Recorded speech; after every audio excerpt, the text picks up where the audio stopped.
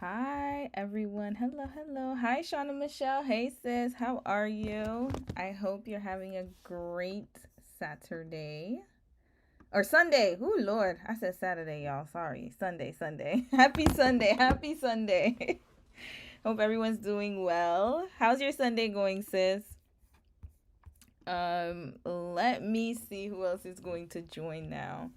I'm still trying to figure out how to do this chat thing. That's been my Achilles heel since I started streaming.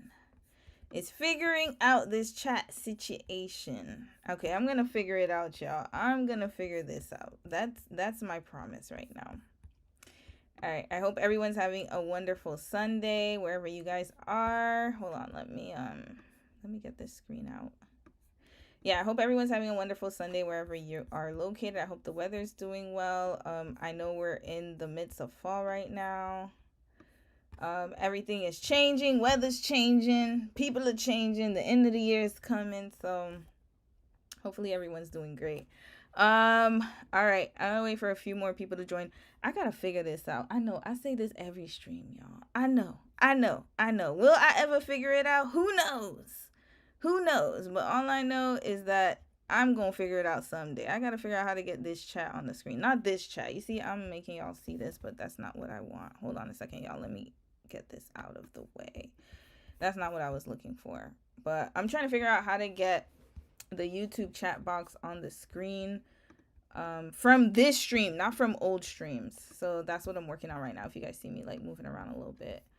All right. So we got a lot of topics to cover today, y'all.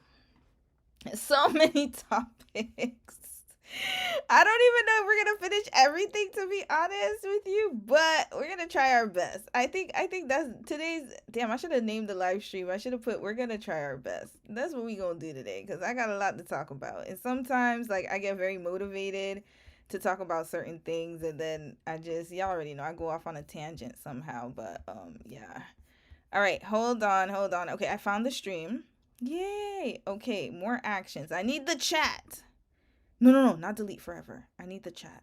Okay, stream.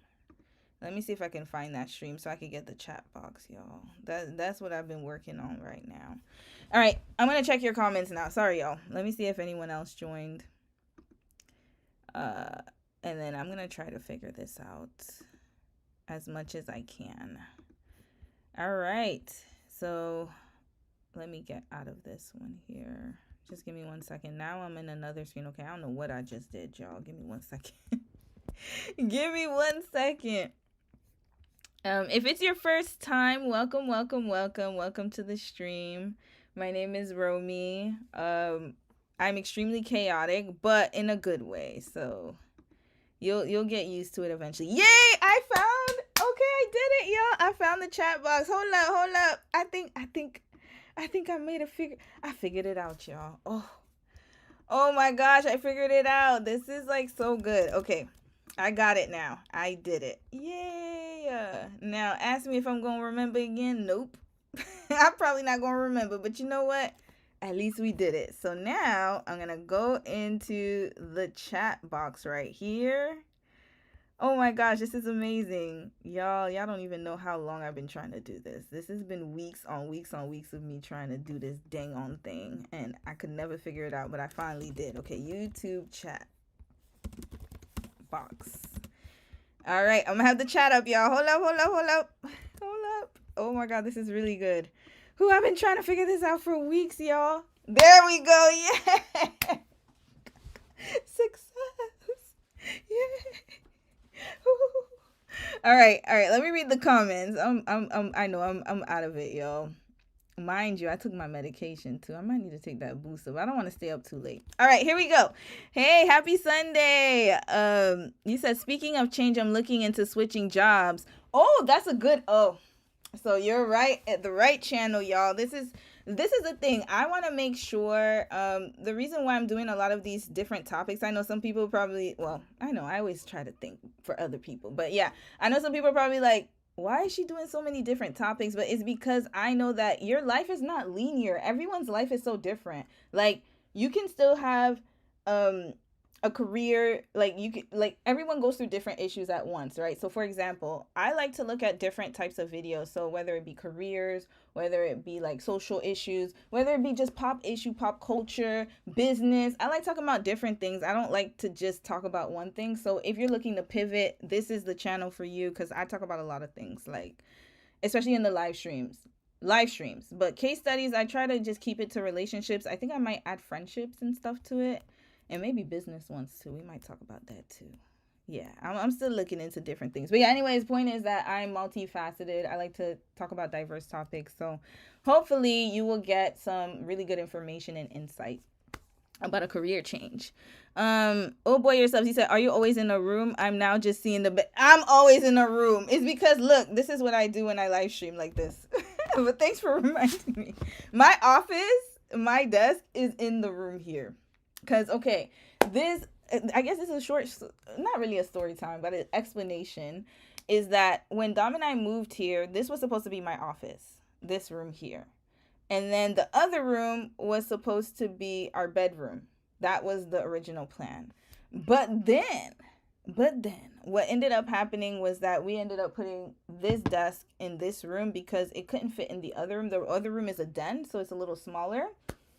And then, yeah, so there's that. So we ended up putting the bed here, and then the desk here, and then the other room is his office. So that's how it worked out. So that's why I have my desk in here. I know it's supposed to be an actual office, but maybe like in the future it will be. Like we'll get somewhere else, or I'll be somewhere bigger, right? Or we'll be somewhere bigger. Yay. Hi Melody Smith. Hi sis. You said please do a case study on Aaliyah Sala and her ex Farrah Sala. Oh wait, there's a lot of content for 3 to 4 parts, and it keeps it coming. I would love to see a case study on this. It's insane. Who is that? Aaliyah Sala. Okay, I'm gonna look her up. I'll add her to the list. I will add her to the list. I don't know who these folks are. Yeah, let me know. Recommend them, y'all. I pay attention. The thing is that there's just so many people to cover that it just gets like I have a whole list here. Like this is my, hold on, maybe I can show you guys. I have a whole case study list here, y'all. It's a lot. It's a lot. So I'm gonna look them up. I've never heard of them in my life, so I will look them up. That might be a good one to look up. What's Aaliyah Sala and Farrah Sala. Okay, I'll look it up. And I'm not, I don't only do heterosexual couples, by the way, y'all. So anybody, it doesn't matter. I'll do everybody. Just let me know who it is. I don't discriminate. Hi, Aliana. How are you? I hope your Sunday is going well. CFT. Hey, CFT. Hey, sis. I didn't even see you were there. And hey, Diva James. Oh, Diva James, you're the one who did the salad. My bad. I didn't see your name here. I think it's a great topic for your live shows would be about toxic jobs and colleagues. It's not something that many people are transparent about. Yes, thank you. And you know what? Okay, that'll be for next week. I've been wanting to touch upon that, to be honest with you. I wasn't sure if people would be interested, so that's why I didn't talk about it. But since you just mentioned it, then I will add it to my live stream next week. I will do that because I know a lot of people are dealing with toxic jobs and work culture. I've dealt with that in the past. Yeah, and colleagues. That's something we can definitely talk about. Okay, I'll add it here. I just added it to my list. Yeah, I talk about many different things, y'all, so just let me know. As long as it's not too controversial. If it's too controversial, it got to go behind the paywall. Got to be honest with you. That's why yesterday when I did the JD Vance situation, I put it behind a paywall. There's just too many crazy people out there. They can't. I ain't got time to deal with MAGA people. Not in that way anyways. She's a UK content creator who built her platform on her life as a wife and mother. The entire situation is so messy, making headlines all over the net. Yeah, I didn't know. So thank you. Aaliyah Sala. Okay. I'm going to write her Instagram down. I'll research her. And then, y'all, if Aaliyah, because I'm going to do Taylor Swift this week, the whole Taylor and Travis situation. But if this one is crazy, I'll add this one to my, I'll do that one after. Internal dubs. Hey, Romy, love from the UK. I just finished Shattered Illusions Part 2, so perfect timing. Hey, everybody. Hey, welcome to the chat. Welcome.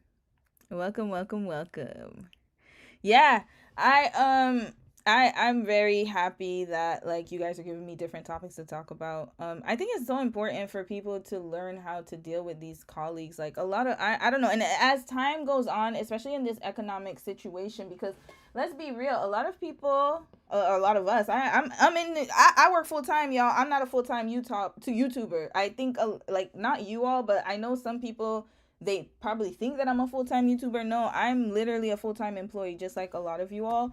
I work all the time, 40 hours a week, and yeah, I know what it feels like to work in a toxic environment. Lord knows I do. So I can definitely give a lot of insight to that and how you can manage it, especially in these economic times, because a lot of us don't have the opportunity to leave our jobs, right? And a lot of us don't have the ability to leave right now, especially in this job market that we're in right now. So I totally can understand and relate to that.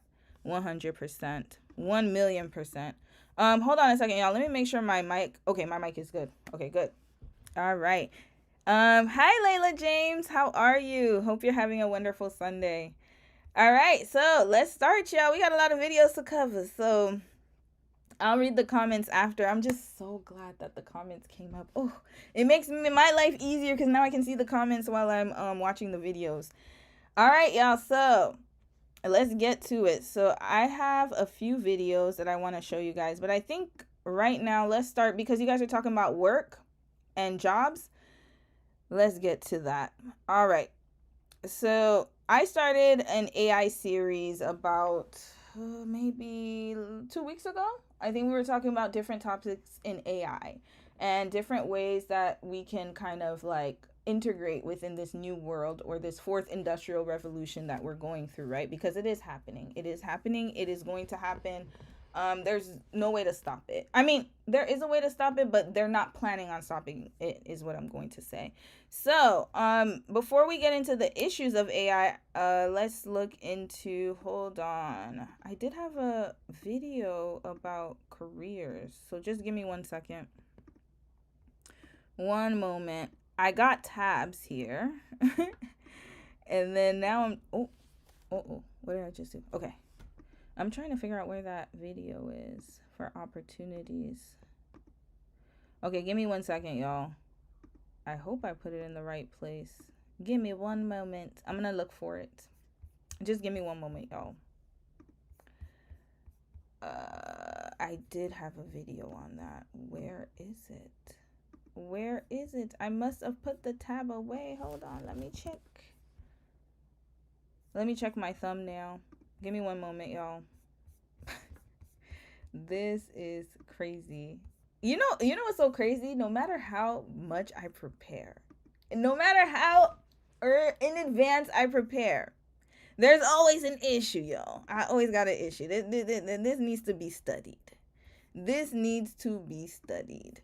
Okay, so I guess I'll find the video later. But yeah, we're going to talk about issues that AI has. But I also had a video about future jobs about AI. I'm going to see if I can find it while we watch the issues because I did have it up and I don't know for the life of me where it went.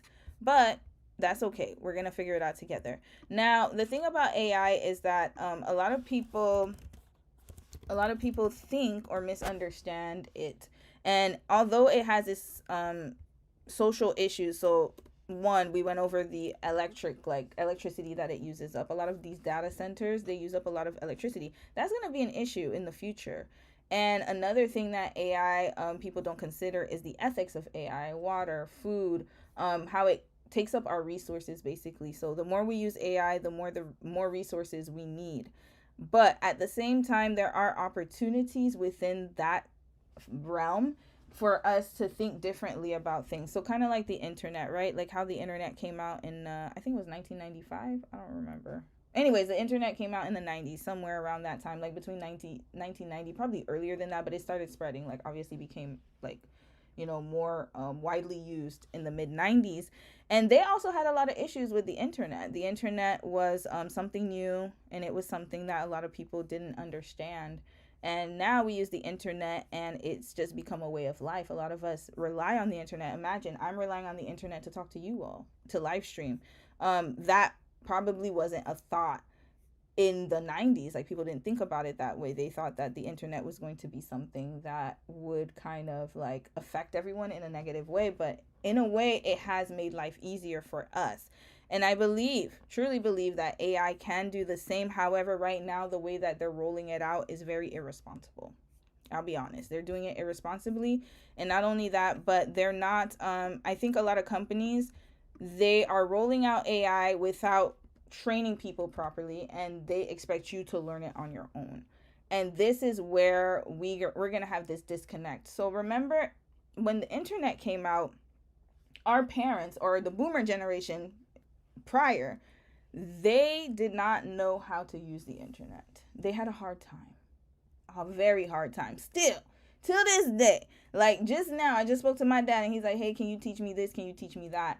And for us, we learned it. Why? We, like I say, my generation, I'm a millennial. The reason why we learned it like at a faster pace is because when we were younger, I learned how to use the internet when I was in like 4th, 5th grade.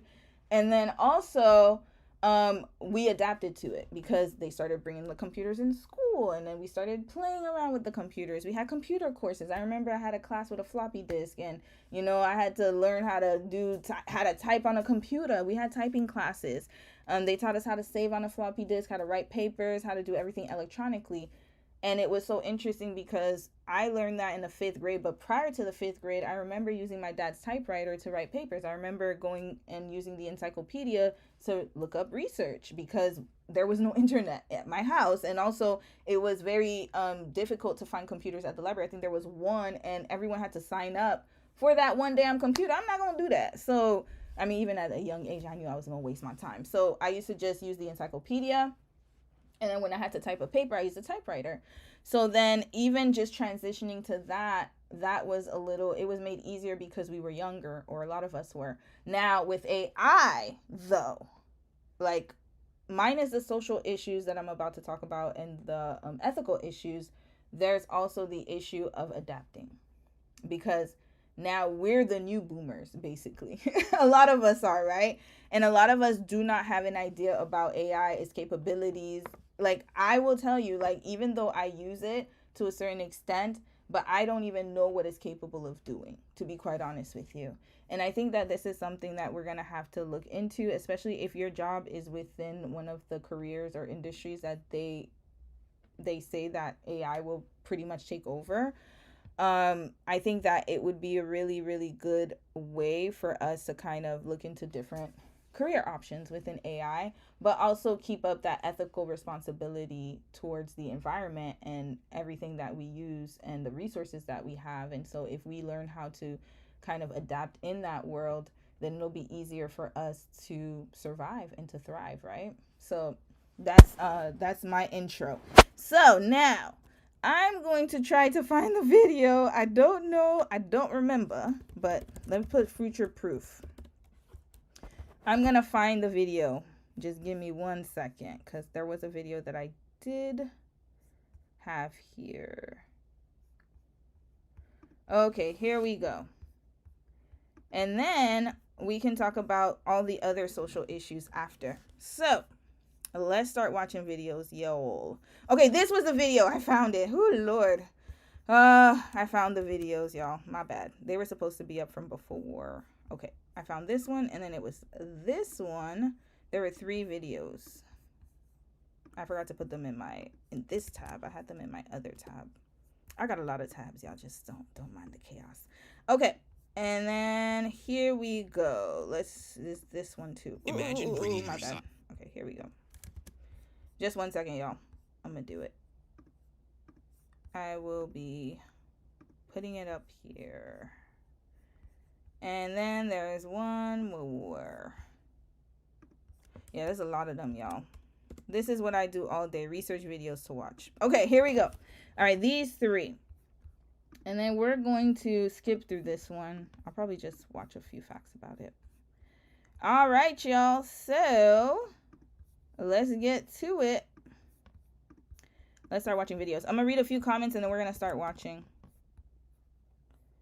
Okay, here we go. All right, now I'm ready. Okay. All right, let's read comments. Sorry, y'all. Where's my chat? Please remember to like the live. Thank you, Melody Smith. And hey, Sophie87. How are you? All right. Hi from Italy. Hey, Livey, yo. Welcome. You said Aliana, you said, I remember the yellow pages and white page. It used to come to my house at the end of the year by the phone company back in the day. Yes, me too. I remember, let me tell y'all, I remember memorizing everyone's phone number. And I remember when I used to look at the yellow pages, I used to look for my dad's name and my aunt's name and everyone's name. It's so interesting. Like, I remember that. And we used to have to keep like a book of like phone numbers because there was no cell phone. We didn't have a cell phone. I didn't have a cell phone until I was 16 years old. So yeah, but those were the days, y'all, the good old days. All right, let's talk about opportunities for careers first, and then we'll get to the negative side of AI. So we'll start positive today. Let's start positive today. I'll try to be on a good note because it's Sunday. Okay, let's do this. So what careers are safe from AI? Will AI take my job? Well, here's the truth. Let's go back. Everyone's asking the same question. Will AI take my job? Well, here's the truth. Some careers are more future-proof than others. Let's break down which ones are the safest and why.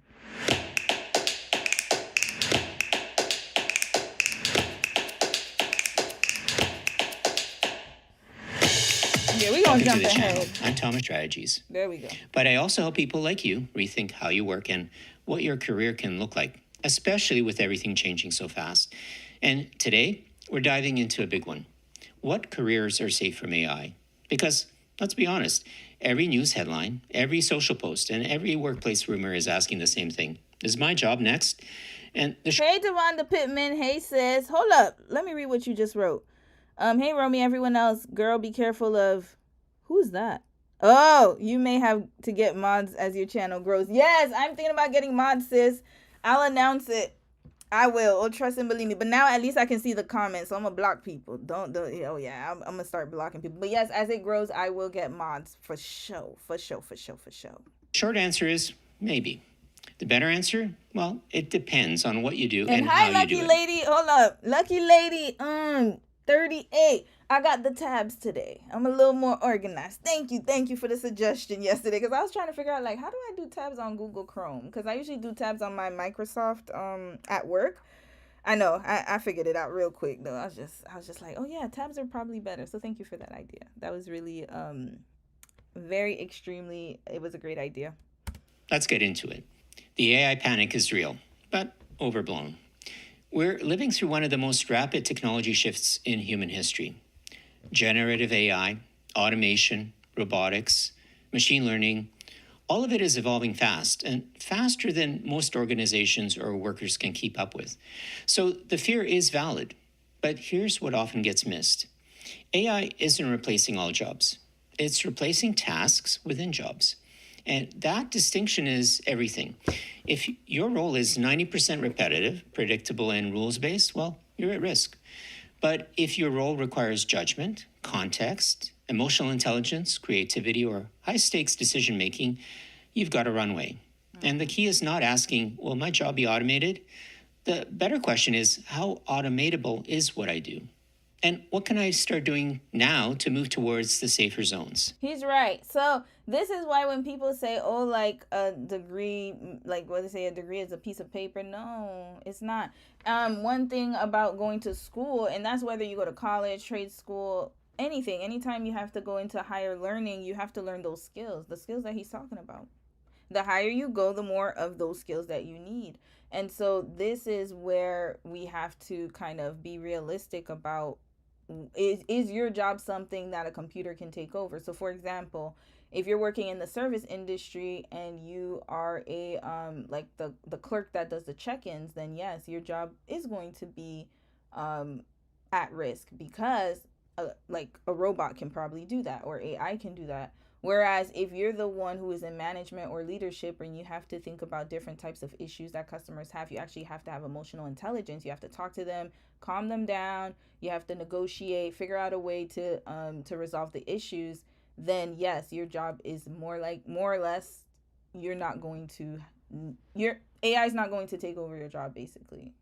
Like, it's those type of jobs. So gotta remember, like nursing, that it will be very hard for a robot to be a nurse. They can do the maybe the task of like, cleaning up the syringes or like, sanitizing the equipment. But when it comes to dealing with patients, dealing with the different types of emotions that come with a family member being sick, there's no way a computer is going to be able to help you with that. It's going to be very difficult. Very difficult, at least in my lifetime. I don't know in the future. Maybe they're going to have one in the future, but for now, I highly doubt it. The 5 traits of AI-resistant careers. Let's go deeper. Here are 5 traits that make a career more resilient in the age of AI. Number 1, human-centered complexity. Jobs that involve complex human emotions, social dynamics, or ethical decisions. Think therapists, social workers, crisis negotiators. AI still struggles to replicate this nuance. 2, creativity and originality. Writers, designers, strategists, filmmakers. AI can remix, but it can't originate with human insight and emotion. And if your work requires new ideas that resonate with people, you're in a strong spot. 3, hands-on physical skills. Electricians, plumbers, mechanics, carpenters. Jobs that require spatial reasoning, dexterity, and on-site troubleshooting are surprisingly safe. Robotics isn't there yet. 4, high-stakes judgment. Surgeons, pilots, emergency responders, legal experts. Roles where one mistake can have huge consequences. Yep. So this one's going to be very important. You know why? Because I remember when they came out, like, for example, let's look at pilots, right? They came out with the autopilot system where when the pilot, I think, if I'm not mistaken, I don't know if I have any pilots or people who study aerospace engineering or anything like that, but I remember that I read a story because I watch a lot of things. So I used to watch this show on Discovery called Mayday. And then there was another one called Flight something.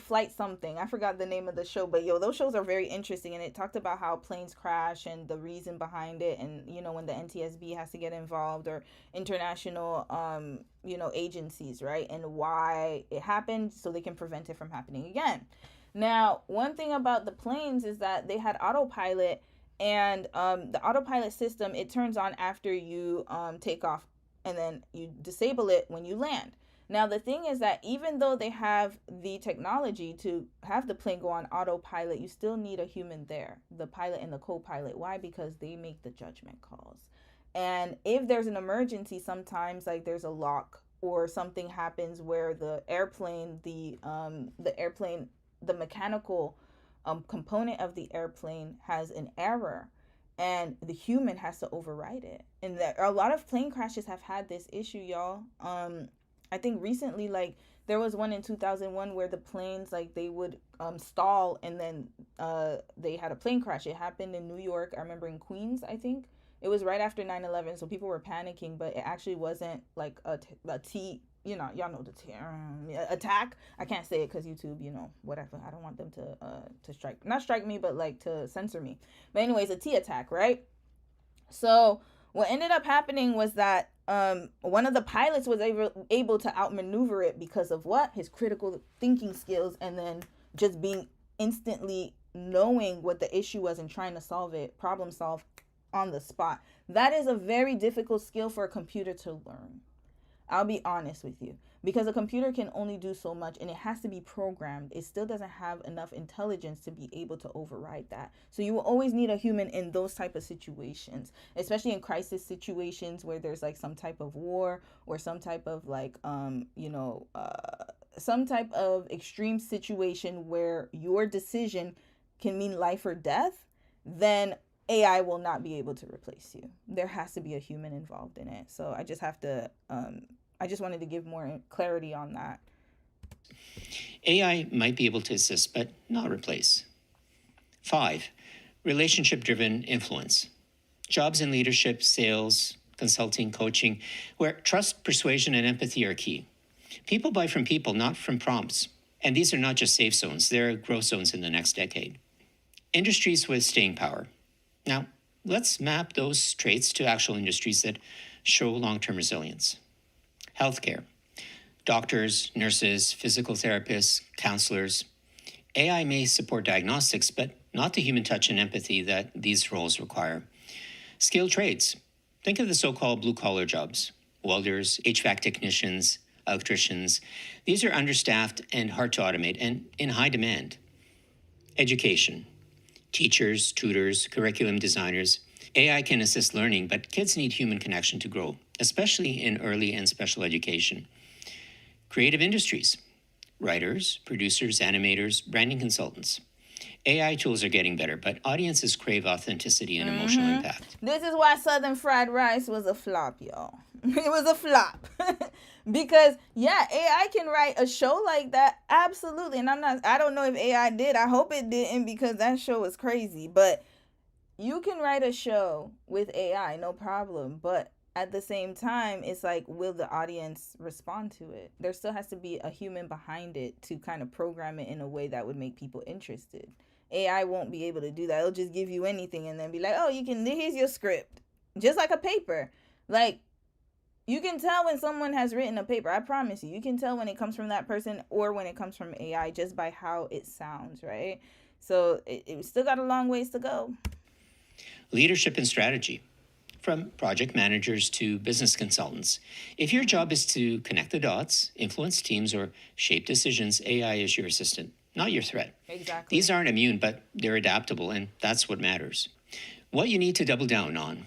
So, what can you do? Whether you're in your early career, mid-career, or pivoting entirely, there are some skills and mindsets that future-proof you better than any title can.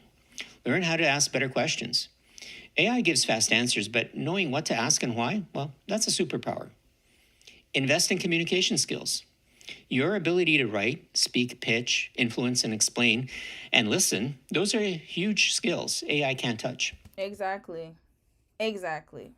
So whatever you end up pivoting into, please make sure you learn those skills, y'all, especially communication. You need to have effective communication skills.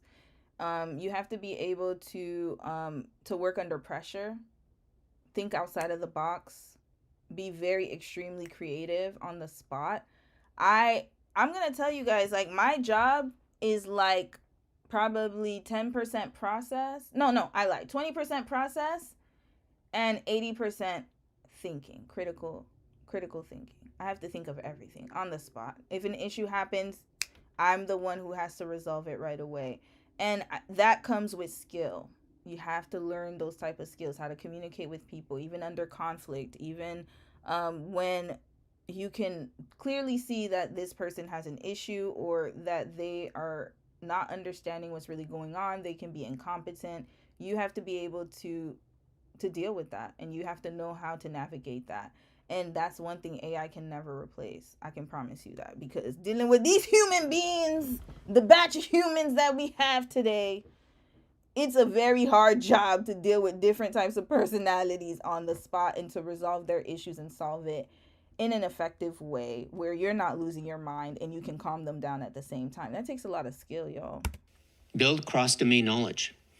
People who understand multiple disciplines, say design and business, psychology and tech, they have a resilience AI can't replicate.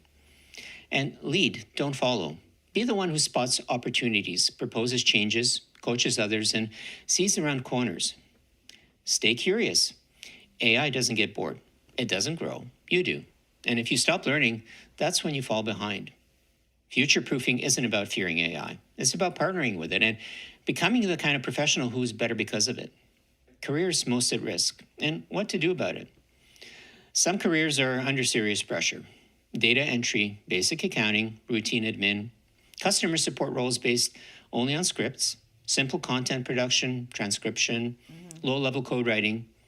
But this doesn't mean you're doomed. It means you need to level up the skills AI can't do easily. Things like analysis, empathy, and persuasion. Move upstream to roles that require strategy, interpretation, or decision-making. You need to get familiar with the very tools disrupting your space. And if you can become the person who knows how to use AI effectively, you're not replaceable. You're essential. So to wrap it all up, don't ask what jobs will survive AI. Ask, what human edge do I have and how can I sharpen it? The safest careers aren't necessarily in one industry or title. They're where human skill meets machine capability and where your unique value stands out.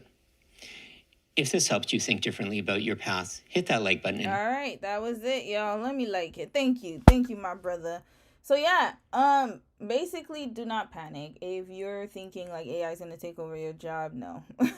Unless you're in a job like he said that's purely automated and that's scripted, like it just runs off of scripts, then yeah, you should be concerned. But you can always level up and upskill. It's never too late.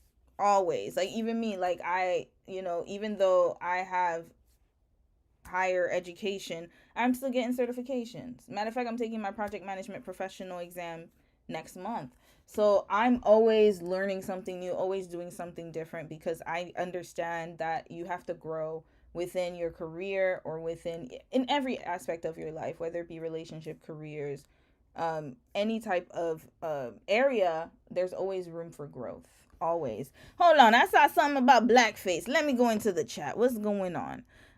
You said, Devonda, you said, I don't like AI of digital blackface and bias it shows towards black people in general. Who's behind that? That's the thing we gotta look into. Actually, I was supposed to look into a video on that. Let me see if I can find one right now. Hey, the star that fell. Hey, sis. How are you? You said I don't use ChatGPT or AI art styles, but it may help people with certain disabilities. Yes, it can. Yeah, it really depends, y'all. There is a concern for AI slop. So that's what's been going on lately, AI slop. Let's see if I can find a video on that because I did forget. I remember I did say that I wanted to look into it. AI slop. Let me see if I can find it. Hold on. Maybe I can find digital blackface. Let's see if YouTube has it. No, that's different. Okay, let me put AI. Hold on a second, y'all. AI digital blackface. Oh, I saw this girl. Okay, let's see her. Let's see her video, y'all. I've never watched this, so we're gonna see. There's two of them. Okay, so we have a news one, so we'll watch the news one, and then we'll watch Sis's video. It's about 22 minutes, so what I will do is I'm going to copy the link just in case because I don't want to lose it. All right, let's watch it. Let's talk about digital blackface. This is very important with AI. This is why we need AI ethics. When something does not have regulation, this is what happens. Social media is still very unregulated, that's number one, but AI even more so because there's no like type of guidelines, and this is why it's important to have some type of barrier, and they haven't gotten to that point yet because it's developing so fast and growing so fast. So this will be an area of opportunity for ethics because yes, they need to start taking those videos down. Experts are explaining why these videos. Hold on. Now let's get to a story about something called digital blackface. That's when a creator uses an AI-generated video to drive racially charged misinformation on social media. The videos, like this one, have sparked outrage about who benefits from the SNAP program. Channel 2's Audrey Washington went to Emory University in DeKalb County to find out why professors call the videos dangerous. And these AI-generated videos are pretty disturbing. They actually flood our timelines every day. Now some AI experts are explaining why these videos are spreading misinformation. What's wrong with the car? It ain't working nowhere. You've probably seen them before, those social media videos showing mostly black women complaining about losing their SNAP benefits. This video shows a black woman wearing a bonnet and screaming about losing her EBT card. But AI experts tell me the videos are fake. Just AI-generated images used to spread misinformation. Emory University professor Rajiv Garg. It is blinding people in our decision-making capabilities, in making the right judgments. Right now, there are hundreds of these racially charged AI videos, otherwise known as digital blackface, circulating on social. Red flag. Come on, man. Like, this is ridiculous. Blinding people. No. It ain't blinding me because I know the truth. Who is blinding? Ignorant people. People who are uneducated. The uneducated folks. That's who is blinding. That's who is blinding. So let's look at EBT SNAP benefits recipients.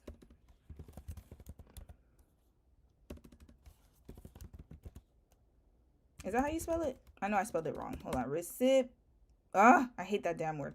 Recipients based on race. Here we go. All right.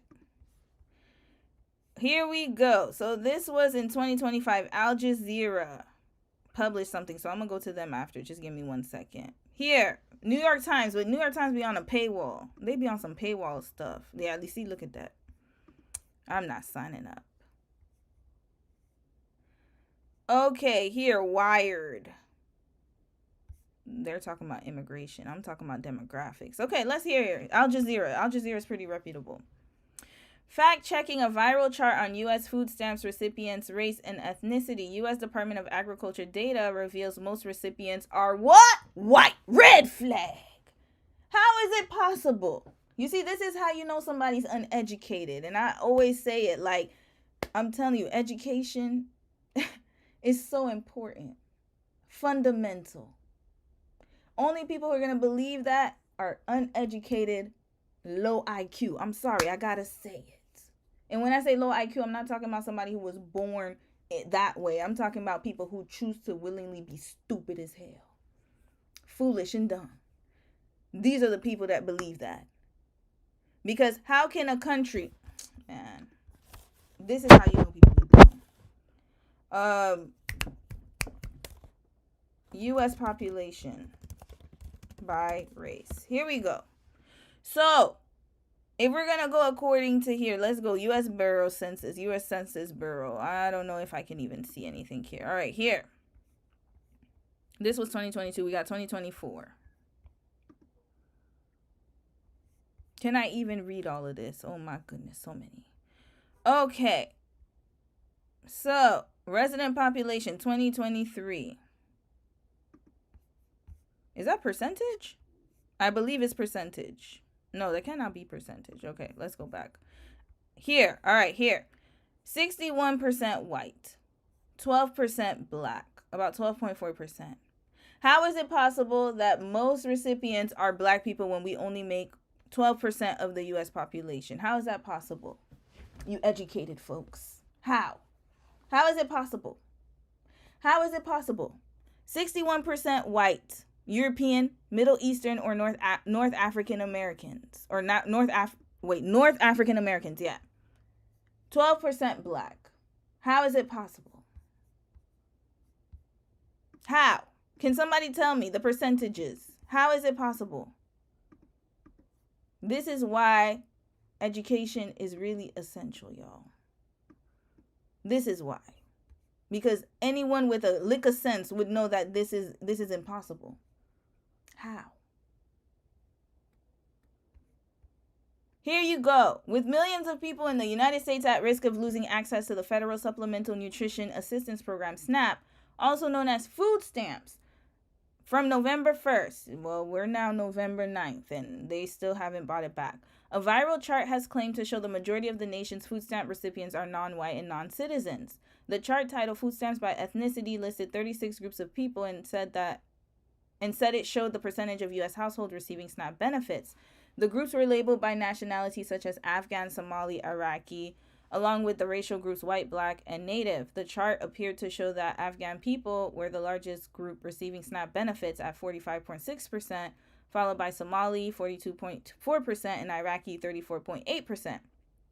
White people, represented on the chart with the U.S. flag, were third to last, 8.6%. Impossible. Okay, let's keep reading, and I'm going to show y'all why it's impossible. The federal government shutdown, which started on October 1st, is the cause of the looming SNAP funding lapse. Okay, we already know that, y'all. And the reason is because the Democrats, SNAP provides food purchasing benefits to low-income households. What's going on, and the reason that there's this delay and why Congress is at a standstill right now, why there's a shutdown, is because the Republicans do not want to, I guess the Democrats, there's a healthcare bill in there that they cannot agree on. That's pretty much what's going on. And unfortunately, if that healthcare bill, if they get rid of the Affordable Care Act, that's what I remember. If they do not consider that Affordable Care Act in the big beautiful bill or whatever the hell he got going on, then your premiums are gonna go sky high. That's pretty much what's going on right now. So now this is here. This person, the general. First of all, look at this account. Look at this account. Does this look like somebody who would have some type of sense? This looks like an inbred photo of somebody who probably kisses their cousin. Listen, I gotta be honest. Look at this person here, okay? So now, I know this is not the real person's face, but that's what it looks like. It already is setting the scene for me. So now we already know, look at that. First of all, it's not even clear. So you can tell that they probably made this up. The numbers probably don't even match. Afghan 45.6% in America? In America. Okay. Interesting. So now, let's get into it because the misinformation is wild. Hold on. Who else did he put on the list? Somali, 42.4%. How is it? How is this even possible? Y'all saw the numbers? How? Dominican. Oh, he don't put y'all there. Dominican, 34.4%. Really? Caribbean, 28.2%. Native, 20. So where the white folks at? All the way at the bottom, right? Okay. Oh, he put Haitian there too. Let's see. Haitian, 23.3%. Okay. So now, let's go into this because I didn't expect to segue here.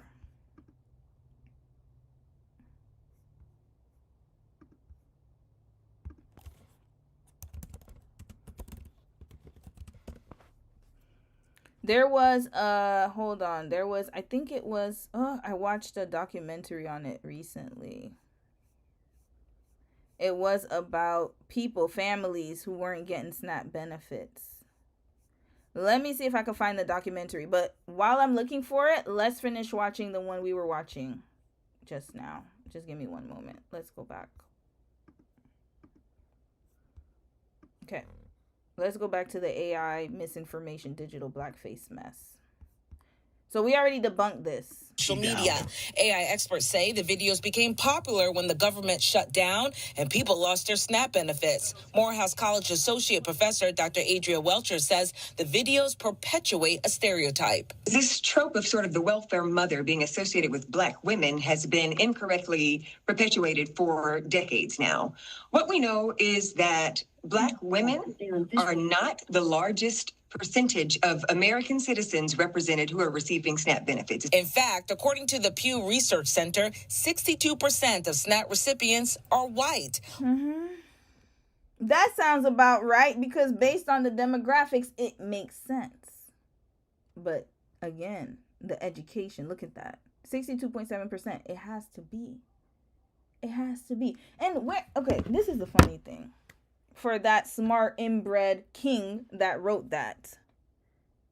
How, if let's say his stats were true, you really think that they wouldn't have shut it down? When has America as a country ever in its existence had a system or program that benefited minorities more than white folks? And I'm talking about collectively speaking. So you're telling me that there would be a system in place where immigrants and Black folks, or immigrants can be Black folks, but y'all know what I mean, because he said Afghan, all these people. So where people who are non-white, let's just put it that way, would keep receiving benefits and they wouldn't have shut it down? Interesting. Okay.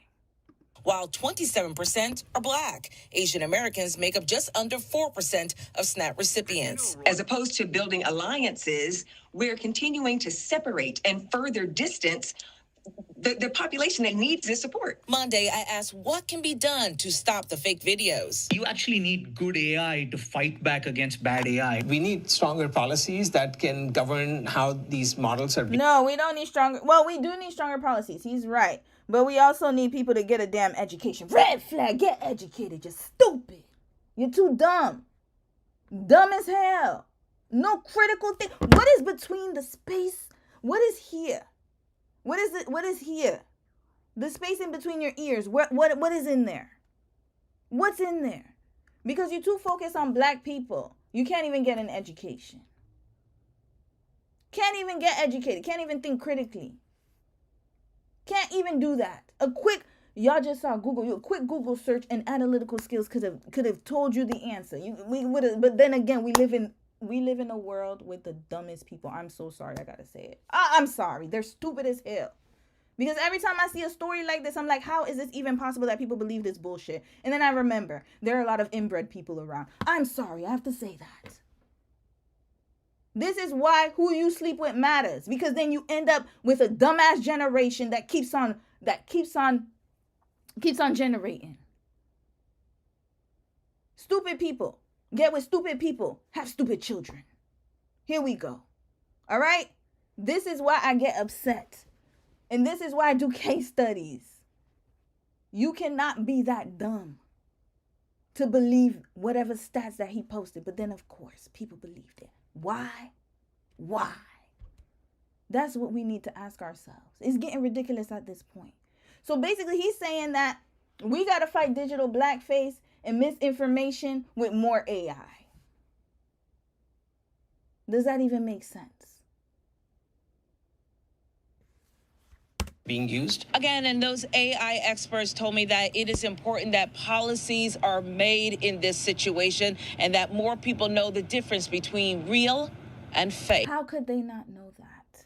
This is stupidity at its finest. Y'all, I'm looking for that documentary. Oh, I'm gonna find it. I promise y'all I'm gonna find it. And guess who was all up in that documentary? Just foolish and dumb, y'all. Oh, this gets on my nerves. Okay, let's look at more. There was another digital blackface video I wanted to see. Let's see Sis's video. Okay, Bitch, I got this cheap ass BBL on credit. Okay, so let me read a few comments, y'all. This is getting me heated because it's so dumb. The demons, exactly. Like, how can you be that dumb? Like, seriously. These stupid people have stupid children. Yes, they do, though. And you know what? And the reason why I'm getting so frustrated is because it's like, at some point, who's watching that? That's my problem. Who is watching that? Who is supporting this? It makes no sense to me. And that lets me know that our society has regressed. Mentally regressed. This is a problem. Parents are not doing what they're supposed to be doing. Yeah, I said it. You can't even raise your children. I understand. People have to work. People have to put food on the table. Then stop having kids. What is the problem? If you can't afford to put time into raising your child, then you should not have a child. Why are you having children if you cannot afford them? Why are you having children if you cannot emotionally support them? Why? And then when you have them, okay, maybe it happened. I get it. But don't you think that you would want to be better so that way that your child can grow up in the most, like, they can have the best outcome for the future? But no, you keep raising these children. You ain't got a lick of sense. You chose a man who ain't got a lick of sense to procreate with. And then you have children who have no lick of sense. And then now we have this. This is the problem. And then people like me have to live surrounded by that craziness. That's a problem. There's an issue. Keep going. Let's watch this slap. And then I'm going to find that video I was talking about. And that shit slid down my thigh at Walmart. Now I'm shaped like a melted candle. And the cashier calling security talking about I'm stealing chicken thighs. I just said his lil and his breath smell like hot batteries and sent it to him. I was trying to send it to my cousin. Oh my God, I'm finna fake a seizure. Somebody come get me. Yo, like, dead ass. Why everybody always talking about Bigfoot being hard to find? Bitch, I've been here. I'm in the woods. Y'all, court is over R and them MFs made me take a DNA test. Now I'm stressed because what if in either of them baby daddies is the daddy? Yeah. Like, what the hell I'm supposed to do now? Okay, y'all, so I'm finally getting my damn hair done. This girl said pull up at 2, it's 4:30, and she talking about some she on the way. Bitch, from where? Y'all see it. Don't play with me today. Play with your mama. Hey, bougie baddies. The clinic called and yup. Jaquan right here tested 99% the damn daddy. Don't call me crazy because I matched your location to a bitch house. So I'm scrolling my For You page today and all I'm seeing is Bigfoots and wigs. You bitches was not in wigs just 1 week ago. So they're trying to insinuate that we're all gorilla looking with long weaves, Fashion Nova, and we're always with baby daddies, baby mamas. I don't know what the hell's going on here. It's just so egregious to me. Like, who watches this nonsense? Red flag. Reddest of red flag. Who is watching this? I already know who is. You know, I'm just asking the question though. So this is how some people see us, right? As if they don't have this same type of person in their community. You really think that they don't exist? Again, whenever I see people hyper focused on a certain demographic of people, like I said, if you spend this is the thing, you don't have enough time in the day to spend worried about other folks. So when I see people start doing that, I know it's a mental illness. That's number one. But it's also stupidity at its finest. This is how I know the IQ is not there.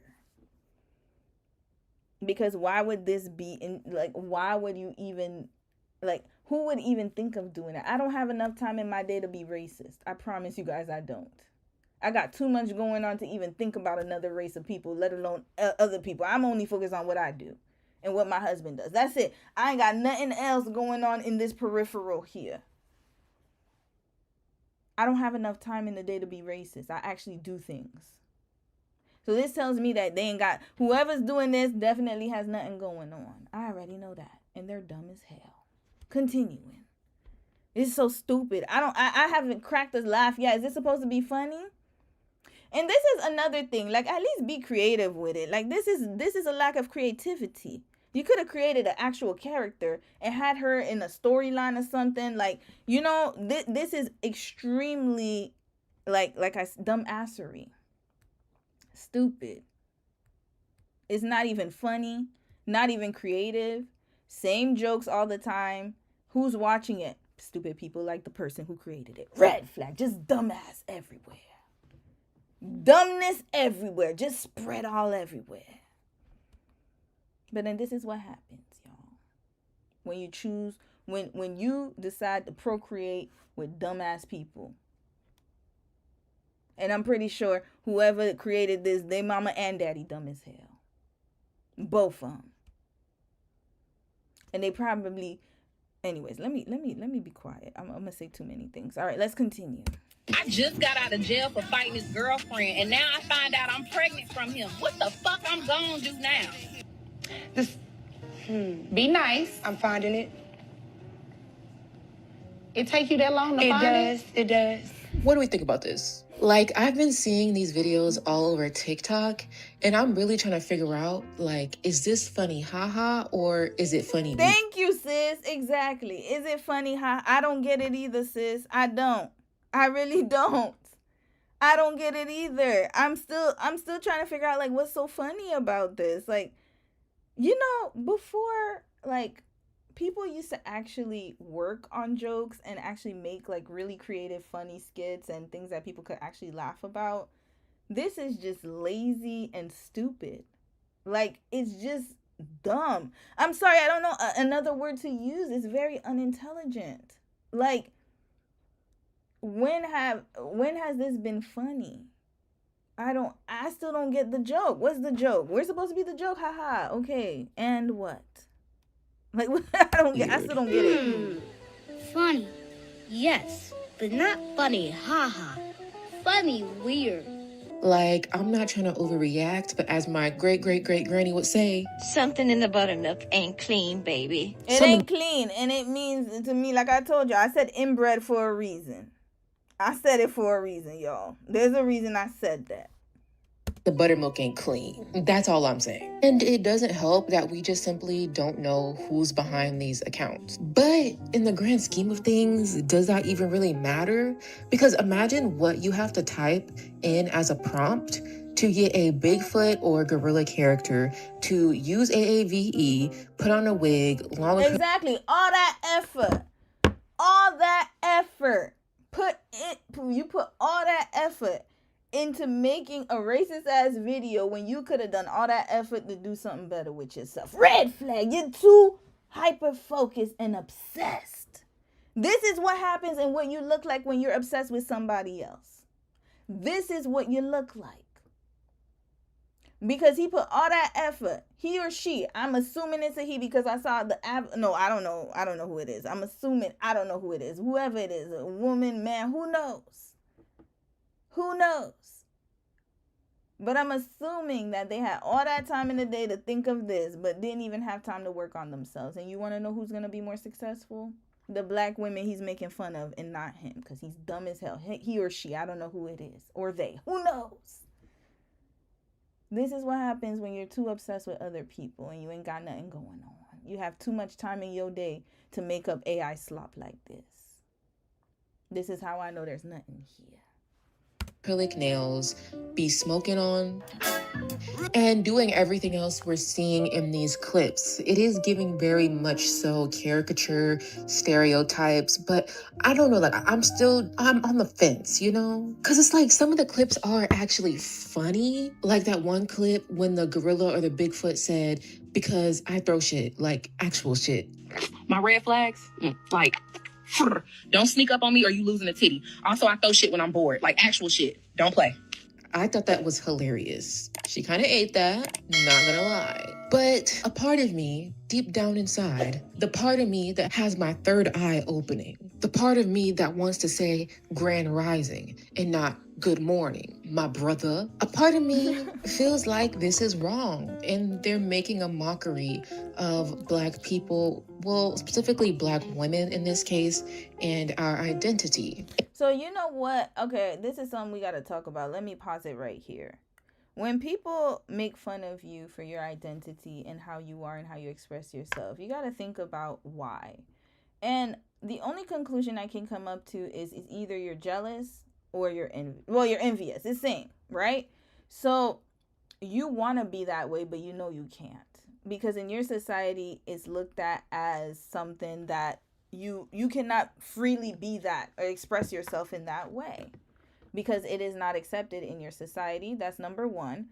And number two, you just don't got the sauce. See, even like if you're looking at that caricature and you see a person who actually acts like that on social media, they'll get a large following. Sometimes they'll have they could come online with a bonnet. They could be themselves. They are themselves. That's not the issue. The issue is that you can never be like them. That's the problem. Why do you care so much? It's because you want to be, but you just can't. You don't have it. And this is why the mockery comes out, because it's like, oh, baby daddy, all this stuff. Okay. And there are a lot of people with many baby daddies. Ask E. Kane. Pop it. Let's go check here. This is just an example, y'all. She has 529.8 million likes and 5.5 million followers, y'all. She has a baby daddy, a whole bunch of kids, always having issues with her baby daddy. She's not the only one. There's so many other young couples out there and young women out there who actually who live a certain type of lifestyle. I'll have to admit. Look at a Sexy Red. They're out there. And guess what? People support them. People like them. People want to be around them. They have a whole demographic of people who are just like them. So then this is the problem though. Like when you see people making fun of that, and I'm like, okay, but what's it to you? It ain't got nothing to do with you. That's number one. Number two, why are you so obsessed that you would take time out of your day to make this type of content? And again, I'm not saying that this is not something that we need to to tackle in our community. I understand that, there are two, we don't have a different, how can I say this? The problem with that whole stereotype is that is the face of our community. And I think this is where the issue lies. But at the same time, you can tell that there's some type of jealousy going on, because how do you have time in your day to do this? That's what my mind is I'm still boggled about that. This takes too much effort. It takes too much effort to hate somebody. Seriously. It takes way too much effort. Why? And why is it any of your concern? Why? This is what we need to ask ourselves. Like, why the obsession and why the concern about something that doesn't even affect your community? These are the questions we need to be asking. AI, or the people using AI, have been getting really comfortable imitating blackness or like a caricature of blackness. And a lot of times without having any black people involved in any way, shape, or form. And with AI quickly evolving, I'm kind of nervous about where this could be headed. From these gorilla avatars to chatbots, something about it feels off. And I can only help but wonder, are these really just harmless jokes? Or are we watching a new form of digital blackface emerge? Let's talk about it. Now, if you've been scrolling through TikTok or other forms of social media, you've probably seen certain trends, whether it's a catchy new dance on your For You page. You see, there you go. Where is that coming from? Where does that come? Where do these dance moves come from? Here, let's rewind a little bit. Look now, at this. if you've been, and I'm not saying those creators were I'm not trying to shift blame to those creators, but I'm just asking a question. Scrolling through TikTok or other forms of social Look media, at this. you've probably Look at this. Well, look at this. Look at this. Where does that come from? Y'all let me know in the comments where that come from. Where do these dances come from? The creativity, where does that come from? Where? See, this is the funny thing, is like black women, black people in general, we're very creative. So this is what the issue is that somebody with a bonnet or that has that type of like a real black woman, if she has that type of behavior, like the slop was trying to portray, the stereotypes, she could still make a bag and still have people relate to her. Because that's who she is. There's room for everyone. There's going to be different types of people that you meet in life. Not everybody's going to look like me and act like me. I've accepted that. I understand that. The problem is that they don't understand it. They think that everybody has to conform to a certain way. And our problem is that we overly accept that and we don't leave room for other types of different diverse perspectives of different type of black people to be in or to be celebrated in our society. That's our problem, to be quite honest with you. But at least we let people express themselves creatively. The problem is that they just copy paste. That's a problem. There's no creative juice here. It's all stealing. Copy paste. So even the digital blackface, to even make money. This is the craziest part. Is like you can't even make money and make the digital like the content that he or she made. They had to use a black caricature in order to get views. That should tell you something. Couldn't even use the white one. Why couldn't he make fun of the trailer park folks? Couldn't do that. Why couldn't he make fun of the people on fentanyl that look like zombies on the sidewalk? Couldn't do that. You know why? Because people are not interested in that. They're interested in people that look like me. That's why. Couldn't even come up with the content. Had to resort to that. Because he knows that he's going to get views.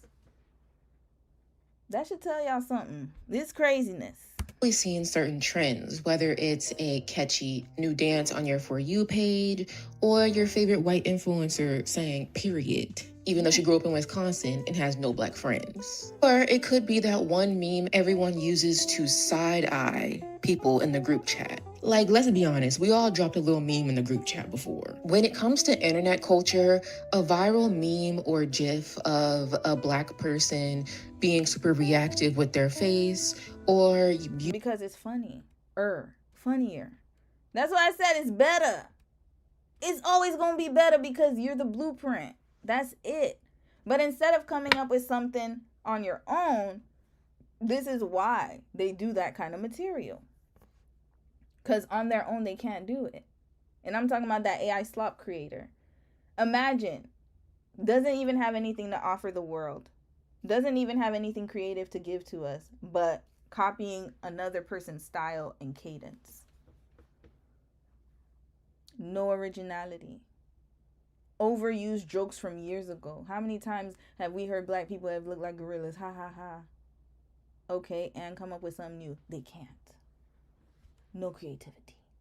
Using a sound on TikTok from a viral Black creator, it just feels kind of like a universal internet language. Like it's just open game, you know, it's there for anybody, which is true. But a lot of times, some of these internet behaviors can teeter on the line of something called digital blackface. And if you're thinking like, what? Like blackface? Like those old minstrel shows with actual blackface? Yeah. But just on the internet? Obsession. Came up with a whole TV show about Black people and what they think Black people do. Why? What is going on in here that would make you do that? Oh, I know. You ain't got nothing going on up in here. I already know that. Well, yes, that is what I'm saying. The term digital blackface basically refers to non-Black people using Black images, voices, catchphrases, or other personas online in a performative way. It's like a 21st century spin on minstrelsy. Period, period, period, period, period, period, period, And you know what the craziest thing is? I remember that girl. And you want to know who was hyping her up the most? Black people. We got to talk about these kind of things, right?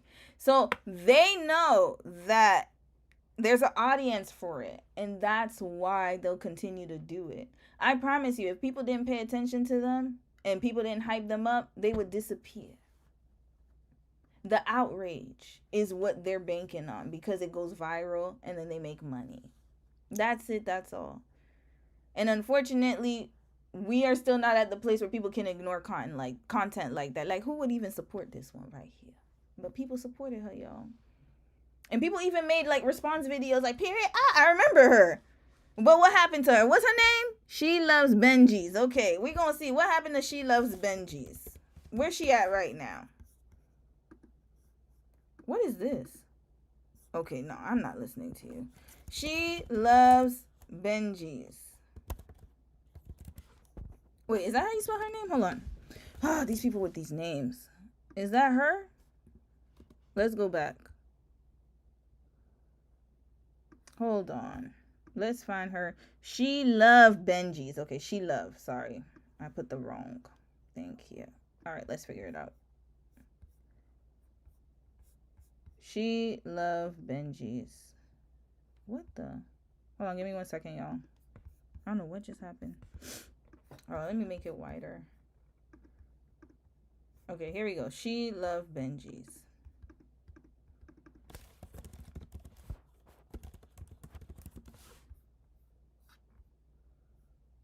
Oh, that's not her. What's that girl's name? Period. Period. Girl. Let me see if I can find her. Okay, that's her. She's with Drewski. Okay, that's her. Okay. Brit Barbie. Is that her name? Hold on. Let's look at this. Hold on, y'all. Sorry, I gotta go back here. Okay. Period, period, period, period, period, and then I got a remix for you, Drewski. Drewski is period, you are period, Drewski is period, you are period, period, period, period, How you get that tongue out like that? I like when you put that period. That's because I got reptiles, so like they call me. You got erectile dysfunction. Yeah, I got 11. There are 11 reptiles. I got named after Boozy Badass and everything. They all got names. Oh, my uncle got that. He got erectile dysfunction too.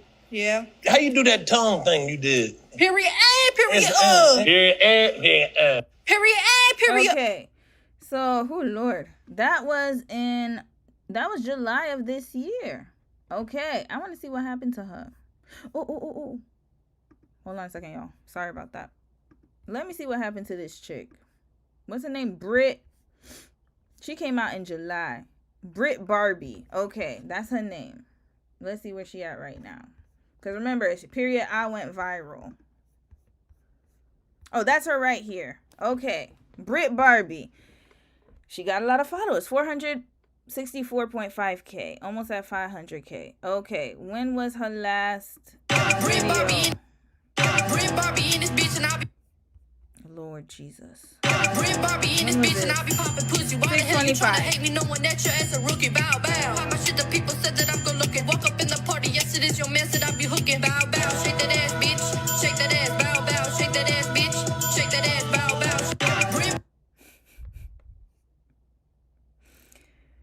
Lord.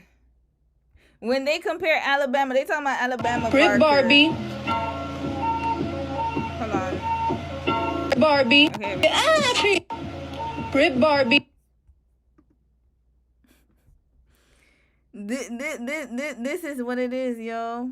This is it. She doesn't even have that many videos, but she has a lot of views. Is this her backup page? No, this is her page. That's all she does is period me, cause I carry 2020. That's all she does, period that's it. The originality is over. Look at this. I am period you are period period period period period That's it. period Period that's all she could do. That's it. Nothing else to offer the world but period all right, bye sis. Good night. Okay, let's keep going. As Teen Vogue writer Lauren Michelle Jackson explained back in 2017, digital blackface describes a kind of modern minstrel performance that becomes available in cyberspace. In other words, You said, Romy, please, I'm eating. I'm sorry. Sorry if y'all, oh yeah, it's dinner time for some of y'all. My bad. Listen, I had to prove a point. Red flag for real, y'all. I'm sorry. it basically means when someone that isn't black adapts black culture or identity as a costume online. It's not authentic to who they really are in real life. Whether this be through memes, certain slang or AAVE, GIFs, or even now more recently with AI. One tech writer defined digital blackface as the phenomenon of non-black individuals using digital media featuring black individuals such as memes, GIFs, and audio to mimic black people. No, not just to mimic black people. Y'all got the concept wrong. It's not because they just want to make fun of us. That's one component of it. It's to mimic black people and make money. Those minstrel shows made money. Digital blackface makes money. That's why. This is where we have to come to the consensus that it makes money. They cannot do it on their own. They're not creative enough. So they got to use you and your likeness to make a coin. This is what it is. They can't do it. Those folks can't, at least. No originality. That's why. Those minstrel shows, same thing. No originality. I'm going to dress up like a black person. But guess what? You using the black person, blackface, and using the black people's lingo, that's what made it funny, because naturally black people are funny. That's just what it is. It's okay. But they can't do it. That's why. That's why. That's it. That's all. Money. But they got to use you to make it. I kind of want to delve a little bit deeper into the GIFs and the memes of it all, because these have been around since I was young. Hi, Rose. How are you, sis? And Miss Bree, I didn't even see you. Hello. And anyone else I missed, that art girl, if I miss your name, I'll see you guys after. My bad, y'all. I didn't get to see when you guys popped in. I remember whenever they really started to pick up steam when I was like, I don't know, maybe in middle school or so. And it is not lost on me that a lot of the most viral GIFs or memes that we use to react to things have black people in them. And a lot of times it could just be a black person being really expressive with their face, for example. Whether it be from reality TV moments to famous singers, actors, etc., these images pop up constantly. But you want to know why they pop up constantly? Because black people use them first, obviously, because we watch black entertainment, right? And then that's when it starts to be, like I said, it becomes popular. Let me tell y'all something. Especially African Americans in the U.S., black Americans. You set the tone. You set the culture. That's what that is. I gotta be honest. I have to be honest. The reason I was able to pick up my lingo and how I talk is because I was raised in Florida. Around who? Black Americans. And Haitians and other people, but black Americans. I am cognizant of that. Absolutely. Because when I was learning how to speak English, this is who my friends were. This is who I was around all the time. That's why. Now, the red flags is a combination of so many different things. My mom talks like that. But then, you know, it's just so many cultures mixed in together. But let's not forget the blueprint. I will never, ever, ever, ever, ever, ever, ever forget that. Let's keep it real.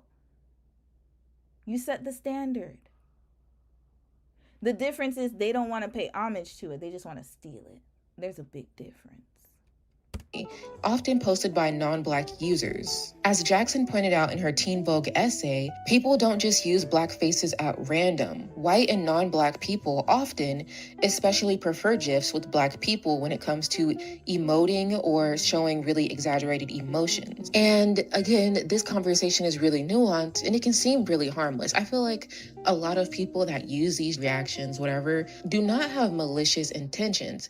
I don't really think it's about the use of these GIFs or memes on an individual level. It's more so collectively as internet culture evolves and utilizes Black expressions, Black faces, Black people as a way of emoting.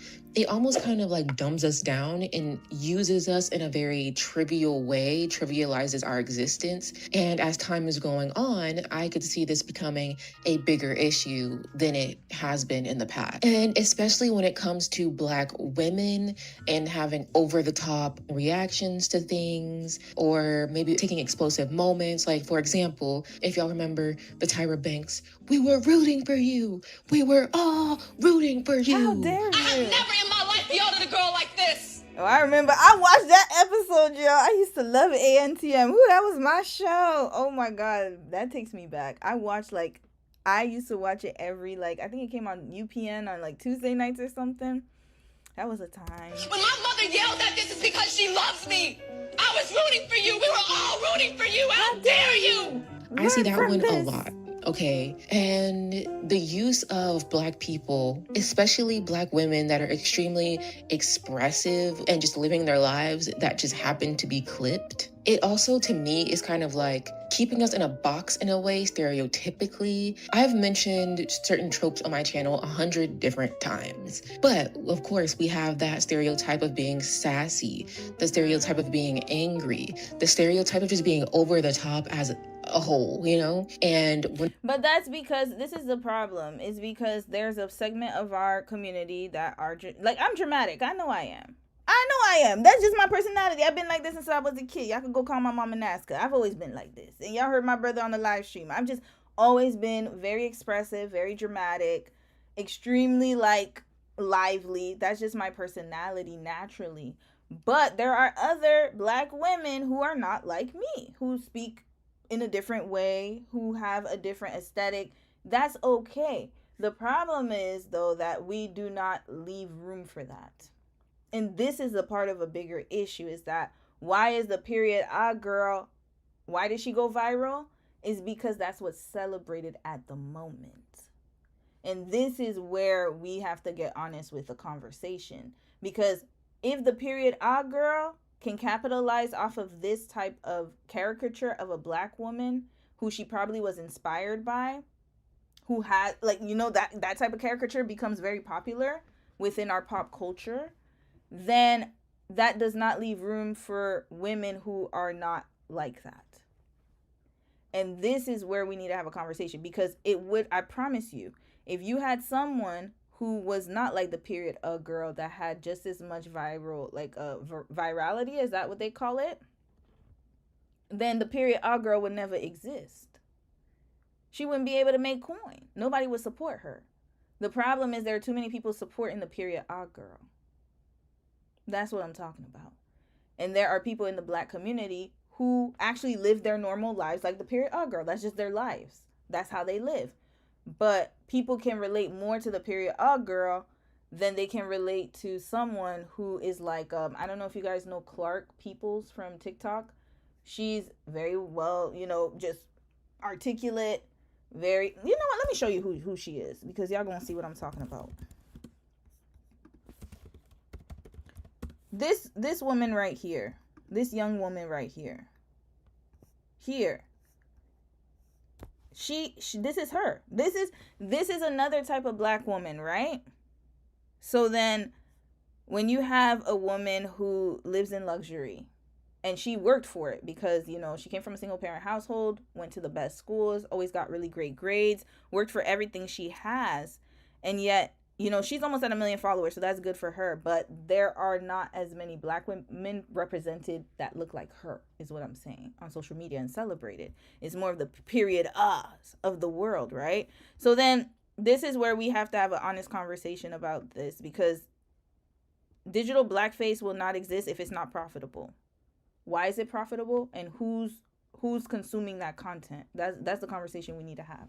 Whenever we're constantly inundated with these images of us online, I'm not saying we should stop using GIFs, but I do think that it pours more into these stereotypes than we truly realize, you know? And though it is very innocent, it's not necessarily sinister. With the way that the internet is going, I only see this getting worse. And we cannot forget to talk about the AAVE of it all, the internet slang. Because now AAVE is being coined as, oh, it's just internet slang.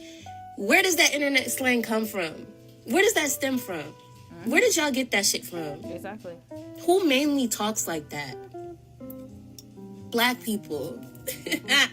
Like, this shit still mind boggles me how, 10, 15 years ago, AAVE/Ebonics, aka the way black people talk in our broken English or whatever, or incorrect English, was deemed as ghetto. She's right. It was. And now it's popular internet slang. I remember. You know why it's popular internet slang? Because okay, you know what? I gotta be honest with y'all. Why is it popular internet slang? Is one, because it's profitable, and two, people are sleeping with black men. I gotta be honest. This is what's going on, okay? This is what's happening. Okay? We are becoming very interconnected. That's why. Okay? That's it. That's all. That's why. So it's not ghetto anymore, because you got the Alabama Barkers. You got the bad babies of the world. They assume that caricature or that identity because they think that that's what those men want. They want the ballers. They done found a new way to get money. I don't know. Be with ballers. I don't know. Rappers. There you go. This is why. So, like I said, we got to have honest conversations, y'all. We got to have conversations. They chasing the black dick. I got to be honest. Look, I'm trying to be nice, but that's what it is. Notice. Okay, notice. You know what's so interesting? I want you guys to check. Like, when you look at interracial couples, let's just be honest about it. Look at what they look like, right? So when you see a black man with a white woman, especially in the entertainment industry, right? I'm not talking about in regular life, but maybe even in regular life you might see that. But if you're looking at media-wise, right? When you see a black man with a white woman, usually they have some type of aesthetic that mimics a black woman. But when you see a white man with a black woman, then the aesthetic looks different. That's all I'm going to say, y'all. That's it. When people were I'll on read TikTok the comments after, talking y'all. about, oh, this is internet slang or internet language or something along those lines. And people were like, no, that's AAVE, and it's been around for a very long time. Because another point I have to make is that why, when white folks use AAVE, who's the target audience? It's not their there is not their folks. I'll say that. It is not their folks.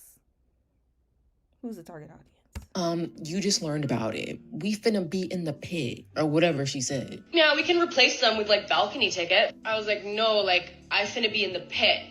Like I remember back in the day when the Fleek went crazy. Like people were putting it in their commercials, not even paying the lady. Like us. That was I felt so bad for that girl. On Fleek. I remember when Fleek was the thing. Eyebrows on Fleek. The F. She didn't make her money. Everybody was just using. And even celebrities, they used On Fleek commercials. She didn't realize it. She was too young. also, and she didn't have that type of education. Black people and our culture and identity being exploited on the internet is nothing new. And it has been an issue that many people have spoken about over the past decade plus. Or even if we can look at people like, Addison Rae, when she went on TV and was teaching people how to do TikTok dances that were mostly created by Black creators on TikTok, but they weren't asked to come on television.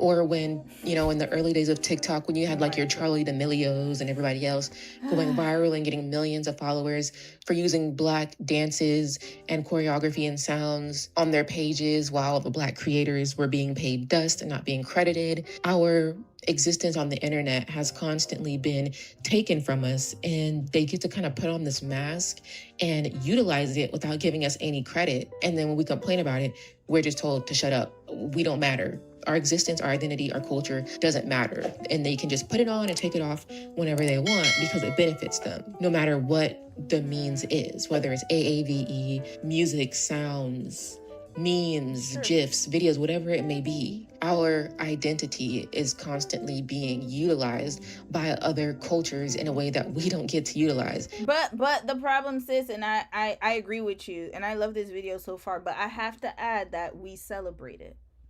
Period.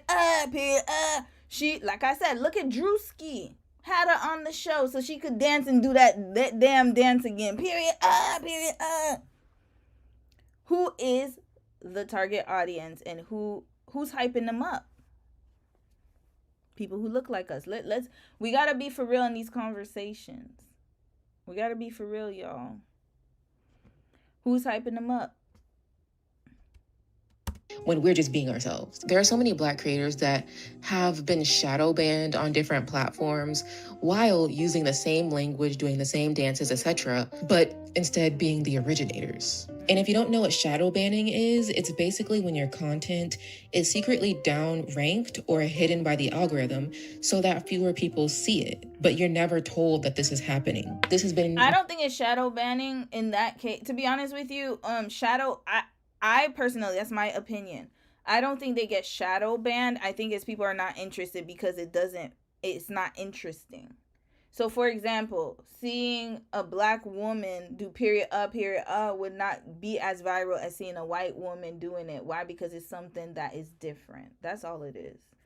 So that's why they go viral. It's not about shadow banning. I think it's just because more people click on those videos because a white girl having rhythm, the stereotype is white girls can't dance. So if you see a white girl having rhythm, then of course she's going to go viral, right? So that's what it is. That's what it is. It's just difference. And again, the preference, obviously, and then also the aesthetic. So they are seen as more desirable in that state than you are. This is why Alabama Barker will have no issues and will not be called ghetto, loud, uncouth, because she's different, you see, because she's white. But then if you have a woman who looks just like her, but in a different skin tone, looking like me, or who acts just like her, but in a different skin tone, then it's seen as loud, ghetto. Y'all already know. Made very apparent, especially if you're talking about certain political issues. People were talking back, even in like 2020, whenever they would talk about things like George Floyd or Black Lives Matter, using certain hashtags and things, their videos just wouldn't be pushed. People were getting strikes in their accounts. That I do believe was shadow banned because it's a political issue. So that one is different from what I'm talking about. Just making that very clear. Like, I remember even looking up certain words myself in the search bar, and TikTok would be like, oh, no results. We don't know what you're talking about. Like, excuse me? So you're telling me that as a Black person, I cannot exist on the internet being myself, speaking my language, making my facial expressions without it being taken away from me without credit, and then used by non-Black people as a caricature of sorts in order for them to go viral and to profit off of our likeness. Yeah, because TikTok is not owned by people who look like you. And social media is not owned by people who look like you. That's it. If they have that, let's be real. This is why it's going to continue happening. because there are not many people who look like me behind the scenes in the executive positions, in the leadership positions. They're not there. They're not. And if they are, they're probably getting laid off with the batch of people getting laid off right now. It's the reality of the world. So this is why we have to start thinking differently. And honestly, this is another wider conversation and greater conversation. It's like, this is why I always say you need to be economically independent. You need to, make better decisions, because why don't we have a social media platform owned by a Black person? I don't know why that hasn't happened yet, with all the money that people get, especially like, maybe not now, but I'm just talking about when you're thinking about like, I don't want to put it on them, but I have to be honest, like celebrities and all those folks, they would rather build casinos. That's what they're going to do. Build casinos. But then why aren't we thinking about those type of things, right? So it just goes to show you that I know that there was this guy who was trying to build one, Isaac Hayes or something, or his son, but I heard that was a flop, right? And this is, again, another conversation. It's like ownership. Then you wouldn't, you know what? I can't even say that, because even with ownership, with the situations, with the issues that we have within the community, with colorism, featureism, all that stuff, I don't think it would be any different, to be honest with you, unless it was someone who was actually responsible and who was socially educated and culturally educated to have a platform that doesn't promote that type of stupidity. But then again, here we are in the world. Whatever makes money is what'll be on the, like, what will be celebrated, and that will be platformed. But then when you speak the truth and when you're educating people, that's what people don't want to hear, right? So it all comes down to money. Money at the end of the day. Money. How does that work? Interesting. And then if we can get into the AI twist of it all, because with AI developing very quickly, I foresee this issue only getting worse. But at this point, instead of it being actual creators that can come in and say, hey, you kind of like took my video from my page and took a clip from it and used it for your own situation, or you took my phrase and put it in your commercial, whatever it may be, they can kind of culminate like lots of Black people in their likeness and pick out what certain stereotypes they want to perpetuate and create this AI character or whatever they want to create, to where not one specific person can say, hey, that's me, because it's a caricature of a bunch of different people. I don't know. But the AI of it all is a little bit problematic to me, and I want to talk a little bit more about that.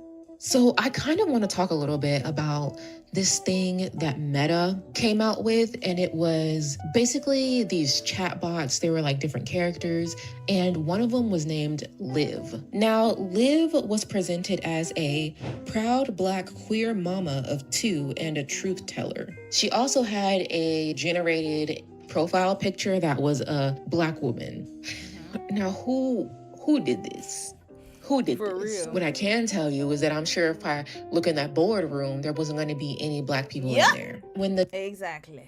chat box Liv was asked about this, she admitted that her creators were predominantly white and male, and that there were no Black people involved in the making of her. So you're telling me a room full of white men came together, sat around a table, maybe they did it on Zoom, I don't know, and they said, Black people, what do we know about them? What do we know about them? Like I said, and I've been saying this whole time, throughout this whole video here. Obsession.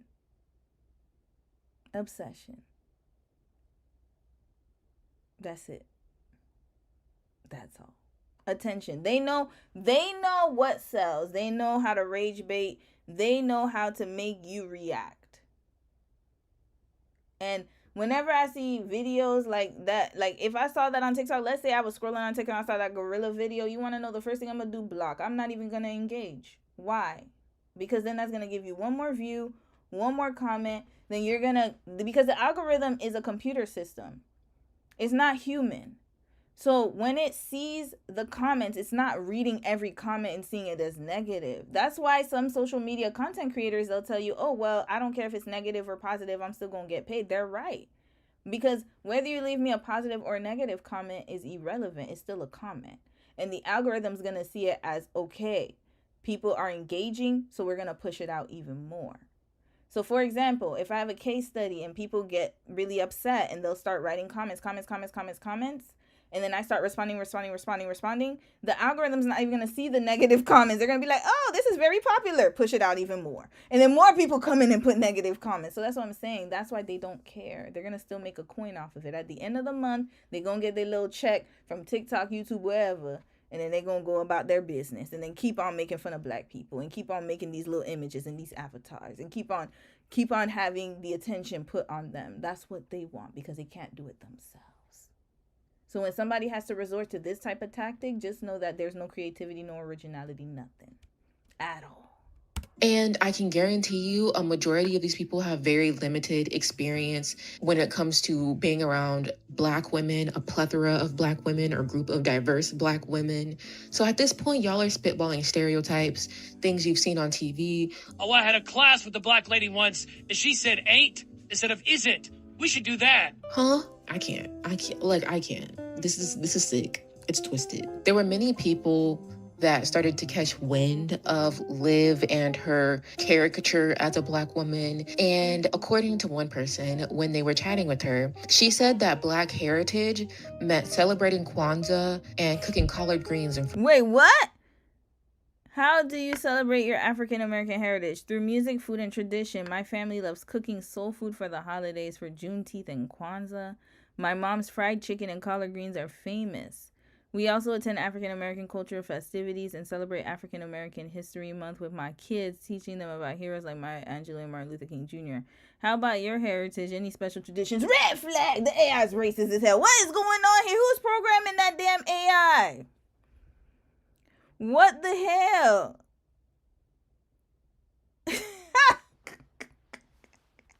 Juneteenth and Kwanzaa. First of all, do people still celebrate Kwanzaa? Let me know. I have not celebrated since the 5th grade. Y'all, they made us learn a song. It's a Kwanzaa celebration. Who celebrates Kwanzaa still? No shade. But I don't know anyone who celebrates Kwanzaa still. Maybe you guys do. Let me know. Fried chicken and collard greens. What? Wrap this right up. What? So you could tell no Black person was involved in the automative process. Clearly. African American cultural festivals. What festivals, AI? Please let us know. African American History Month. Black History Month. Let's get that right. That's what it's called. Teaching them about heroes like Maya Angelou and Martin Luther King. Okay, you didn't know anyone else apart from them? Oh, the one. You know what? This was meta, right? Fried chicken. Which, again, it's like, with these conversations, it's very sticky because it's like, okay, yes, are those things a part of African American culture? Absolutely. But it's not giving thorough, well thought out. It's just giving Black people, they like Kwanzaa, they like fried chicken. Like, And so do Asians. They love fried chicken. And everybody loves fried chicken, including white people. What are we talking about here? KFC. I done talked about Colonel Sanders, y'all. Who is this? Who is this man? Is he Black? Who is this? Who's this? Who's that?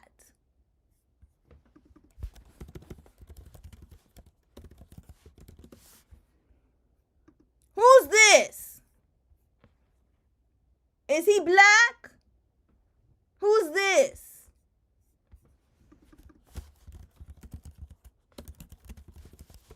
Oh no, y'all getting on my damn fucking nerves. Who's this? Oh no, he created the Big Mac. Hold on, Ray Kroc. That's him. But the McDonald brothers created McDonald's, by the way. I don't know why the McDonald's brothers are not coming up here. But anyways, they don't look like you. Or me. They don't look like me. They probably look like you. I don't know. But they don't look like me. Church's Chicken. That's another popular one.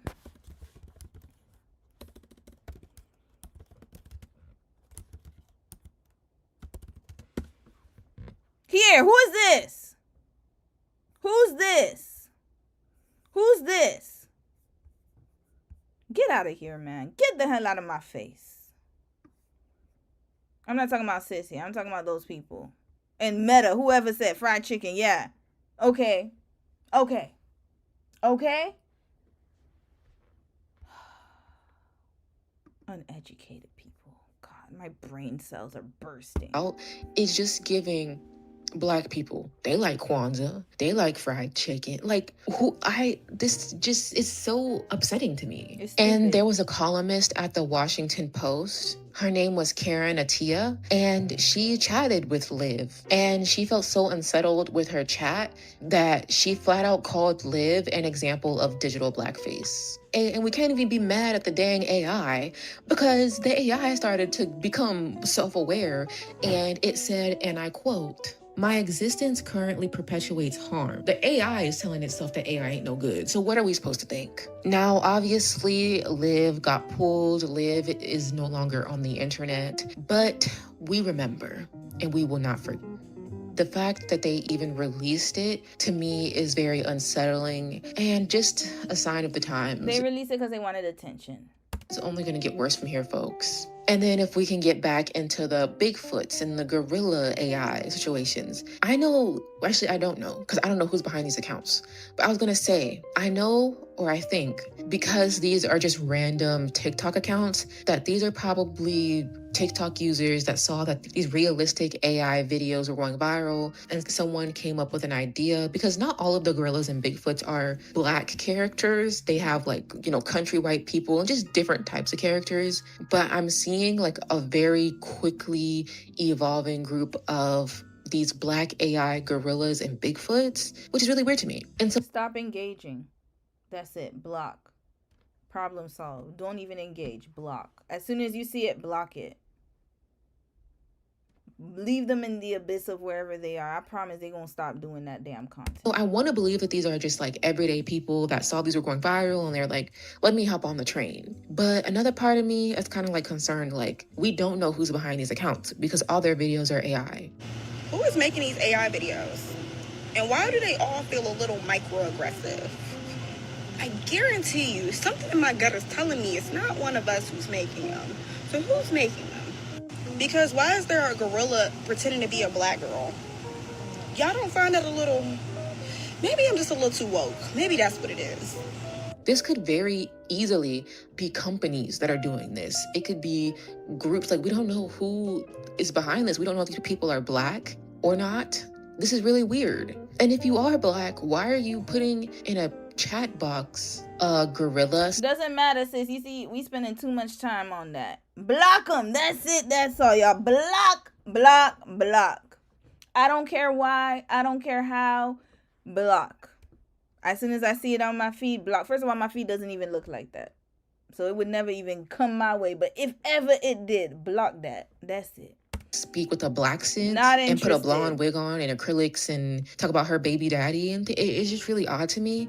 And it's also not lost on me that for a very long time, and still to this day, a lot of Black people are compared to monkeys. We've been compared to gorillas our entire lives. So that part to me is also a little like, ooh, I don't know. Been compared to gorillas, but yet everyone derives from a gorilla. Ain't that what they taught us in science class? So if I look like an ape, so do you. Matter of fact, you probably look more like one than I do. Aren't we all part of the same family anyways? Stupid. Know about this one. And when I scroll through the comments, I see a lot of other people saying the same thing. Like, I don't know about this one. This is a little odd. You see, that's why it keeps... This is why. Stop engaging. Disengage and block. This is why they're going to continue doing that content. It's going to get too many views, too many comments. Me, who's behind these accounts, and of course, like, they never get a response from the creators. I'm, like I said, still on the fence, but a part of me feels like it's a bit problematic because, okay, regardless of who's behind it, right? If it is a non-Black person or a Black person. Okay, sis, I love you, but I'm going to have to cut it off. Anyways, block this, y'all. I'm not wondering who it is. Love you, though. Ari says stuff. Y'all go follow her. I'm tired. I don't need to figure out who's behind it. I really could care less because I'm gonna block them anyway. So let me read a few comments before we move on to the next video. All right, Devonda, you said I tell them they can get a to-go plate. Hold up, for what? Oh, you said Drewski is a sellout, and so many of these Twitch creators invited to the cookout. Oh, hey, Eternal Dubs. Invited to the cookout nonsense. Yeah, that's what it is. They inviting everybody. Everybody. I block, then report. Yes, block, report. I forgot about that part. Please do that. Block and report. At the start of that file, you said when non-black people started trying to speak AAVE, don't participate. Look at them like, what do you mean? There are no clocks in here. Like clocking. For real. Namaya, you said made by Meta. Yep. It's for it. I'm telling you, it's for rage bait. That's all it is. Money, money, money, money, money. You said there's a character called Jada that dressed in urban clothing and that talks about hip hop. Yeah, because that's what I'm saying. It sells. There's a market for it. This is the problem. The McDonald's brothers. Yeah, the McDonald's brothers bought McDonald's. They created McDonald's first, and then Ray Kroc bought it. I don't know why they didn't put that here. Hold on, let me see. McDonald's brothers. McDonald's brothers. Here, they were two twins. Very, very rotund twins. Let me see if I can find them. These twins right here, the Rotund brothers. Yeah, the McDonald brothers. And then Ray Kroc bought McDonald's from them for like, I think it was like $1 million or something. And then yeah, and then that's how McDonald's came into existence. But they did not look like us, y'all. Or look like me. I gotta stop saying that. They didn't look like me. I should say that.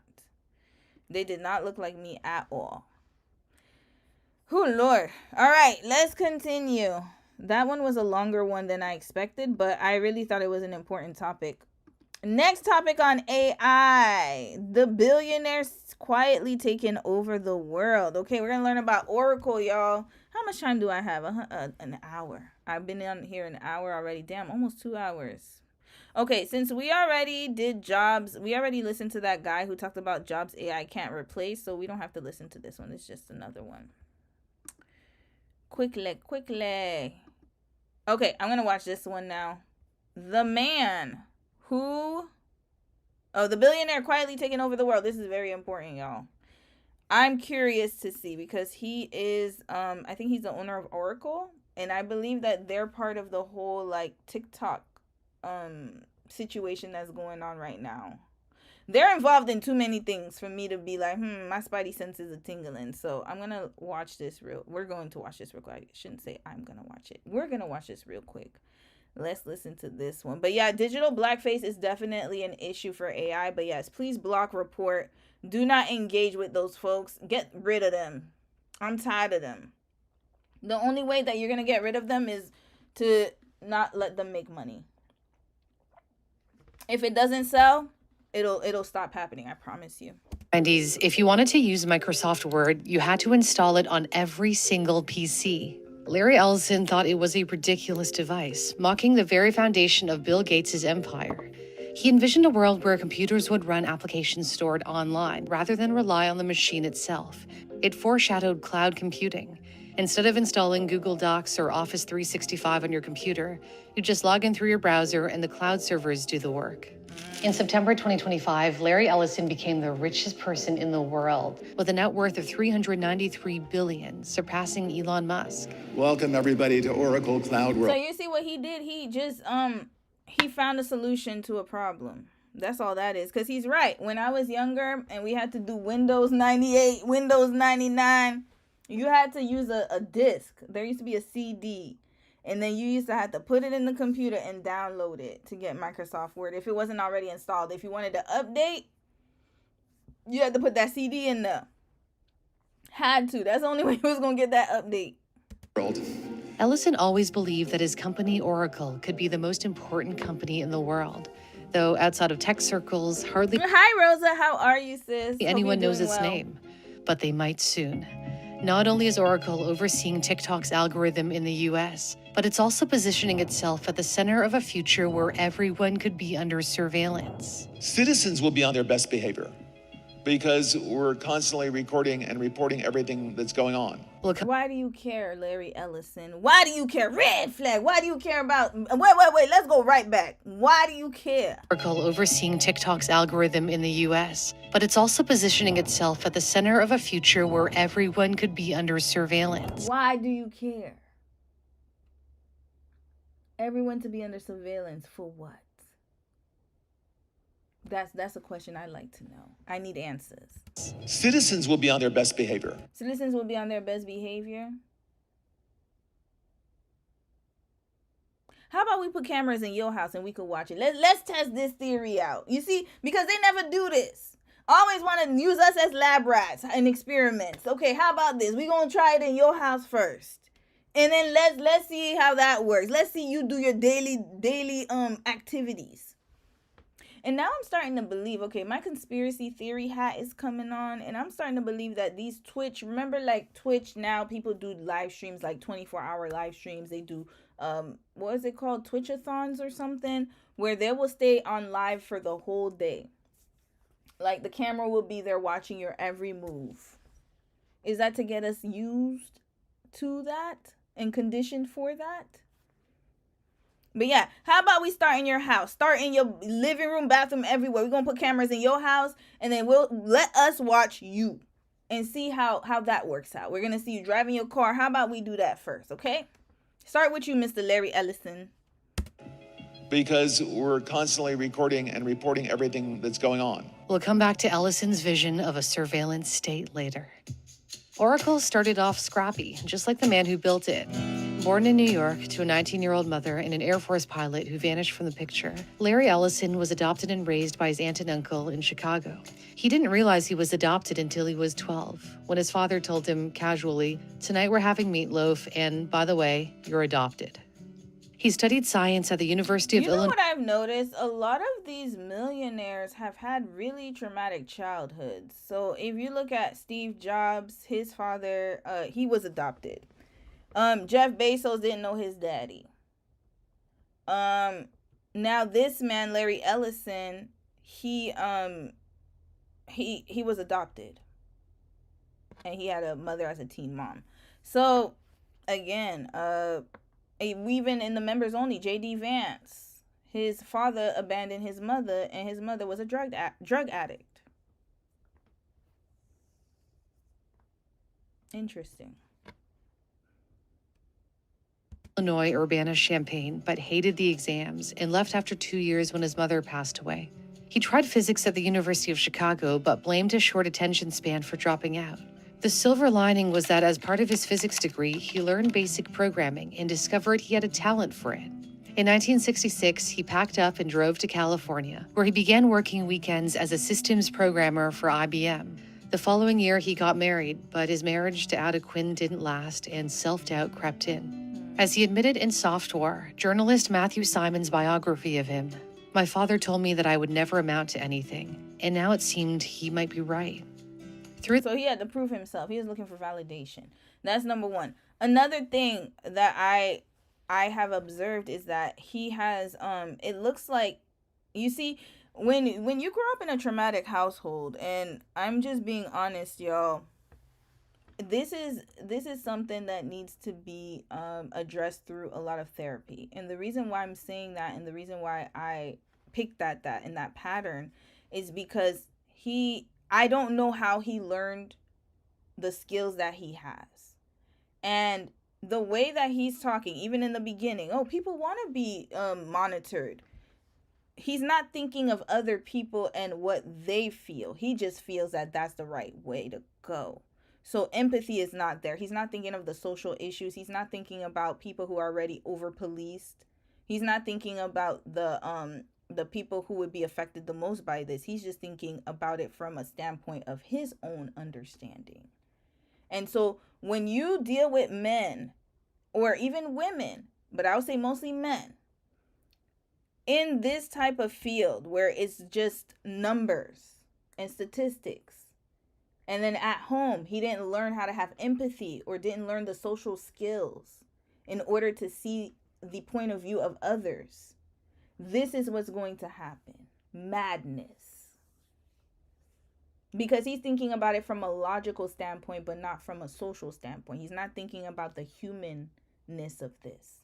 Who would want to be surveilled 24 hours a day? Not saying that we shouldn't have mechanisms in place for, like, you know, for people to be able to report crimes and stuff like that. But what he's talking about is a surveillance state. That is a different idea.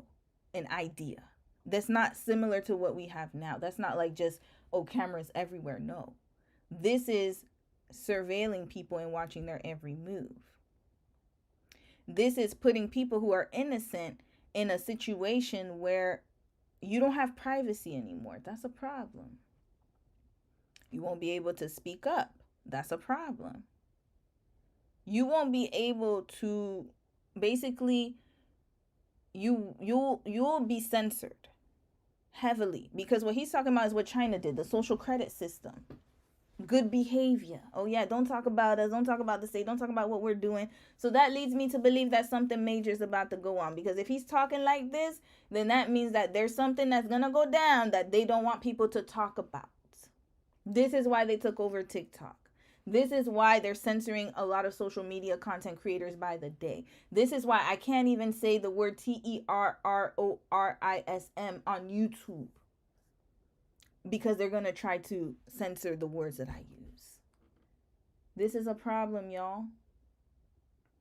What is about to happen that we need a surveillance state? This is what we need to ask ourselves. That's a problem. And I know some people are like, well, that's just going to happen in America. If it happens in America, it will be, trust and believe me, it starts there, it'll go somewhere else. So don't just think of it as like an American problem. It's going to be your problem very soon. Through the 1970s, he bounced from one company to another before becoming VP of Research and Development at a small tech company called Omex. He noticed how ineffective management was there. The senior managers I saw were conformist, bureaucratic, and very reluctant to make decisions. Much to my surprise, I gradually became convinced that I was better at solving problems and making decisions than they were. When Omex put out a bid to write custom software for its mass storage system, Ellison seized the opportunity. In 1977, he teamed up with two former colleagues, Bob Miner and Ed Oates, and won the bid with their startup, Software Development Laboratories, the company we know as Oracle. He was 34 years old. But contract programming was exhausting. He was working 80 hours a week, business wasn't scaling. He realized that he shouldn't be billing hours. What he needed was a product, something you could build once and sell over and over again.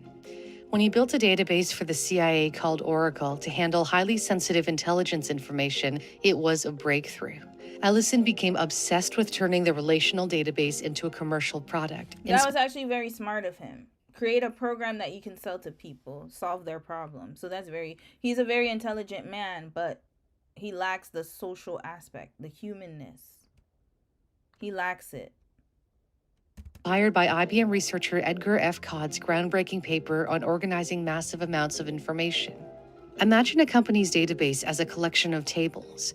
One table lists customers, another lists their purchases. With a relational database, you could connect those tables and ask precise questions. For example, show me all orders in the last month from customers in Chicago who spent more than $500. Back then, no one thought it was possible to run these queries fast enough to be useful. But Ellison thrived on the challenge. As he said in Software, I like the fact it was risky. The bigger the apparent risk, the fewer people will try to go there. But if we were all alone in pursuit of our goal of building the first commercial relational database system, we had a chance to win. And win they did. Oracle's first commercial release came in 1979. They branded it Oracle version 2, even though there had never been a version 1. It was a clever marketing move. Ellison and his team knew that labeling it version 1 might scare off customers who didn't want to be the test subjects for an unproven product. The strategy worked. Their relational database quickly gained traction, and the company took on the same name as its flagship product, Oracle. Ellison vowed Oracle would double revenue every year, and astonishingly, it did for 5 years, going from $24 million in 1985 to $916 million by 1990. A year after going public in 1986, Oracle became the largest database management company in the world, with 4,500 end users worldwide. But that kind of growth bred a ruthless culture. Oracle even ran ads showing his database as a fighter jet shooting down a rival's biplane. As Matthew Simons put it in Software, brashness and aggression were the most prized qualities at Oracle in the 19... Brashness and aggression. This is what he was. This is what he was up to, yo. His company. Brashness and aggression. 1980s. That pressure to grow fast set the stage for a full-blown crisis. In 1990, an accounting scandal rocked the company. Oracle had been booking revenues before deals were closed, inflating its numbers on paper. So he was lying and scheming and scamming. And then he was being brash and aggressive with his competitors. Noted. Continuing. Like I said, it all leads up to patterns. If he's like that in his company, you really think that he would be a steward of this surveillance city this surveillance country that he's envisioning? Do we think that he has changed his pattern? Let's continue watching. The company reported its first ever quarterly loss, $36 million, in the first quarter of its 1991 fiscal year. Oracle stock collapsed, losing more than 80% of its value, and the company nearly went bankrupt. Ellison later admitted, "I couldn't run away. I had to save Oracle to save myself. I had no choice." He fired executives he had once promoted but who couldn't handle the scale. He laid off about 400 employees, or 10% of the workforce, and he separated the accounting team from sales, giving it independent oversight. By 1992, Oracle had clawed its way back to financial health, while Ellison was fighting his way back to physical health after 2 near-fatal accidents. He broke his neck while body surfing in Hawaii and was nearly paralyzed. Then he crashed his bike going 25 miles an hour in Napa Valley, smashing his arm in 28 places. He's a risk taker. He likes to live the fast life. Body surfing is extremely dangerous. I don't know if you guys have watched those videos, but it's like when you literally use your body to hurl, and it's craziness. There was this young girl on TikTok. She actually was paralyzed like from the neck down because of body surfing. Like, it's very extremely dangerous. So he's very reckless. So far his character, we got childhood. So he was adopted. His mother was a teen mom. His dad abandoned him. So that's already a wound. Then his adopted father told him over the dinner table. That's very callous, guys. He didn't even prepare him for the conversation. He just was like, "Hey, you adopted." So stepfather also doesn't have empathy for his son because adopted father doesn't have empathy or didn't have empathy for his son for the simple fact that you just said it over a dinner table like that, just like, "Oh, you're adopted, by the way." That's bad. That lets me know that he didn't care about your feelings. He just was told you like a matter of fact, like, "Oh yeah, you're adopted." Didn't even think about the child, didn't even think about how the child was going to react, nothing. Then now in his business, he had a failed marriage. That's another thing. So he couldn't communicate with his wife. But we don't know what happened here, so I'm going to pass through that. Then next, his business. He almost went bankrupt because he was scheming and scamming, inflating numbers, had the teams in, because trust me, I know some people are like, "Well, what if somebody did it without his permission?" He's the owner. Nothing goes through without him knowing. Just letting you know. So either he was very naive to trust the people, or he knew what they were doing and he co-signed. But either way, he flopped. Okay, almost went bankrupt. Then he was putting out advertisements and marketing campaigns, literally being brash and aggressive to his competitors. Then now, fast forward, body surfing, risky activities, and then riding a bike 25 miles per hour and broke his bones. Red flags all over.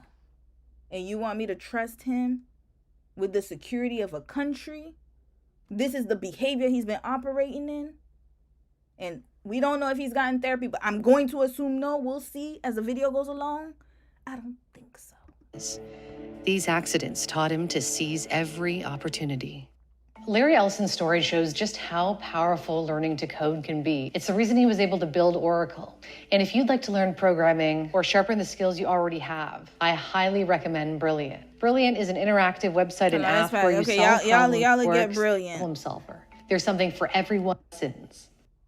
The turmoil of the 90s left him restless, and he steered his energy toward calm by designing a custom 23-acre estate in Woodside, California, modeled after a 16th century Japanese emperor's palace. His personal life drew nearly as much attention as his professional achievements. After the end of his third marriage to Barbara Booth, 3 marriages. Let's keep going. This man is all red flags, y'all. All red flags. The only green flag I'll give him is yes, he was smart to make a program and to sell it. That is all. 'Tis is all. His whole personal life is a mess. Messy. 3rd wife. You didn't learn after the first one that you have a problem, sir? 3? The first one, okay, it happens. But 2nd, 3rd, after the 2nd one, you would have realized, like, oh, maybe it's me. I don't know. I'm the common denominator. 3rd. Why? Red flags. All over. in which he had a son and a daughter, he joked, maybe after 3 marriages, you shouldn't be allowed a 4th. Yes, you shouldn't. Ruining people's lives. Terrorizing people. You should have learned after the 2nd one. But nope. But he did go on to marry a 4th time. Of course he did. Red flag. Red. Didn't learn. He had the first one. Like I said, first one, okay, we can make mistakes. Things happen. Marriage is really hard work. I understand that. I know that. I know that to be true. Especially if you have mental health issues that you've never addressed, childhood trauma, you may not even know that you are carrying it and you think that's your normal behavior. And then you're adding someone else who's also had childhood trauma. That can be a lot. So I understand that. 2nd one, okay, you got hopeful. You're like, okay, maybe this one will be the one. But then after the 2nd one, you didn't even want to reevaluate and be like, yo, how did I go wrong twice? There's a problem here. I have a pattern. Nope. Went on to the 3rd and the 4th. Who's this lady here? Is there a 5th one? And then a 5th, and then a 6th. Right, this right up, Mr. Oh my God. Let's go back, y'all. Red flags everywhere. Sorry, y'all. I was thirsty. Hold up. After the end Let's go back here. Let's regroup. of his 3rd marriage to Barbara Booth, in which he had a son and a daughter, he joked, maybe after 3 marriages, you shouldn't be allowed a 4th. But he did go on to marry a 4th time, and then a 5th, and then a 6th. This man got married 6 times, y'all. 6 damn times. Reckless as hell. And notice they got younger by the marriage. What he thought the older ones were the problem? Is that what he thought? Oh, the younger ones, they gonna be better. They not gonna question me. They gonna let me do me. And then look, the young ones even couldn't deal with your crazy ass. Red flag, you're crazy. Mr. Larry Ellison. You're crazy as hell. Go get some help. Please. Go get help. This is a problem, y'all. I told y'all he's reckless. I already knew it before I even watched this part. Based off of his childhood and based off of his pattern, you can already see there's a problem here. And you want to trust him with the surveillance of the country? And he dated many other women in between. His friend Steve Jobs once said, he just ended up doing some of the things in his 40s that most people do in their 20s, except that Larry had more resources. His long list of wives is rivaled by his equally impressive list of yachts and jets, cementing his reputation as a playboy billionaire. But behind the image of wealth and extravagance was a shrewd, calculating businessman. And nowhere was that clearer than in his clash with his number 2. Throughout the 1990s, Ray Lane, Oracle's president and COO... I'm not surprised by his life, y'all. Validation. He was seeking validation. There is something that happens when you're rejected in childhood. And I've seen that pattern time and time again where I can no longer ignore it. And if you were abandoned or rejected in childhood by a parent, I really hope that you are getting the help you need through, again, extensive therapy, through just knowing who you are, understanding the trauma you've been through, and learning how to manage it. So that way you can learn effective communication, effective ways to emotionally regulate. It is a hard and difficult struggle to overcome, y'all. It is not easy. Abandonment is difficult. And this man right here in particular, he is reckless as hell. I'm not surprised. He's always seeking validation. This is why he got married 6 times and why he was dating women in between. He needs that constant reassurance and validation. He was supposed to get it from his parents. He never did. We're going to read this for the next book club, y'all. I love The Power of Nunchi. I'm sorry if you were expecting us to read that. I actually was going to, but too much time had passed. And also, I feel like this book is going to be really, really good one to go over and review. I'm telling y'all right now, like, attachments matter. And how somebody reacts and their patterns, that makes a difference too. This man is very reckless. He spends money recklessly. Validation. He gets married to people willingly and just all willy-nilly, doesn't even think a second thought about it. Has no type of emotional intelligence to realize that he's the problem. 6 marriages, you are involved in all of them. That's a problem. But nope. He wants to continue focusing on you and what you got going on in your life instead of what's going on in his life. That's what happens, y'all, when somebody has like a disorder. Something's not wired too well in his brain. So now he wants to watch you and your life when he should be focused on what's going on in his life. His life is a wreck. But he doesn't want to deal with that. Ran the day-to-day operations. He told the New York Times, "I kind of got that CEO feeling." But Ellison had no intention of giving up control and took back the president title while Lane was on vacation in 2000. Hold on, let's go back. So now he got beef with his president? Is that what I'm hearing? This man is a walking red flag, number 2. Throughout the 1990s, Ray Lane, Oracle's president and COO, ran the day-to-day operations. He told the New York Times, "I kind of got that CEO feeling." But Ellison had no intention of giving up control and took back the president title while Lane was on vacation. Couldn't even have a conversation with the president and took back the role while he was on vacation. Red flag. He's avoidant. That's in this book too. Avoidant. Couldn't even have a face-to-face conversation with the man. Waited till he went on vacation like a coward. Problem, y'all. Problems. All I'm hearing here is problems. He doesn't know how to, he has no type of social, it's very sad because I understand he had a really bad childhood. Like, as far as, like, you know, the wound. I don't know if his adopted parents, I don't know that situation. But based off of what I heard, I understand that, you know, he's dealing with abandonment and rejection. I get it. But he's an adult now. When are you going to seek help? He has a problem with letting things go. He has a problem with people assuming positions, and he is avoidant. Waited till the man was on vacation. My goodness. In 2000, breaking the news to him over the phone, Lane claimed he had been forced out of the company. With his grip on Oracle secure, Ellison began buying up rivals, swallowing dozens of software companies. Each acquisition brought in a built-in base of customers that Oracle could What's his sign, y'all? Larry Ellison. My goodness. He is too much of a headache, y'all. I'm sorry. I'm so sorry. He's a Leo. That tracks. Wait, August 17th. I think that's a Leo. I'm positive that's a Leo. Oh, yes. Oh, okay. That tracks very well. I'm not surprised. Oh, Lord. Now sell even more products too. Oracle was no longer just a database company. It sold business applications such as payroll, billing, and HR, often powering critical systems for JP Morgan Chase, United Airlines, Netflix, eBay, Airbnb, LinkedIn, and Zoom. Before the 2000s, companies had to install and manage these applications on their own servers. But in 2012, Oracle began moving its applications to the cloud, offering them as web-based services.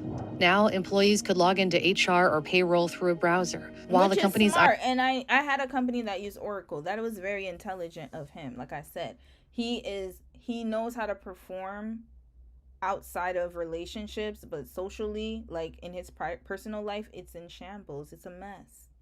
It's a mess. And I have to admit, it's the same. Like, for all of us, we struggle with it. This is not something that only he struggles with. My issue with him, though, is that instead of seeking help, he's not.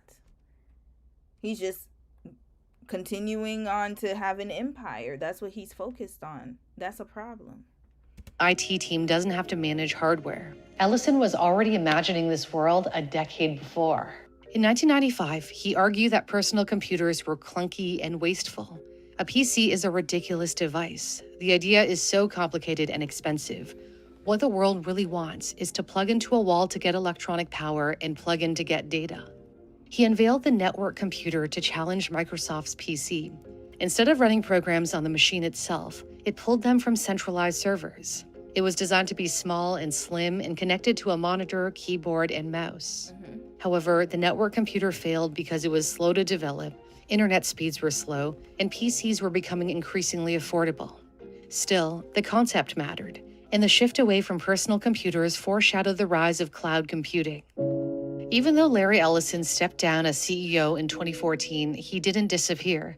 He's now the executive chairman and chief technology officer He and finally owns stepped approximately down. Finally. 41% of Oracle, keeping him deeply involved in the company's direction. Oracle has been inking deals Wait, worth let's go back, hundreds sorry. and chief technology officer and owns approximately 41% of Oracle, keeping him deeply involved in the company's direction. Oracle has been inking deals worth hundreds of billions of dollars to supply cloud and compute capacity to AI companies. It's building and running the massive infrastructure behind Stargate, OpenAI's $500 billion effort to create the world's biggest AI data center network. AI holds incredible promise for all of us, for every American. Ellison believes AI can transform the fight against cancer. First, AI would analyze a simple blood test to detect cancer at its earliest stage. Next, once the tumor is gene sequenced, AI could design a personalized mRNA vaccine tailored to each patient. And with robotic manufacturing powered by AI, that cancer vaccine could be ready in as little as 48 hours. This is the promise of AI and the promise of the future. Wait a minute. Oh boy. Oh boy. Okay, they about to come out with this, y'all. They about to find a cure for cancer. I believe that that's what it's headed towards. But Ellison's vision of AI doesn't stop at healthcare breakthroughs. He also sees it powering a kind of surveillance state, where AI can help authorities sift through the endless streams of footage captured by all kinds of cameras, where everyday life is recorded nonstop. The police will be on their best behavior because we're constantly recording, watching and recording everything that's going on. Citizens will be on their best behavior because we're constantly recording and reporting everything. I think some people are out of touch, y'all. This man has been a billionaire for so long, he's out of touch. Does he not? This is the thing. This is what happens when you don't live on the ground, when you live above, and you don't see what's happening at the bottom. We have cameras right now. We have body cams, and yet what's going on? What's the difference? We do have cameras, guys. We have body cams. Everyone has a camera on their phone right now. What's the difference? People are still doing it in broad daylight. They don't give a damn. Does he not know which country he's in? Does he not understand that? We still have cameras, and there's still the people. You guys don't. When I tell you, there's so many things being recorded, crimes being recorded every single day. You can go look them up on social media. Gruesome. Live streams of people unaliving people. They're everywhere. We have traffic cams. We have dash cam. We have everything. And yet we still have the problem. Body cams. What's going on? We have all of that. And yet it's still happening. The surveillance is not going to stop anything. You're in the wrong country. Just because you see it happening. And the thing is, China is different because it's already an authoritarian state.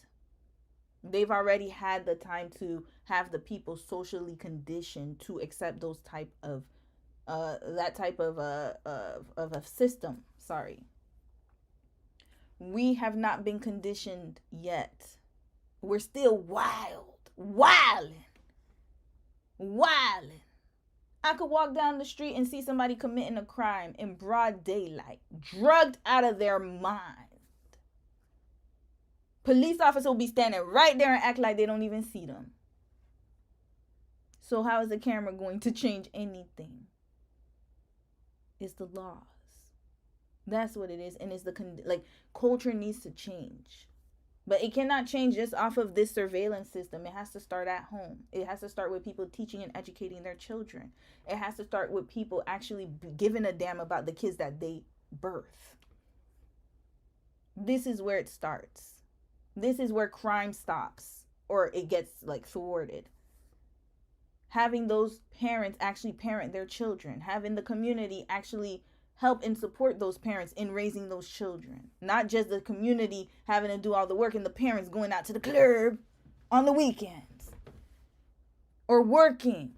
Leaving their kids at home by themselves. This is what makes the change, Mr. Ellison. But again, you've been married with 6 wives. You don't even understand that. You don't get it. The system's not going to change it. Having a freaking camera on every street corner is not going to stop anybody from doing anything. We already have a lot of surveillance and they're still doing it. That's not going to stop it. Continuing.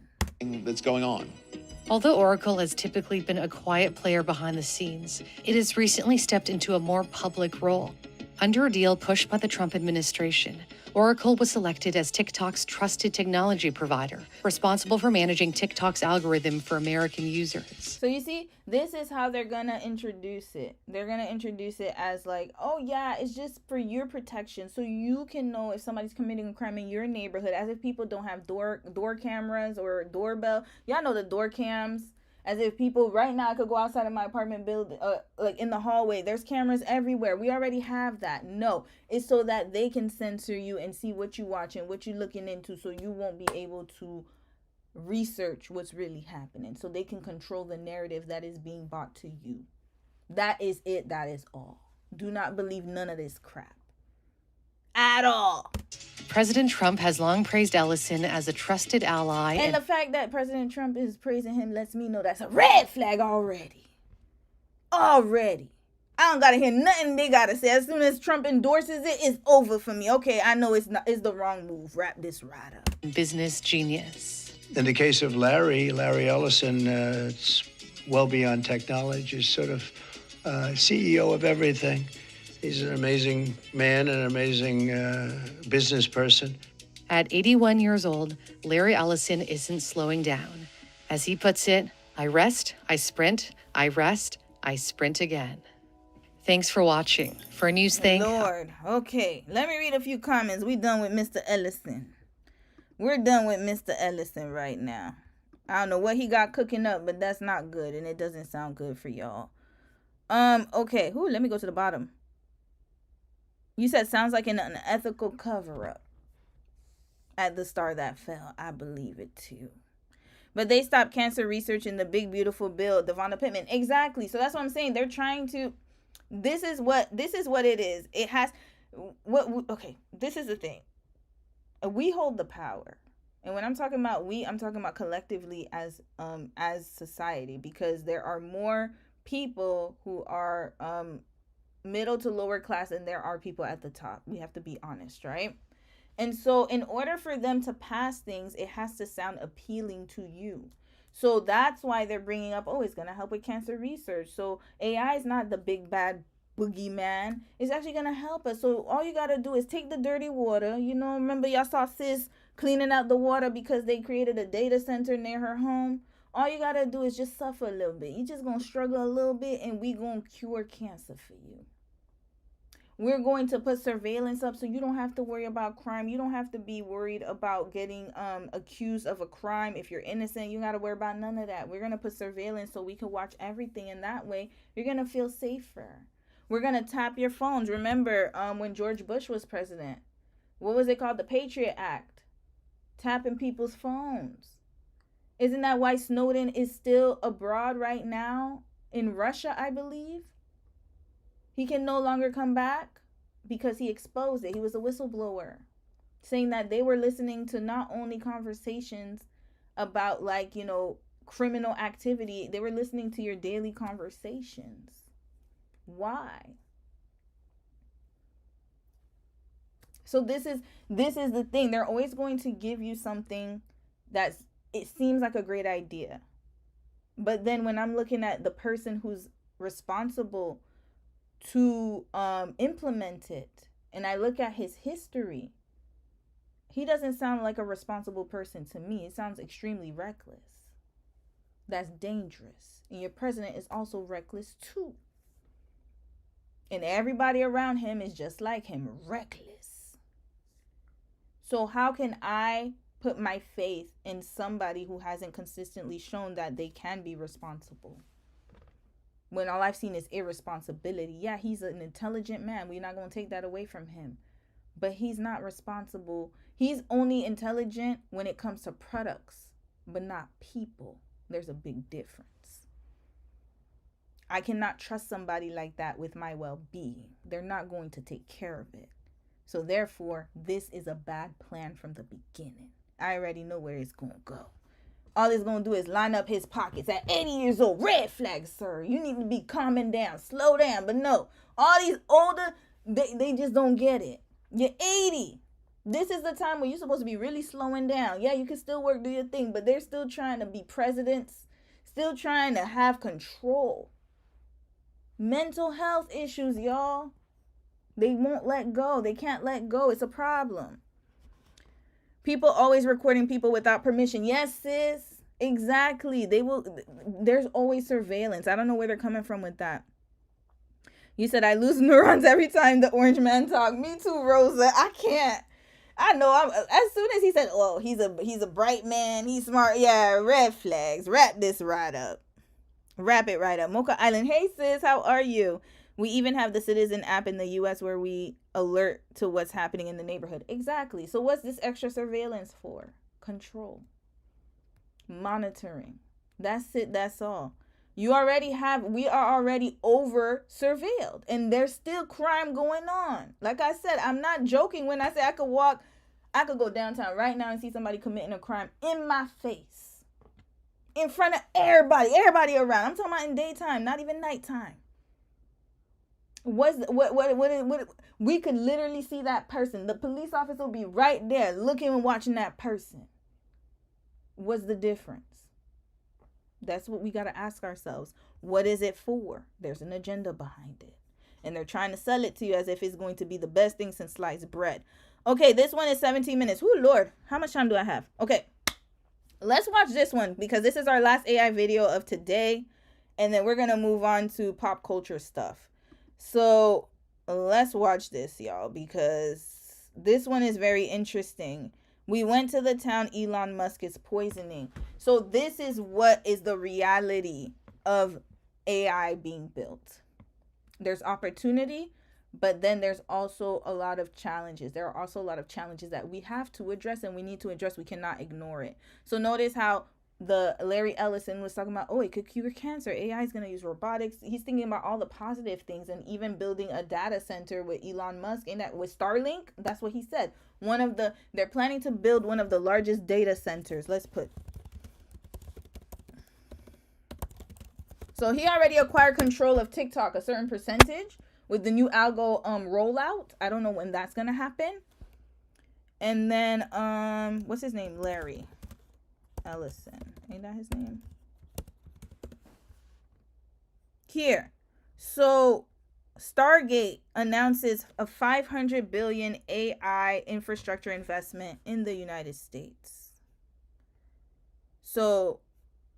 Trump announces a $500 billion AI infrastructure investment in the US.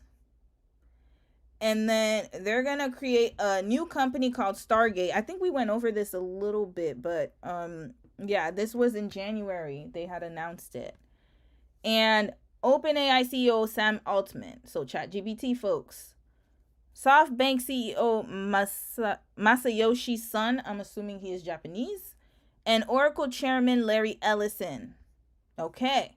So this is what they're going to do, y'all. And they're going to put this in the United States. But y'all already know we've gone through the research. The data centers are causing a lot of issues. So now let's watch this right here, because this was published May 30th, and it has 2.9 million views. So we're going to watch it together. Sometimes the most shocking corporate misconduct is hidden in plain sight, invisible to the naked eye. What is happening? Hold on, I'm going to let y'all watch it while I use the restroom. Sorry about that. So just watch it a little bit, okay? I'll be right back.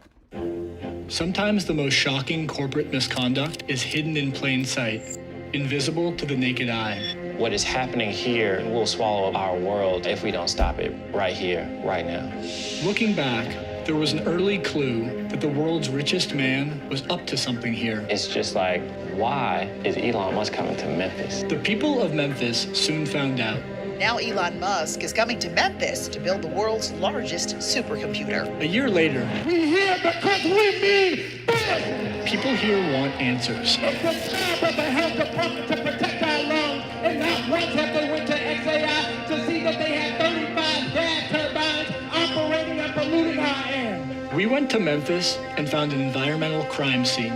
Musk's data center burning enough methane to power a small city with no permits and no pollution controls. I have not seen anything like this. We believe they've already violated the Clean Air Act. As Musk helps dismantle the very federal agency that's supposed to protect us against pollution like this. There is no way to miss how this is a coordinated strategy. What does Memphis reveal about the future Elon Musk wants for us all? So the mission of XAI and Grok is to understand the universe. In 2023, Musk founded XAI to produce and sell artificial Okay, I missed a lot, y'all. My bad, y'all. Who had these bathroom? Okay, let me go back a little bit. Sorry, y'all. I gotta rewind it. And no pollution controls. I have not seen anything like this. We believe they've already violated the Clean Air Act. As Musk helps dismantle the very federal agency that's supposed to protect us against pollution like. So remember, isn't that what the surveillance state distracting your behind while this is going on in the background? Just remember that. There is no way to miss how this is a coordinated strategy. What does Memphis reveal? Memphis. They talking about Memphis, Tennessee? Memphis. Oh. What's the demographics of Memphis? We got to figure this out. Demographics. Who lives in Memphis? I know some rappers that live in Memphis. I know like Pooh Shiesty, 3-6 Mafia, Moneybagg Yo, Yo Gotti, Young Dolph, rest in peace. 62% black. Interesting. 62% black. 63%, almost 63%. 25% white, so I'm rounding it up. 5.15% other race. That's what they're doing? Okay. Let's see. Let's see what this is all about, y'all. Oh, wrong one. Sorry, y'all. Let me go to AI. Here we go. It was here. About the future Elon Musk wants for us all. So the mission of XAI and Grok is to understand the universe. In 2023, Musk founded XAI to produce and sell artificial intelligence. We want to understand the nature of the universe so we can figure out where are the aliens, what's the meaning of life, how does the universe end. Its main product is Grok, an AI chatbot that he's incorporated into Twitter, or X. Musk was entering the race to dominate the AI market, but he was arriving late, years after. He's another reckless one, y'all. He's another one who's reckless. Competitors like OpenAI and Google had begun training their AI systems. So in Musk's mind, he had to move fast. We went to the data center providers and Hey, said how long would it Deja take Rue, how are you, sis? I don't remember if I said hi to you. to have 100,000 GPUs operating coherently in a single location, and we got time frames from 18 to 24 months. So we're like, well, 18 to 24 months, that means losing is a certainty. So the only option was to do it ourselves. Been waiting for this moment. I am pleased to announce that XAI's Gigafactory of Compute, the world's largest supercomputer, is to be located in Memphis, Tennessee. Of course. Red flag. So this is what he was talking about, Mr. Ellison. This is what they were talking about. Let's rewind. Let's rewind a little bit. This is what it is, y'all. The world's largest, that xAI's gigafactory of compute, the world's largest supercomputer, is to be located in Memphis, Tennessee. Why Memphis? Why Memphis? Of all the cities in the U.S., why didn't y'all put it somewhere else? Why? Why Memphis? Why? Why couldn't it be somewhere else? There are so many cities in there. You got Nashville. Why not Nashville? Let's look at the demographics of Nashville.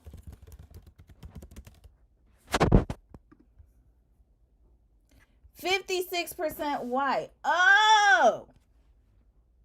Why not in Nashville? Why Memphis? 25.5% black. Let's go into the largest city in Tennessee. Nashville is the capital, y'all. Wouldn't it make more sense to be in Nashville? But no, they chose Memphis. Why not Nashville, Mr. Elon Musk? What was the problem? Oh.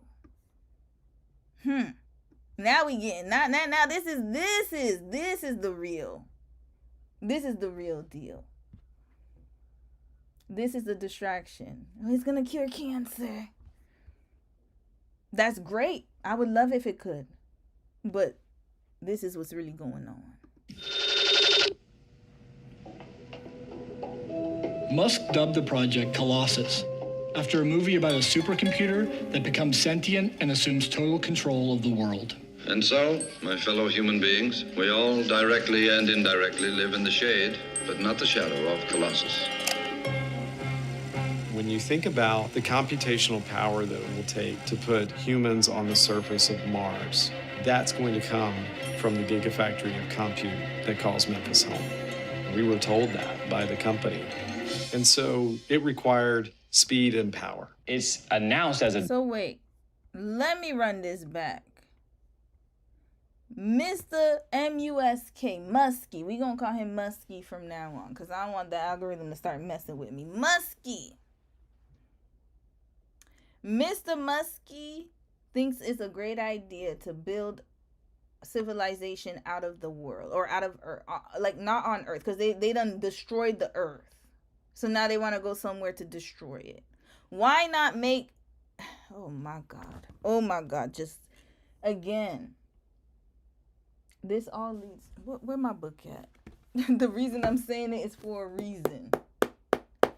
This all leads back to childhood. This man has issues, y'all.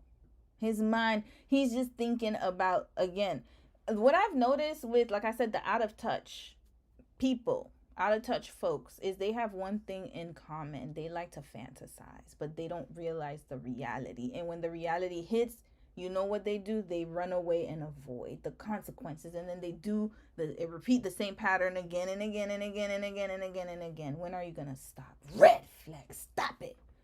You ain't worried about all them baby mamas you got and all them kids. You worried about putting life out on Mars. That's what you're concerned about right now, when they need your attention the most. This is a problem. So that's what they do. A lot of people who operate in this delusional fantasy land. And it's sad because he doesn't realize he needs help. This is a problem. That's how he operates, y'all.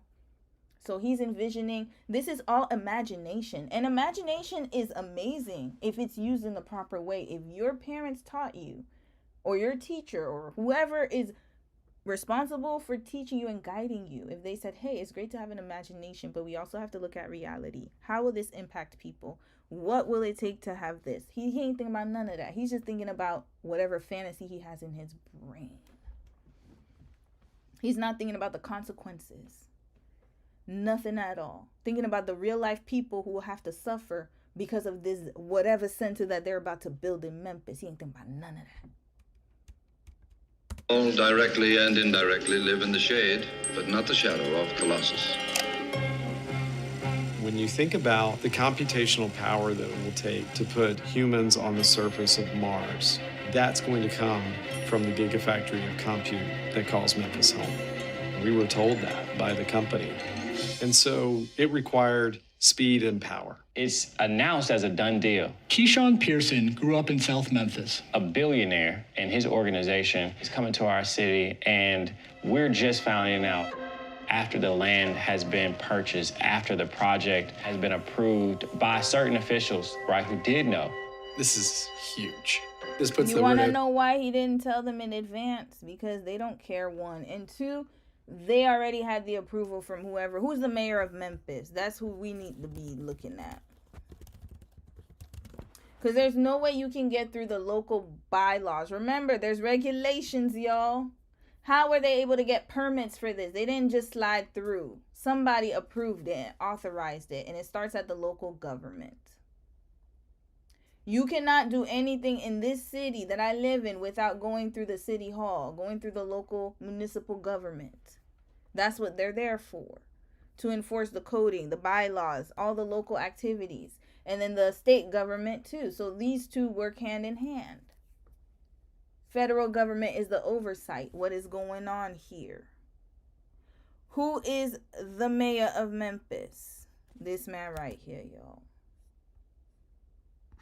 And then who is the governor of Memphis? This man right here, y'all. What was it called? Stargate?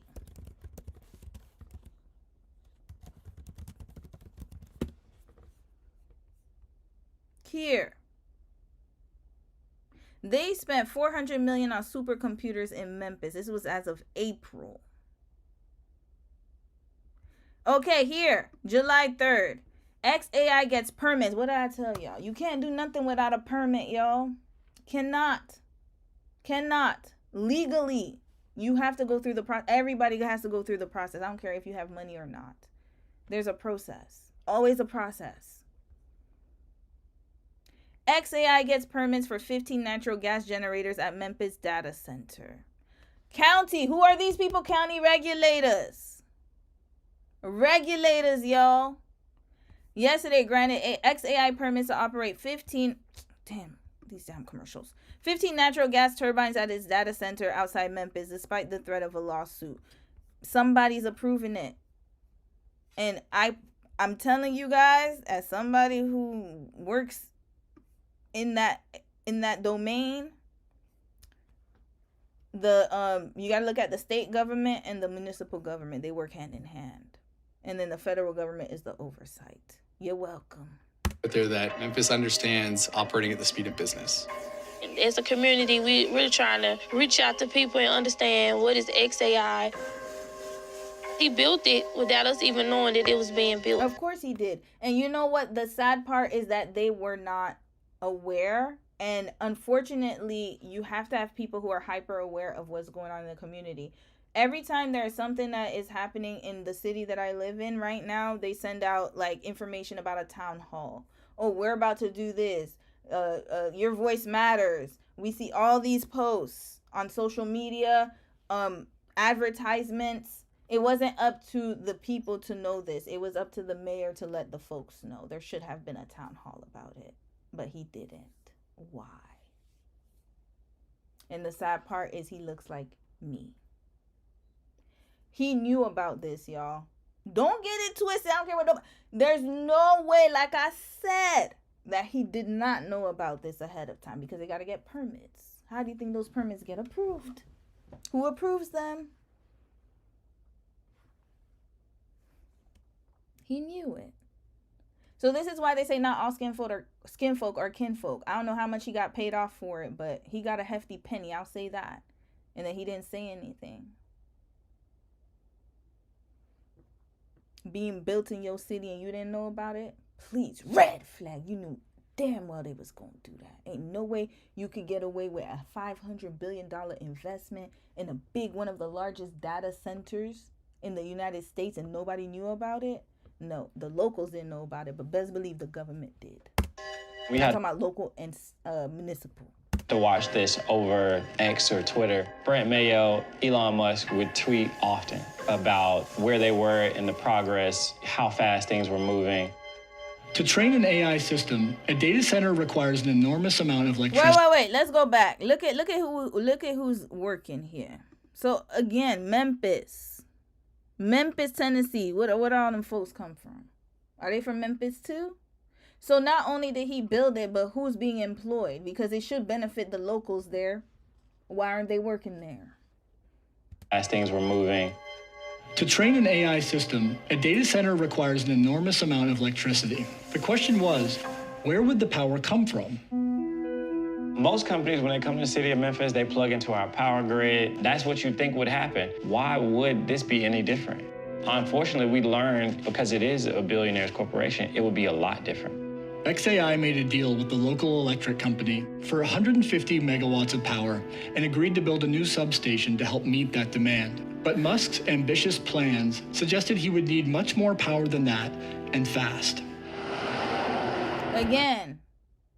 So, let's rewind a little bit. Sorry, y'all. This is very important. Suggested he would need much more power than... So he didn't plan for this.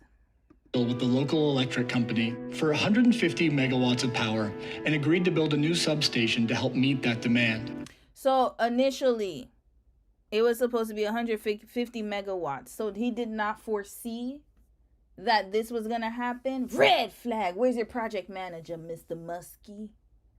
Or are you a dictator and you just don't care what people say? Probably people did come to you and say, hey, I don't think this is possible. It doesn't matter. I have my fantasy in my big ass head that has nothing in between it. Well, obviously, he's smart enough to come up with this. I'll give him that. But when it comes to emotional intelligence and also other types of intelligence, he's lacking very, very, very much. It's in the depths of hell. He didn't think about anything else. Had this whole plan, did it, and got the permits and the approval. Nobody thought to question it, and then now he's scrambling. I told y'all, this is a pattern. That's what they do. People that operate in this type of delusion. So now, there was allotted resources, but he didn't account for the needs. Why? Because he's operating off of fantasy and delusion. This is another world. It's a mental health issue. He has said that he struggles with mental health issues, but I don't know how much help he's getting. Obviously, he's not being accountable for it. And he has the means and the resources. So what do you think is going to happen? He's probably fired every therapist who doesn't believe in what he believes in because he has that much money. This is dangerous.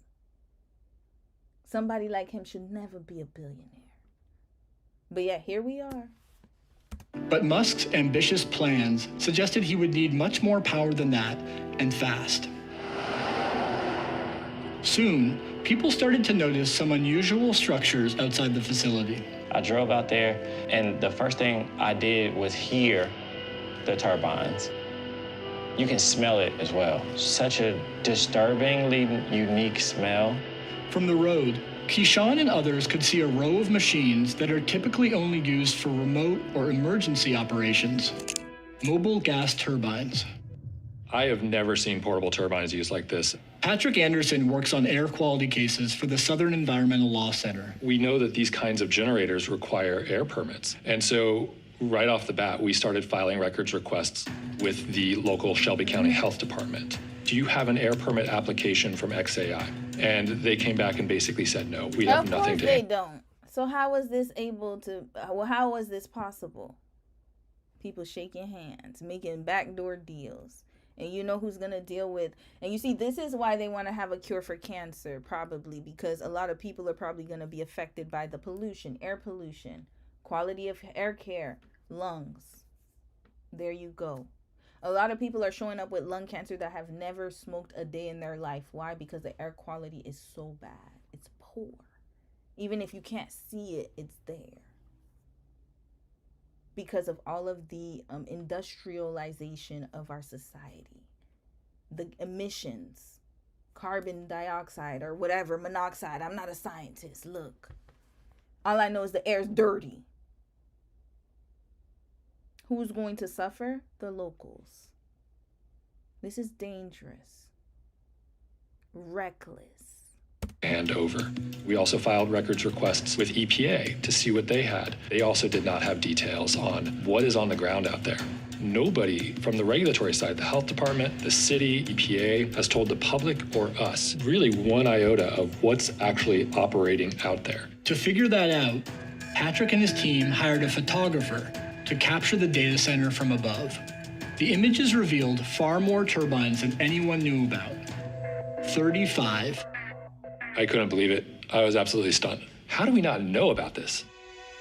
According to XAI leadership, the turbines are not being used and are not connected. Under pressure, XAI claimed it was using less than half of those turbines. I've talked to the XAI leadership team. There are 35... Oh, there he go right here. Okay, here he go.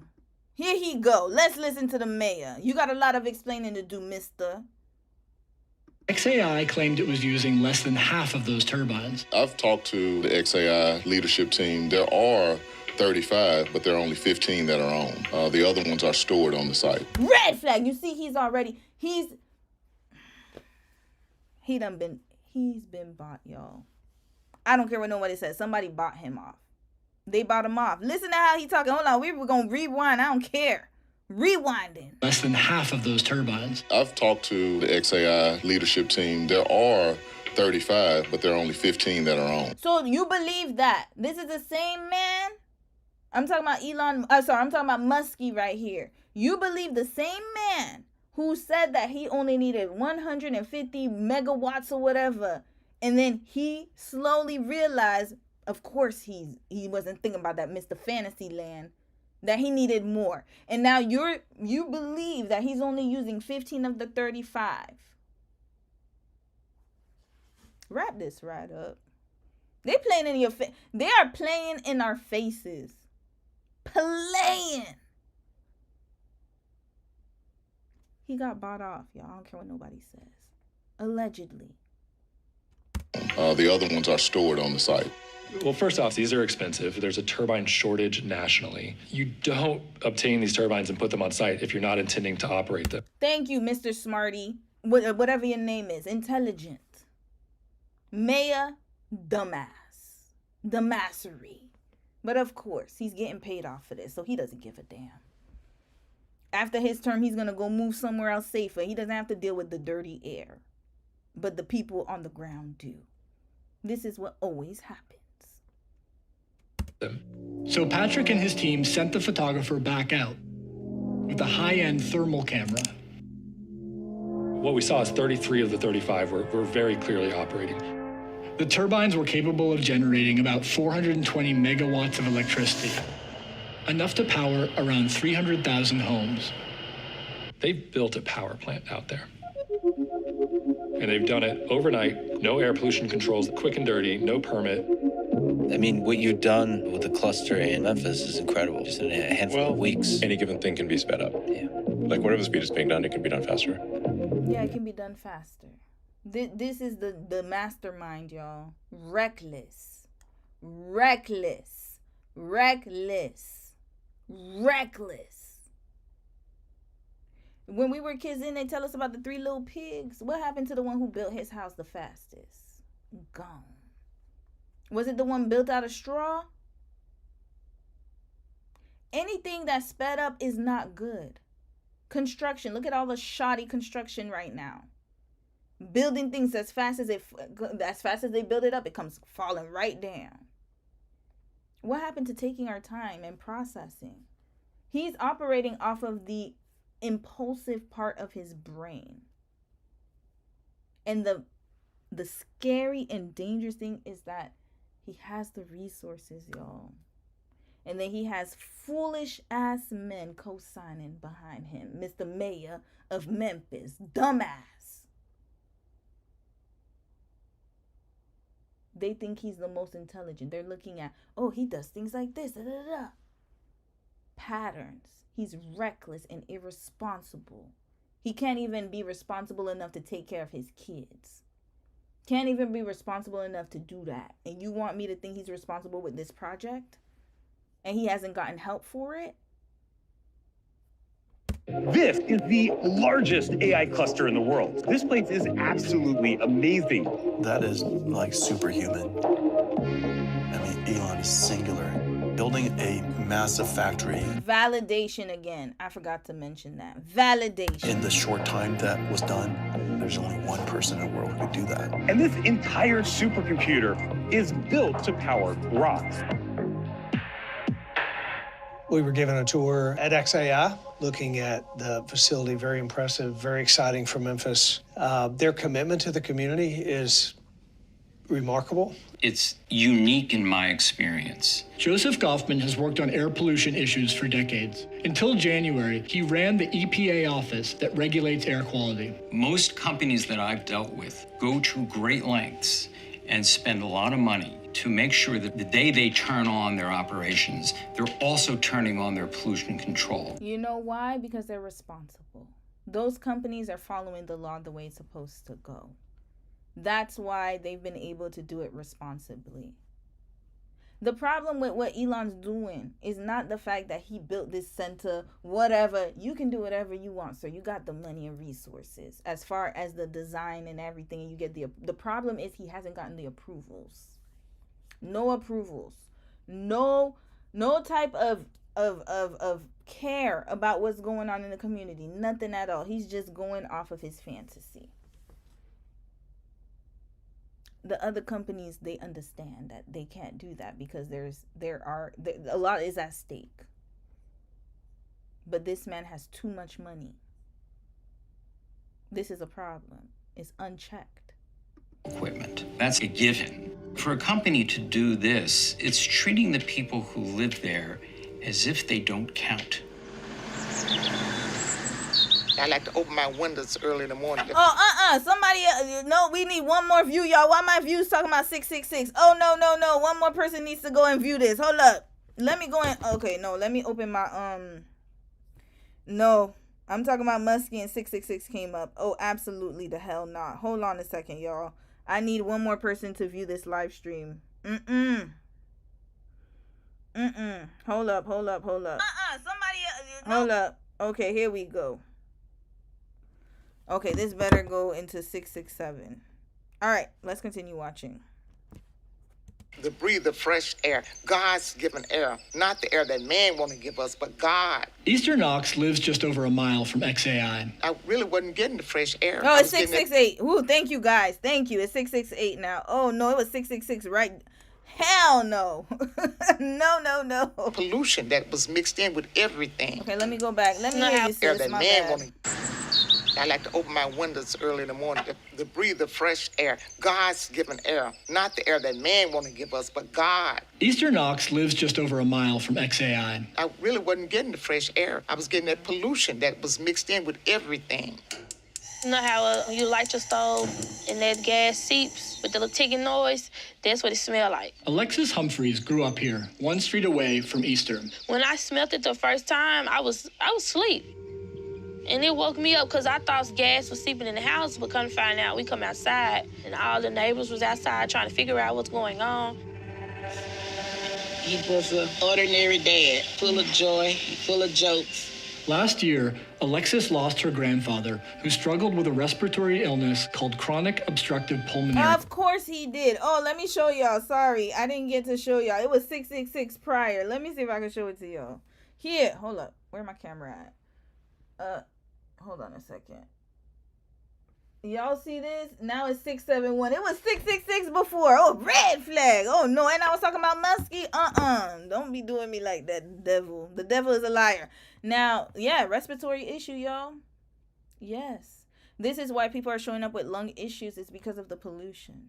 That's one of the reasons. Disease, or COPD. COPD is a breathing condition, but you don't get it unless you smoke cigarettes. And my granddad didn't smoke cigarettes, but every 3 weeks or so, my granddad was going to the hospital. He would have to get breathing treatments. I have asthma, bronchitis. My mom have just bronchitis, and now my granny has it. You can't hardly breathe. It's just like your whole world is collapsing down on you. And it's frightening. Easter and her husband have also developed COPD. What does it feel like? Feel like you're fixing to die. They don't care because it's black people. That's what it is. This is why they put it in Memphis instead of Nashville. This is exactly why. Because when you have COPD, and if you pass away and you look like me, then, oh well. Oh well. That's why he couldn't do it in Nashville. The area around XAI leads the state in emergency department visits for asthma. Memphis has one of the highest rates of toxic air releases of any American city, and many of its most polluting facilities are in this neighborhood. Elon, what he did with Memphis is objectively somewhat dirty, but he's also doing it in an area where there's like a bigger natural gas plant right next door and like a wastewater treatment and a garbage dump nearby, right? And he's obviously made the world a lot more clean than that one data center. In just 1 year, XAI has blown past existing polluters. They're emitting somewhere between 1,000 and 2,000 tons of NOx. I'm an air pollution guy, so I deal in those numbers all the time, and that's larger than anything else in Memphis. Gas turbines like these release three main types of deadly pollution: nitrogen oxides, formaldehyde, and fine particulate matter. Nitrogen oxides combine with other pollutants to form ground-level ozone, which causes and worsens asthma and COPD. Wow. Formaldehyde causes cancer, and particulate... So, there we go. There we go. This is why they want to talk about the cure for cancer, because they're going to cause it. It's already in the food we eat. It's already in the air we breathe. So what else is left? And then healthcare premiums are going up, skyrocketing, because they know this is why, allegedly, this is why I believe that they don't want to pass that bill that's going on right now. This is the shutdown. This is related to it's all connected to the shutdown. Because remember, from my understanding, the Democrats do not want to proceed because of the the Affordable Care Act. Because it's about to expire. So they want to make sure that Americans have access to health care, or at least it's financially, they're financially able to. The problem is that they don't want to do it. Why? Because they can foresee that this is going to happen. The more data centers that are being built, the more AI keeps growing at a fast rate, the more that people are going to have to deal with these turbines or whatever to make that electric, whatever the frick they're trying to do, the natural gas and everything, in order to sustain the system. So if it's causing this much issue in Memphis, imagine for all the other cities they decide to put it. And then your healthcare premiums are going to be going up. This is what's going on.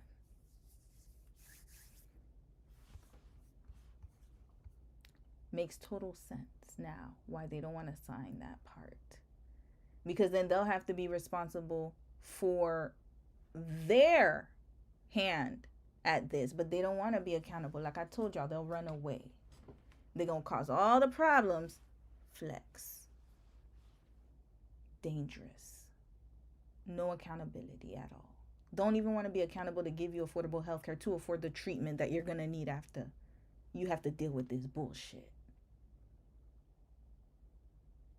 Y'all heard him. He said there's trash dumps, natural gas centers, and he got this data center. Toxic.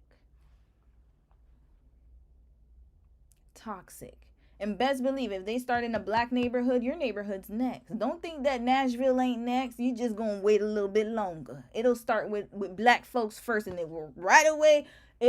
Trust me, the type of data centers they need, they're gonna need a lot more. Trust and believe me. Y'all saw the lady last week, the elderly Caucasian lady doing this to her water. Y'all saw her. There we go. Asthma and COPD. Formaldehyde causes cancer, and particulate matter, airborne soot, can pass through your lungs and into your bloodstream, causing heart disease. We've shown up today because we've been to too many funerals. We've shown up today because we've cried too many tears. We've shown up here today because we're tired.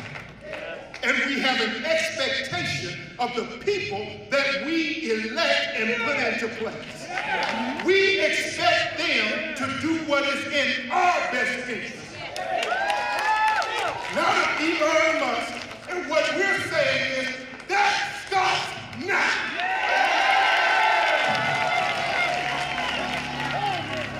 In April, hundreds of people came to a high school in South Memphis to talk about XAI. Welcome to the new generation of environmental justice.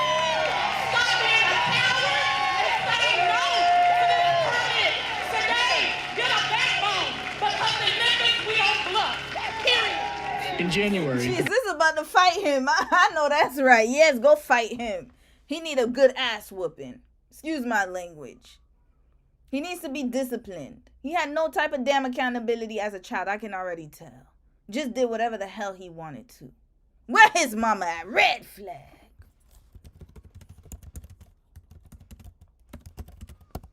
Mama and daddy. Can't even just blame the mama. Look at them. These are the people. Where his daddy at? These are the people responsible for this nonsense.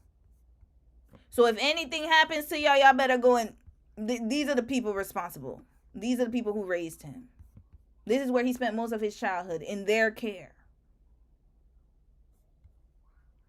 the company belatedly applied for a permit to operate 15 of its turbines for 5 years.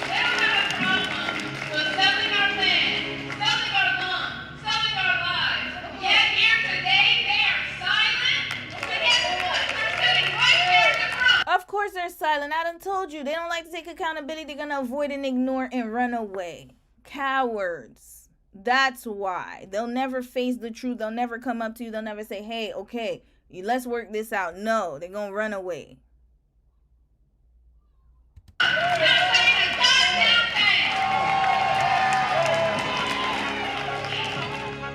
going to invite a representative up from the applicant XAI, Mr. Brent Mayo.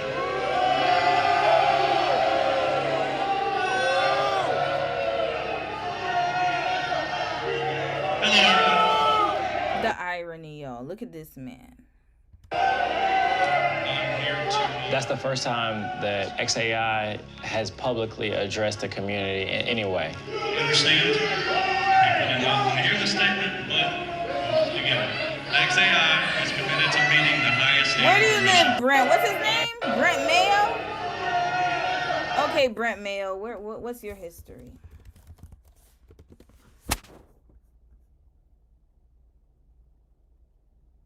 Let's check. No, Brent Mayo. Ooh, I spelled his name wrong. What's his name again? XAI. There we go. There we go. He's an ex-oilman.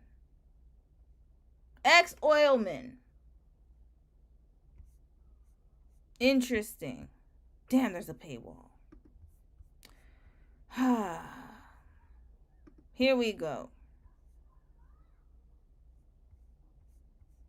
Let me check here. Hold on. I bet you he doesn't live in Memphis. I bet you he doesn't live in Memphis. None of them do. How about from now on, when people want to build something like this, then they have to live in the city in which they want to build this. Like, this would make more sense. So they're going to have to live in the city where they want to build this type of machinery. I think this would help us kind of evaluate, right? This would help us tremendously. I believe so. Have them live in the city and smell the air. How about that? So if you want to get authorized, you want to be regulated and get a permit for a super center like this that's going to cause environmental harm, then you're going to live in that city. And then we're going to house people somewhere else. How about that? But they won't do it. I bet he doesn't even live in Memphis. That's the first time that XAI has publicly addressed the community in any way. You understand? People do Boo! Throw them tomatoes. Bye. XAI is committed to meeting the highest standard for emissions. XAI is going above and beyond the required emission control required. And to that, thank you very much for your time. He immediately left after reading his script. Of course, like I said, lack of accountability, just like his leader, his CEO. Red flag. Whole bunch of coward, weak ass men.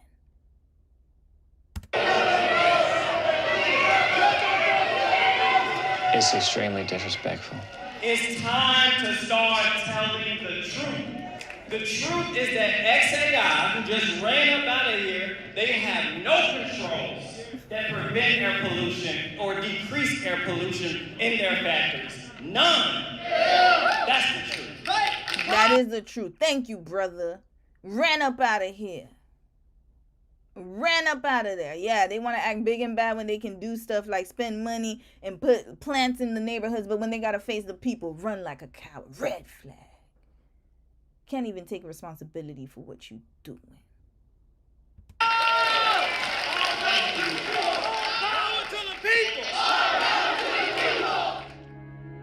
To date, local and state authorities have taken no action against XAI. Of course.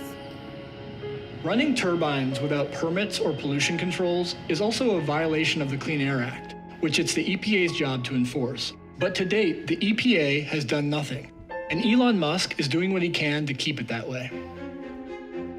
Musk has helped the Trump administration place strict limits on the EPA's budget as part of President Trump's broader project to radically reshape the agency. Trump's EPA has begun what it calls the biggest deregulatory action in U.S. history. To fulfill President Trump's promise to unleash American energy and Look at him smiling, y'all. He's evil, bro. This man is evil. What? Look at this face. The EPA's y'all. budget.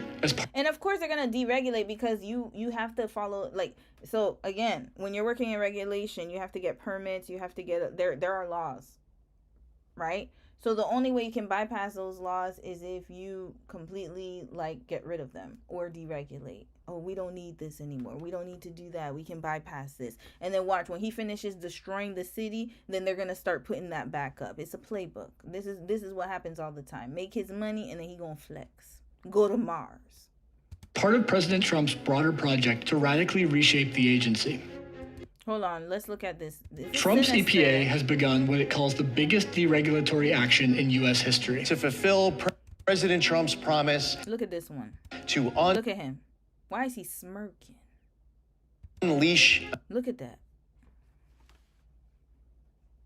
Look at that face.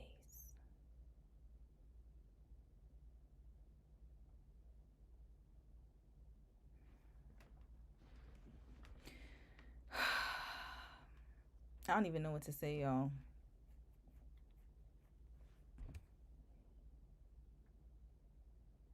American energy and give power back to the states. It eliminated the EPA's office that assists heavily polluted communities like South Memphis and canceled billions of dollars of funding for addressing pollution. So you've slashed already $22 billion in grants, but you used Doge, if I'm not mistaken, to take down your head count? It's been great. The people working on the Doge mission are EPA employees. What they provide to me are recommendations. I have found that working with Elon and Doge has been fantastic, a big help to our efforts. In March, the EPA... Look at this one here.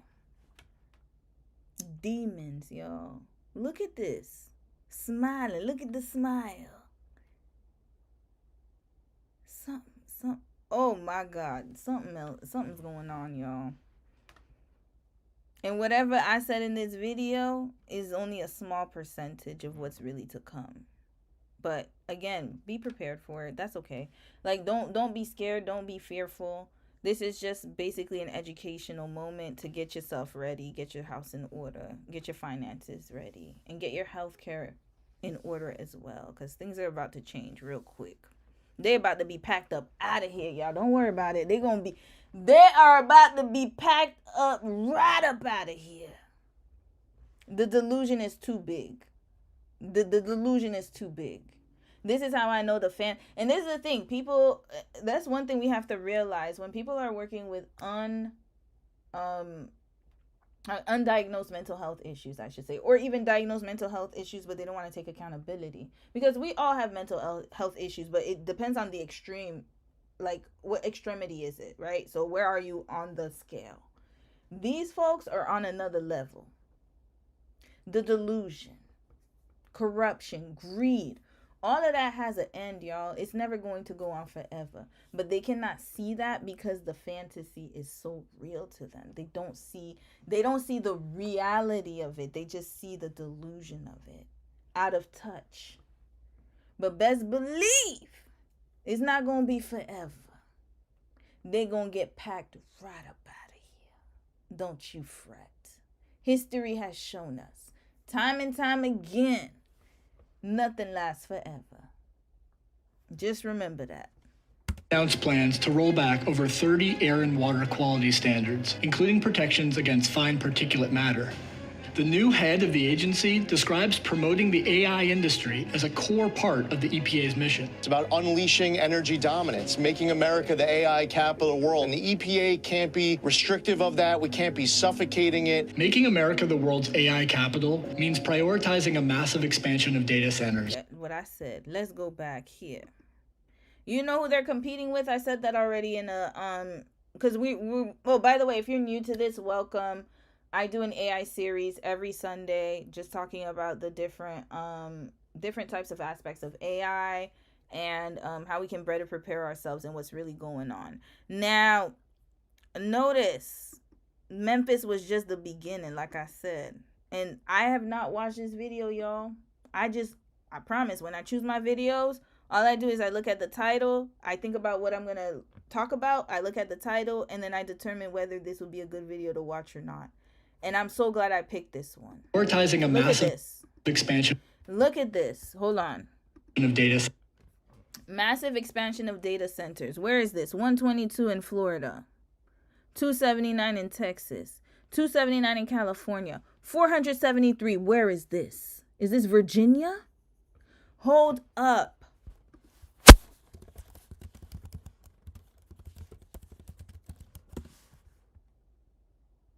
Wait a minute. What state is that? Y'all gonna let me know. I think that was Virginia. I don't know. I can't really see. Hold up. And it's, yep, West Virginia. 600. This is the real map, y'all. Hold up. When was this? This is data center map. Hold on a second. I had to make sure this is accurate. Whew, this was October, y'all.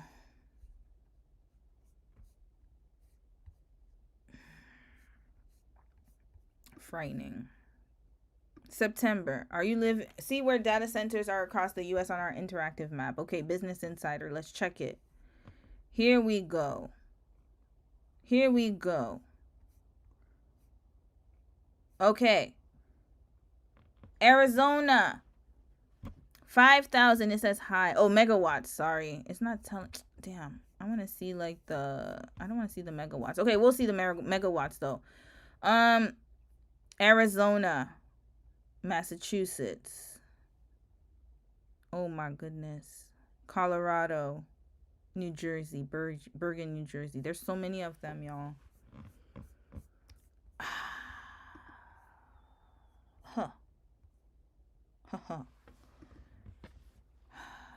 Let me check this one. Because these numbers don't look the same as the numbers they gave us. 663 in West Virginia. Red flag. This is ridiculous. 409 in Texas. 321 in Los Angeles. When was this published? 142 in New York. Albany, it says around Albany. Where is this? New York. 126 in Florida, near Tampa. 193 in Ohio.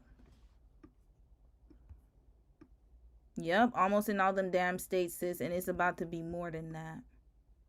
137 in Oregon, 134 in Seattle. Guess what? I live right there. I'm not far from Seattle, y'all. Right here. Let me check Canada. I'm curious. I'm very... Oh, whoa. The map flipped. I don't know how that happened. Data centers, Canada. I'm curious, y'all. Because I'm very curious now. We have 294. Okay, let's check. Where? Not nearly the amount, but that makes sense because we have less of a population. Not there being one in my city. Red flag. There's one in my city. Oh, Lord. I got to figure out where that is. 30 in Vancouver. Interesting. So we got one in Victoria, one in Nanaimo. So we have one. It's already starting in my city, y'all. We got 30 in Vancouver. Vancouver already has a population issue. Why does this keep flipping? Let me go back. I'm going to check other countries too, y'all. Don't worry. Where's the largest? Largest probably Toronto. I have a feeling it's Toronto. Oh, Montreal. What? Not Montreal having the most data centers. How is that possible? Okay, Toronto, 87. That makes sense. Why does it keep flipping? Okay, I don't know why it keeps flipping, y'all. Hold up. Toronto has the most. Then Montreal. Let me go down here. What's going on here? Yeah, Montreal. Then Vancouver. Of course, it makes sense. Those are the largest cities. 294 data centers in Canada. How many in the U.S.? 4,174. How many in the U.K.? 510 facilities. Let's go to the U.K. right now. Yo, UK is madness. What is going on here? You guys got 197 in London. UK is not a big country. What the hell? Look at that. All in the same... Oh, Lord. All right. Let's check other countries, y'all. I'm curious. Do we have data of China? How does China only have 381? I don't know. I don't think this is accurate, but we're just going to go with it. The most are in, where is this city? Shanghai. That makes sense. Not even Beijing. Beijing has like 30 some. No, that's somewhere else. Oh, Lord. All right. I know I keep going out and I'm doing that for a reason because I want to get the data quickly. Give me another country. I'm just gonna choose one more random one.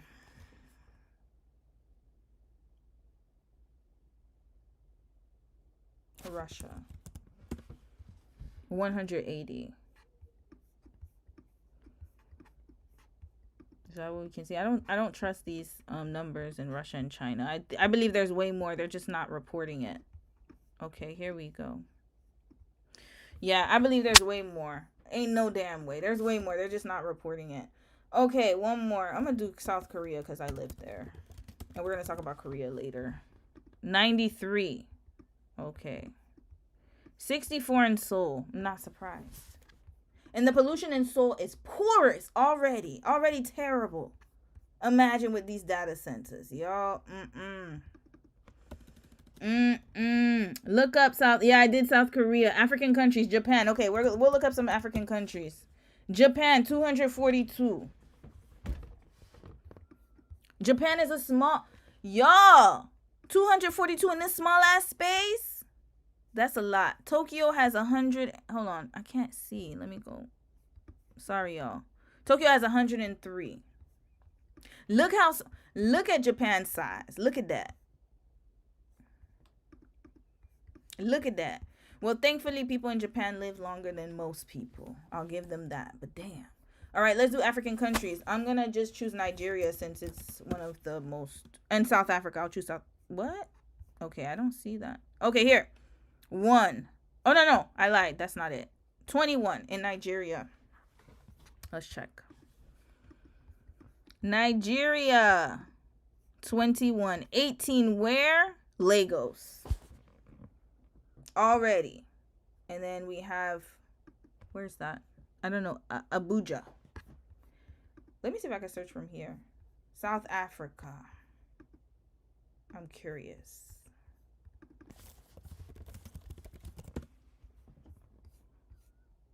56. Wait a minute. Nigeria had how many? 21.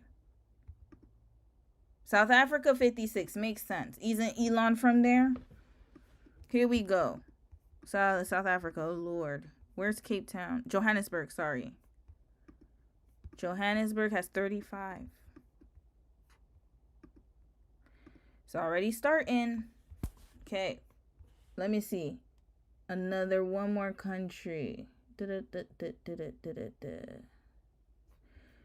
600 is Virginia. They're 150 in Ashburn, Virginia, one of the wealthiest counties in the state. Let me check.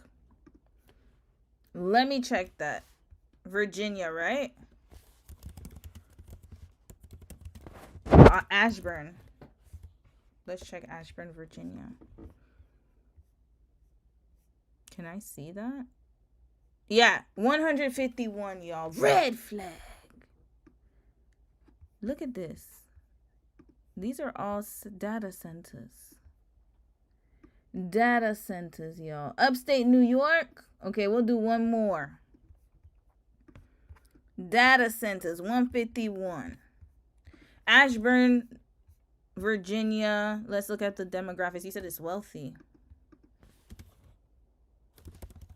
Let's look it up. 59%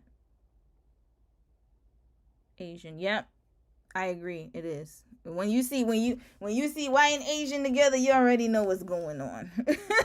When you see they're the top demographics, you know it's a pretty. I gotta be honest. You know it's gonna be a pretty safe neighborhood. So wealthy, or at least middle to high class. Not saying that black neighborhoods can't be that. Let's make it clear. But when you see the first demographics, I mean, apart from like Atlanta and stuff like that. One more data center. New York. Let's look up upstate New York. That's my last one. 70. 70 in New York. Wait, but upstate New York. Let me see upstate New York. Sorry, there's a difference. 142. Here we go. That's upstate New York, yeah. But the most are in New York City. This is frightening, y'all. All right, so let's continue watching the rest of it. Centers, and hundreds of them are now under construction. Thank you, Mr. President. Thank you. With Trump's EPA backing that effort, there may be little recourse for the communities downwind. XAI comes from a culture of Silicon Valley. And another thing I have to mention is that this shutdown is probably making it easier for them to do all of this without anyone realizing it. That's another thing to talk about. That culture is go fast and break stuff. Break things. A week after this hearing, XAI announced it would reduce the number of turbines it's running at Colossus over the next 2 months, but it's also dramatically expanding. I'm happy to announce that XAI is increasing their footprint. It's building a second larger data center. Oh yeah, we've already started work on the next cluster. Where? Yeah, about 5 times the power. Its construction permit application indicates it's considering using between 40 and 90 gas turbines and enough electricity to power 40% of Memphis. So we're not like stopping here. In February, So he's building a second one, y'all. Hold up. This man is... Oh my God! dramatically expanding. He's everything the cartoons told us about. I'm happy to You know announce when they would have an evil scientist? This is him. that XAI is increasing their footprint. It's building a second larger data center. Second larger data center. Can't even control the first one. Ah, this man is insane! He's crazy! This is maniac behavior, y'all. He's in a manic episode. This man is not, he has no type of critical thinking skills, y'all, when it comes to this. Like, this is craziness. Can't even control the first one. Used up all the electricity, but now he wants to build a second one. Why? Madness. Oh yeah, we've already started work on the next cluster. Yeah, about 5 times the power. 5 times the power. Couldn't even, where they gonna find the power at?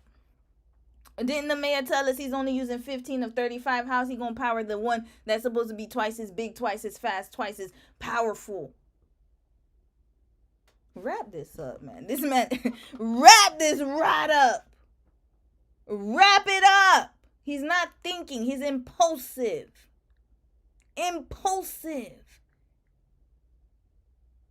No thinking skills at all. Its construction permit application indicates it's considering using between 40 and 90 gas turbines and enough electricity to power 40% of Memphis. So we're not like stopping here. In February, during an XAI product launch, Elon Musk gave the closest thing to a public explanation for what he's done in Memphis. Well, we needed a building, so we found an Electrolux factory in Memphis. That's why it's in Memphis, home of Elvis. And also, I think it was the capital of ancient Egypt. Yes, brother. We all looking like this is stupid. They don't give us credit, y'all. We're smarter than they think we are. Very logical thinking people. Then we needed power, at least 120 megawatts at first, but the building only had 15 megawatts. So we initially leased a whole bunch of generators. So we have generators. Hold on, let's listen to this mad scientist, y'all. Hold up. I'm not even gonna talk. We're gonna let him talk. Listen to this mad scientist and his reasoning. His reasoning. Let's listen to this deductive reasoning that he has. These critical skills that he learned as a child from the two bozos that raised him. Red flag. You done created a monster that we all have to deal with. Thank you, parents. And enough electricity to power 40% of Memphis. So we're not like stopping here. In February, during an XAI product launch, Elon Musk gave the closest thing to a public explanation for what he's done in Memphis. Well, we needed a building, so we found an Electrolux factory in Memphis. That's why it's in Memphis, home of Elvis. And also, I think it was the capital of ancient Egypt. Then we needed power, at least 120 megawatts at first, but the building only had 15 megawatts. So we initially leased a whole bunch of generators. So we have generators on one side of the building, trailer after trailer of generators, until we can get the utility power to come in. You know, it's like interesting. It's not like, oh, we just magically made it happen. You have to break down the problem, just like Grok does for reasoning. XAI did not respond to questions for this. So wait, let's think of. I'm sorry, I gotta rewind this because y'all know I'm gonna pause it now. Let's listen to this reasoning one by one, line by line. Permit application indicates it's considering using between 40 and 90 gas turbines and enough electricity to power 40% of Memphis. So we're not like stopping here. We're not stopping here. In February, during an XAI product launch, Elon Musk gave the closest thing to a public explanation for what he's done in Memphis. Well, we needed a building, so we found an Electrolux factory. We needed a building, so we found a factory. Okay, you got the building. That's step one in this project manager's mind. Memphis, that's why it's in Memphis. Is Memphis, that's why it's in Memphis, because we found the building and it's home of Elvis. Okay. Home of Elvis. An icon. Okay, we found a building. Just some random building somewhere that was large enough to do whatever we wanted to do. Okay, step one. And also, I think it was the capital of ancient Egypt. It was also, I also think it was the capital of ancient Egypt. Then we needed power. Then we needed power. Notice, he said that. Let's go right back. Hold up. What did he say? Home of Elvis.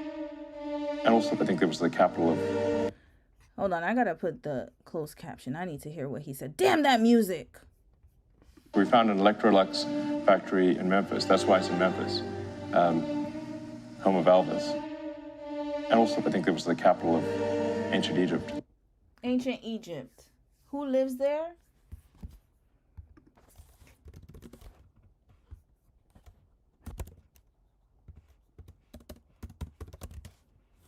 Who lives there? 62% black. Ancient Egypt. This man is playing games. That's what he's referring to, y'all. I also think it's the capital of ancient Egypt. Let's check. Here, Memphis became the capital of ancient Egypt for more than 6 consecutive dynasties. Memphis, Egypt. Interesting. All connected. Interesting. Let's continue. Then we needed power. Then we needed power. at least 120 megawatts. 120 megawatts at first, but the building only had 15. So we already, okay, this plan is already not going to, it's already failed from the beginning. Because any good project manager will tell you that you already got to have the scope of the project, the budget. Those are two most important things. He's already setting himself up for failure because the building, did you not check that before you purchased the building? Nope. Impulsive. Bought the building. Oh, did somebody buy me a building?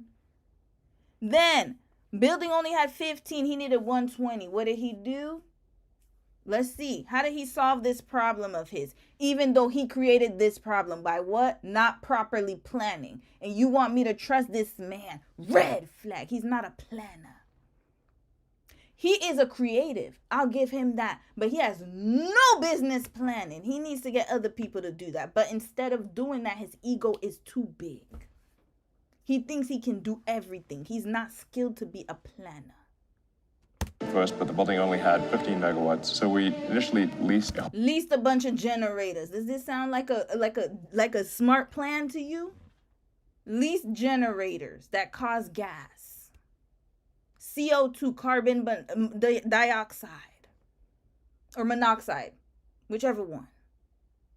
a whole bunch of generators. So we have generators on one side of the building. So we done built attached generators because it has to account for the 120 megawatts that we did not foresee it needing. Trailer after trailer of generators. Trailer after trailer after trailer of generators. Until we get the utility power. Until we could get the utility power to come in. Gas. To come in. You know, it's like interesting. Like it's not like, oh, we just magic. It's not like we made it just magically happen. It is exactly what happened. It wasn't properly planned. You're an idiot. You don't know how to plan. Stop planning. You see, this is the problem. Why don't people know how to work within their skills? Why do you need to do it all? You suck at planning, Muskie. Stop planning. Just shut up and create. Let the subject matter experts be the planners. Hire a team of people who know what the hell they're doing. You don't know what the hell you're doing. You're not a planner. You're just a creator. You're an inventor. That's it.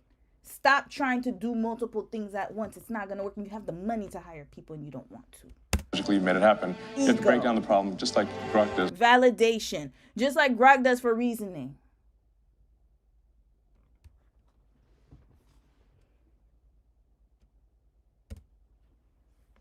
For reasoning. Who's Grok?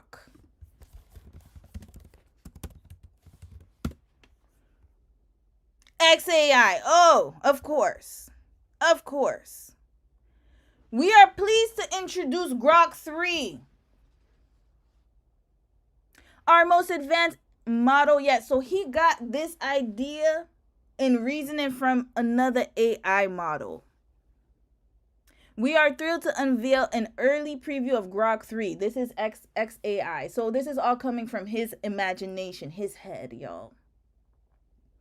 Our most advanced model yet, blending superior reasoning with extensive pre-training knowledge. Pre-trained by who? By who? You? Here. Today we are announcing two beta reasoning models, Grok 3 Think and Grok 3 Mini Think. They were trained using reinforcement learning at an unprecedented scale to refine its chain of thought process, enabling advanced reasoning in a data-efficient manner. With RL, Grok 3 Think learn to refine its problem-solving strategies. Who is programming it?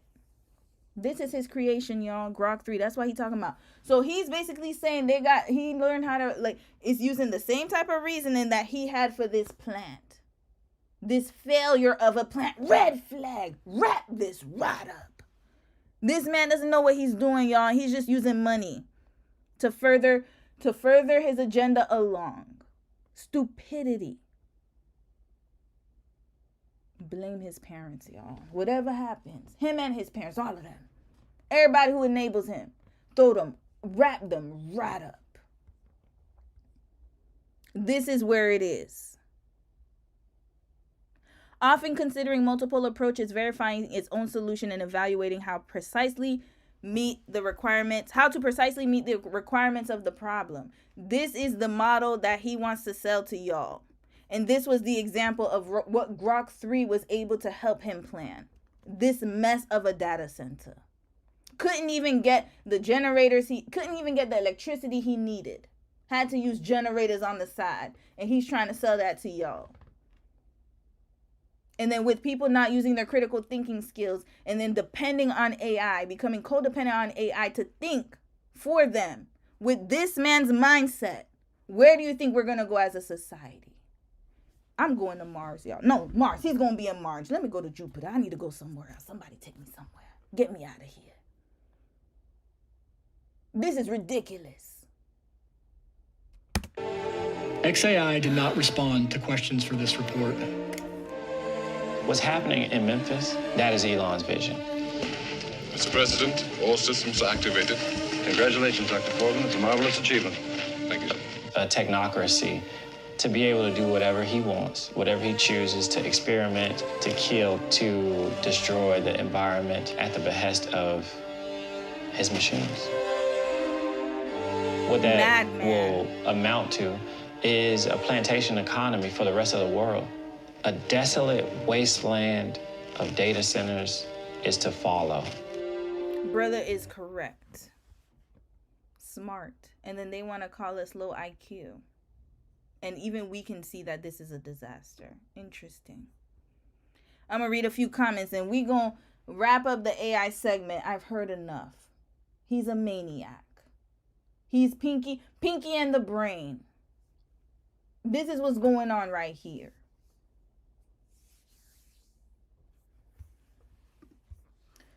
Oh, Lord.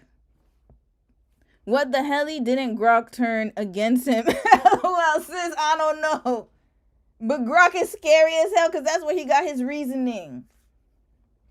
His brain. Lord. Namaya, you said, I know I was being sarcastic about Egypt being in North America, but I have learned that Memphis is an ancient city in Egypt, so that was what he was referring to. Yeah, it was.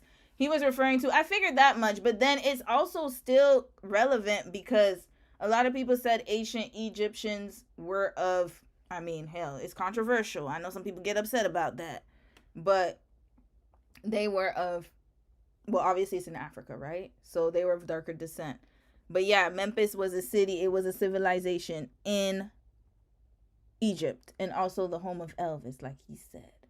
But then it's so funny that Egypt is located in Africa. Interesting. And then Memphis is full of black people who are African descent. Interesting. So it's all connected. Princess Amani, hey sis, so AI is his strategy. Exactly. Freaking-exactly. That art girl. You said, hold on, I read what you said. Have you heard about the Hurricane Melissa that hit Jamaica? Yes, I have. I even talked about it last week. I think I said my condolences. Y'all, they going through it over there. Hurricanes are, you see, it's like we have so much going on, and then this man wants to make it worse. This is the state of the world we're in right now. Oh my God. I did have another AI video, but we're going to stop it here for today for the AI videos. We'll continue on next week because now I'm invested in this Grok 3. So I'm going to find out more information about Grok 3. Let me write this down so I don't forget. About the data centers. Very important. What they're going to do about the water and the air. And then we're going to look into AI ethics because this needs to be something that we talk about. So that's for next Sunday. Oh, Lord. Hold on. Let me read a few more comments because I feel like I missed some people here. Ellie, you said, yes, London County is one of the most well-to-do counties in the U.S. I did not know that. I didn't know that. I did not know that. And it's interesting. I'm learning so much here. Sarita E3, hey, how are you, sis? That 600 is Virginia. There are 150 in Ashburn. Oh yeah, I read your comment already. One of the wealthiest counties in the States. Yeah. Hey, auntie, late to the live. It's okay, sis. Hey, Jacqueline, how are you, sis? Well, how are you, niece? Yeah, that's their goal. Let's go to Mars and the moon, and they're gonna destroy it. Fantasy. He's living. Let me tell y'all. Okay, so one thing I've learned is, while I've been on this journey of just learning about different type of mental health issues, and also like, you start to see the world differently once you recognize what's really going on, right? Now, the issue is that there are some people, he struggles. I think he has, hold on, let's check what he has. He has, Elon Musk.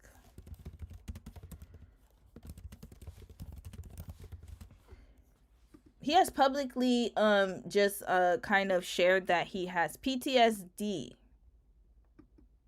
You see, look at that. Let's read a little bit more. All trauma, y'all. A lot of our leaders have had trauma. Now, the problem is not that they've had trauma, because, you know, people can overcome trauma. Everyone has some type of trauma sometimes. If you haven't, you're blessed. The problem is that he is still operating in that pattern, and you can clearly see that he has not gotten help for it. Because somebody who is managing their trauma and also going through the therapy, being held accountable, they are not going to build data centers to pollute and destroy people. They would never do that. They would have some type of sense. He doesn't have emotional intelligence, y'all. He lacks it. Does Elon Musk have PTSD? Biographer Walter Isaacson says the billionaire's turbulent childhood with an abusive father left him scarred. Red flag. This is why I said the parents point back to the trauma childhood, and then it points to attachment. Then they start to seek validation. They start to want power because they were powerless, neglected. This is what happens. And then the problem is once you get that, you get that power, you get greedy, you don't know how to control it. Why? Because your parents didn't teach you that. Society is only praising you. And also the fact that he grew up in South Africa as a white male, and not only that, but he came from a wealthy family, he already had that type of behavior. He was, I'm telling y'all, he was like, how can I say this? No accountability. That's basically what I'm saying. He was in a place of privilege already. And then he grew up in a tumultuous household.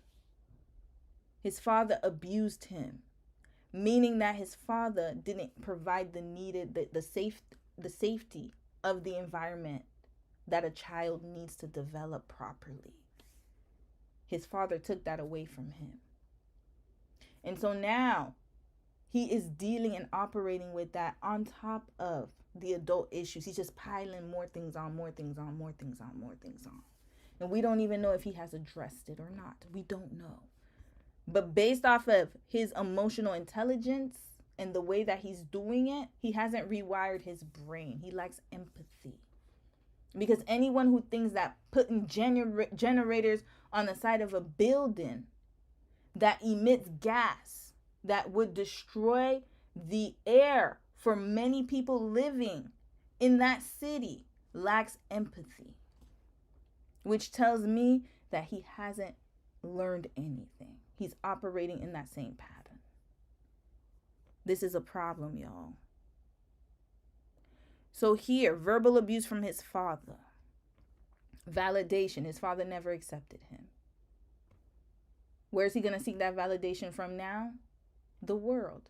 You're doing so great. Oh my God, you're building data center. The biggest, the brightest, the best. He's the best. He's known as the best billionaire. He's the best. Didn't get it in childhood. Now we got to deal with it. This is why I come hard on people.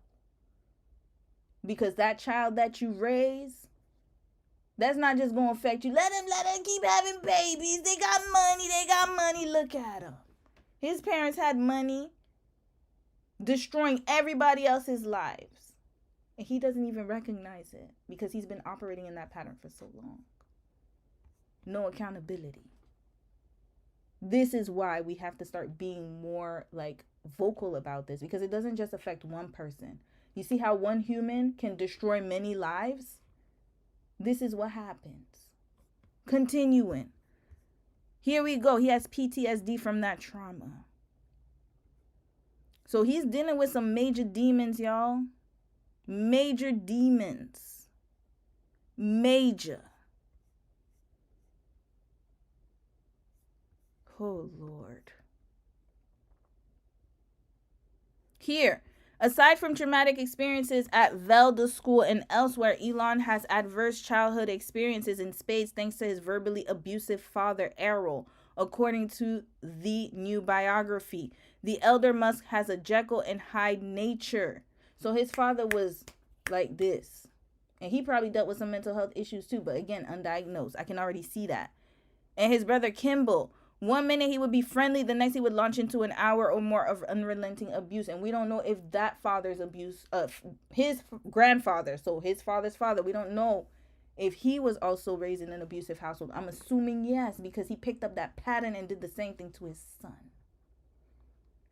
He would end every tirade by telling Elon how pathetic he was. This is why he's seeking the world's validation. This is why he's jumping around like a little kid and smiling when you saw him smiling when they were talking about him.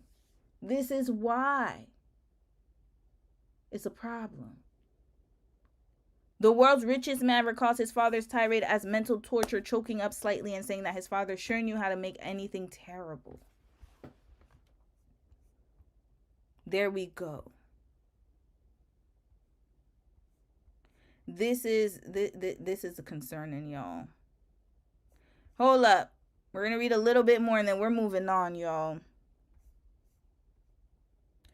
One potential case in point. In November, Muskie referred to his allegedly having recession PTSD from keeping X and PayPal alive through the 2000 recession, keeping Tesla alive in the 2009 recession.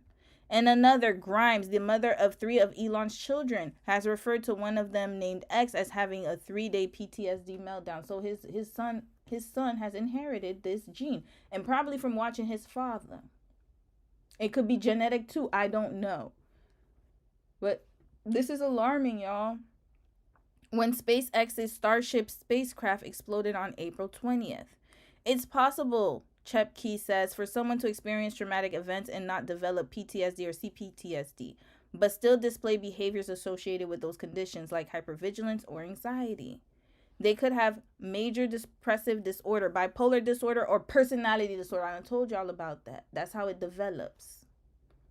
He says they could have many other completely unrelated psychiatric illnesses that could have occurred had they never experienced that trauma. There's overlap. So the trauma makes it worse. This is what this man is dealing with, y'all. All right, let's move on, y'all. So this was it for our AI segment. Very grim, but let's get to better other stories. I have so many. How many hours are we? Okay, 4 o'clock. I'm only gonna be here till 7, so 7 my time. Let's move on. Okay, so what did I have in the thumbnail? Let's move to I don't know what video to play. Okay, we already talked about toxic poisoning. So let's move on to Korea. Okay. African Americans send straight warnings to blacks and Africans not to visit South Korea due to racism. This popped up on my my For You page or my YouTube recommendations. And let's just watch it. I'm going to see if this is something worth watching. Sarita E3, you said wonder what his ACE results are and what his children ACE results SMH. Yeah, we're going to do a deep dive into Elon one day. I feel bad. You see, on one hand, I can understand the trauma. So that's why I feel sorry for him as a child. But then at the same time, like as an adult, you're going to have to learn how to deal with it. And you have to consistently be aware of your issues and check them right away. You have to learn how to develop the emotional intelligence. He hasn't done that. And that's because he keeps getting validation. So he thinks he's doing something right. This is the problem. He thinks he's doing something right. I believe so in my heart that he really truly believes that this is going to be the best thing ever. And that's because people are not holding him accountable. That's the issue. They're validating his madness. So he believes that, it's just a few people. That's just these blacks. That's it. Everybody else understands. They just don't understand. This is how they reason that. It's really sad. Oh, Sarita, you said very informative session. I love it here. Oh, thank you. Thank you. Hey, man, I try to give as much info as I can. Kind of blend blend it all, you know, give you the you know, the kind of grim news, but also, you know, make it informative as possible. Is that the little boy who told Trump to shut up and picked his nose? Yes. That's him, but he's also dealing with this issue. He's having outbursts. He's learning it from somewhere. His dad has outbursts, y'all. We could clearly see he's mentally unwell. And people are validating him to destroy not only himself, but us in the process. Continuing on. Okay. This Evans from Kenya. All right. So this person is from the motherland. Let's see if what he says is accurate. Because remember, I lived in Korea for 6 years. I can definitely give you guys some insight in case it's your first time watching. So I lived there for a long time. And I'm also married to a Korean man. So, yeah. Let's watch this, y'all, because let's fast forward a little bit because he put later in this video. Okay. All right, so let's listen to what he has to say. Oh, let's put the volume. Always love.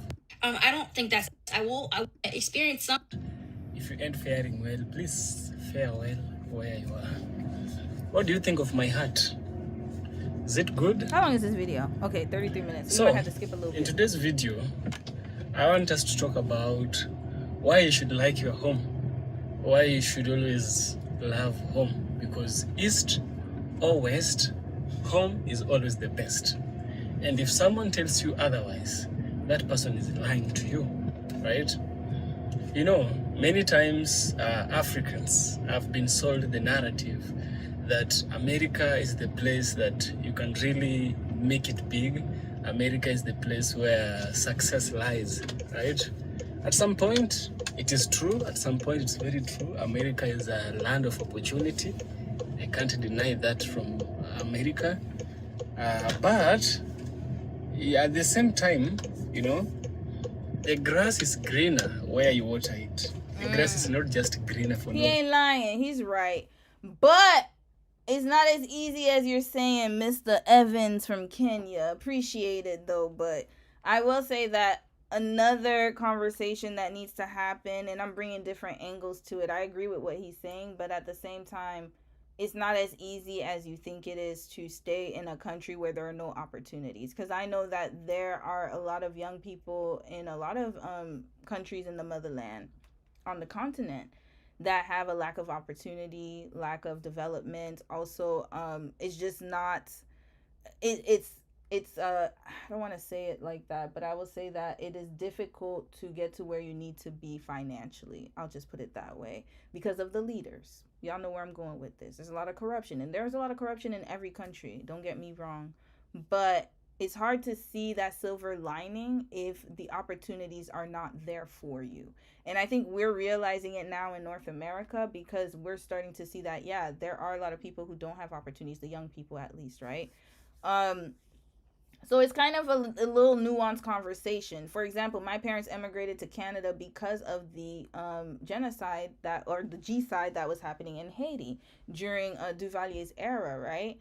And that's when a lot of people, Haitians, migrated to Canada for safety. So there could be a numerous amount of reasons. I think maybe he's talking about willingly immigrating and not because of like a political instability or a situation like that. That's what I'm assuming. So I just wanted to put that out there. Some people are immigrating not because they're just trying to escape the, you know, just life in whatever country they are, but because of safety and economic opportunity. That's usually what it comes down to. Reason.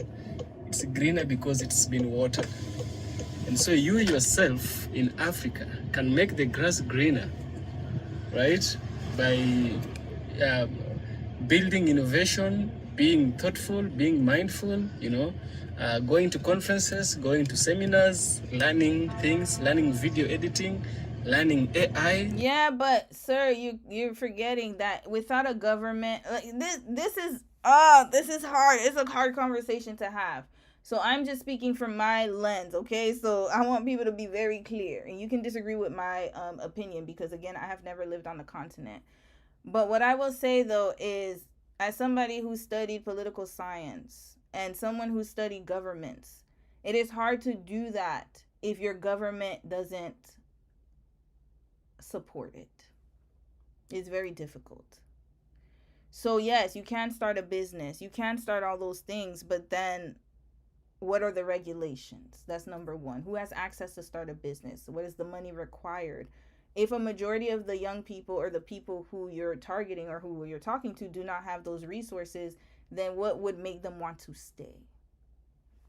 That's what we have to really talk about. Because yes, you can go to the seminars if you want to. You can go to the conferences. But what's the result?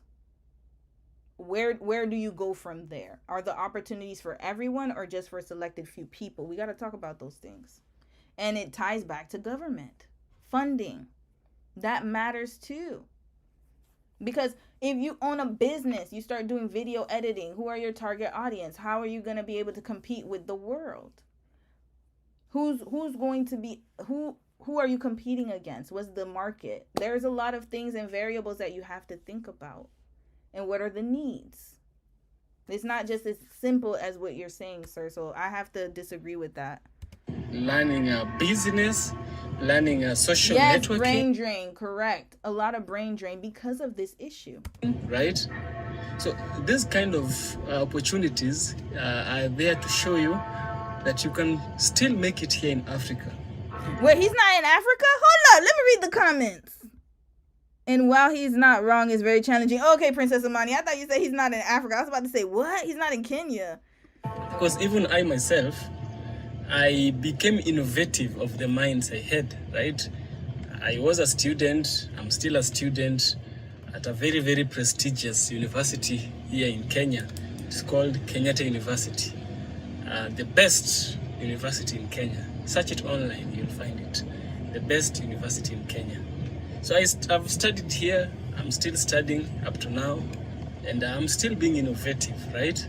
It aches me when I see Africans, it aches me when I see black people trying to go to America or any other country outside Africa to make it. And then they get there, they become disappointed, they start calling those people bad, but it is they themselves who brought it upon themselves when they decided to go to someone else's land while they could do that same thing here, right? Brainwash is a real thing, and it's a thing that affects. But they, that's the thing. If they could do the same, this is the logical part that I want people, or like that's what I wish this conversation, like I said, is very nuanced. But just as easy as he's making it seem for them to stay and build in, like for example, Kenya.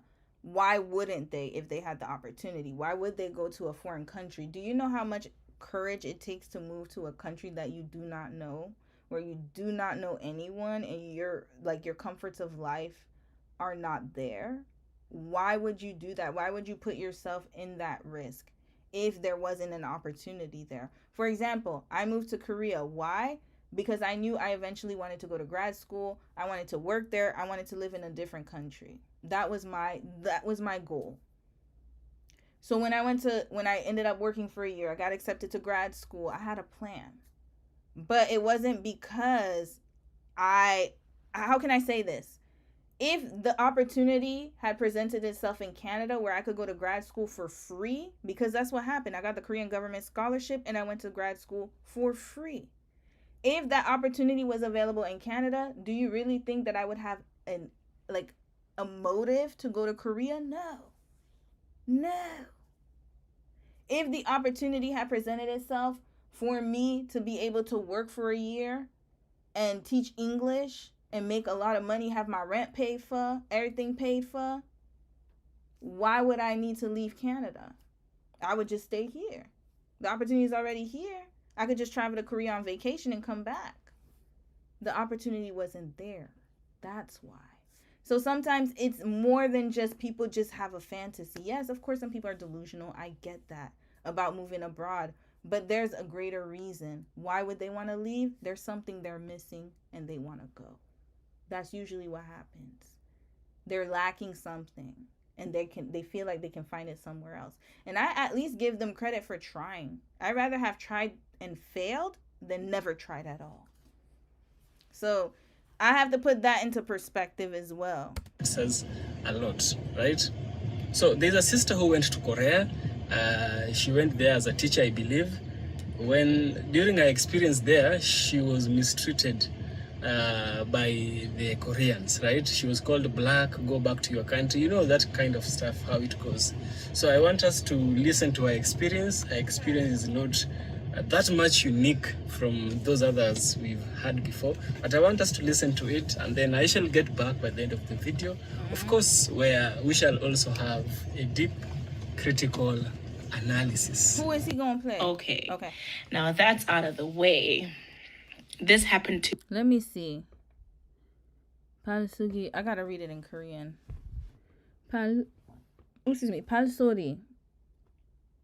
I can't even see that. Okay, don't be loudly sound a footstep in the night. Okay. To me in 2022. And I know that some of you guys have shared this story on my behalf. And I had a lot of people in 2022 telling me that people are sharing my story, blah, blah, blah, blah, blah. But honestly, I appreciate everyone who shared. Like, I don't care that you guys shared the story. In fact, I wish that I also had the courage to share the story myself. But when all of this was happening, I became like very sick. I became very stressed, and I had to go to South Africa. I had to move out of this place. So there was just a whole lot of things going on because this man right here was scary as hell. This man hated me, guys. Like, and he literally even said it here that he is warning me. And he wasn't joking, because every chance he got, he shouted at me, like everywhere. Like, if he saw me, he would shout at me. He would scream at me. I do have videos that I'm going to upload, right? But I just want to share my experience and just, I don't know who it's going to help, but racism in Korea is a real thing, as we all know. Absolutely. 100%. And I don't know. I feel like I've always wanted to share this, but I just never had the energy to do it, you know? And just finally tonight, because I was telling my friend the story, and I'm like, you know what, actually, because every time when I share the story, I just get people being so shocked, you know, like, that really happened to you? Yes, it did happen to me, guys. So it was just a random day. Honestly, I do not sleep. I have crazy insomnia. I usually keep up with South African hours instead of Korean hours, right? So I'm usually awake like midnight. And those of you guys who know Korea, it has thin walls and like apartments. I was just about to say that, and I'm glad she mentioned it. So Korea, the walls are very thin, y'all. They're not like our walls where they're thick. That's number one. I don't know what they use for their construction material, but it's extremely thin. They can hear everything. And when you even walk on the floor, I remember I went to my in-laws' house. You know, I'm heavy-footed. I'm very heavy-footed. I'm heavy-handed and heavy-footed. And my mother-in-law she gave me slippers. She's like, oh yeah, I like use the slippers so that you don't make too much noise on the floor. We all had to use slippers. And it's because neighbors will complain about that.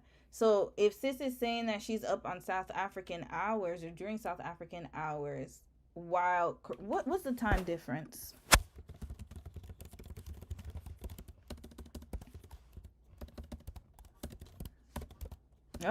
Between Korea.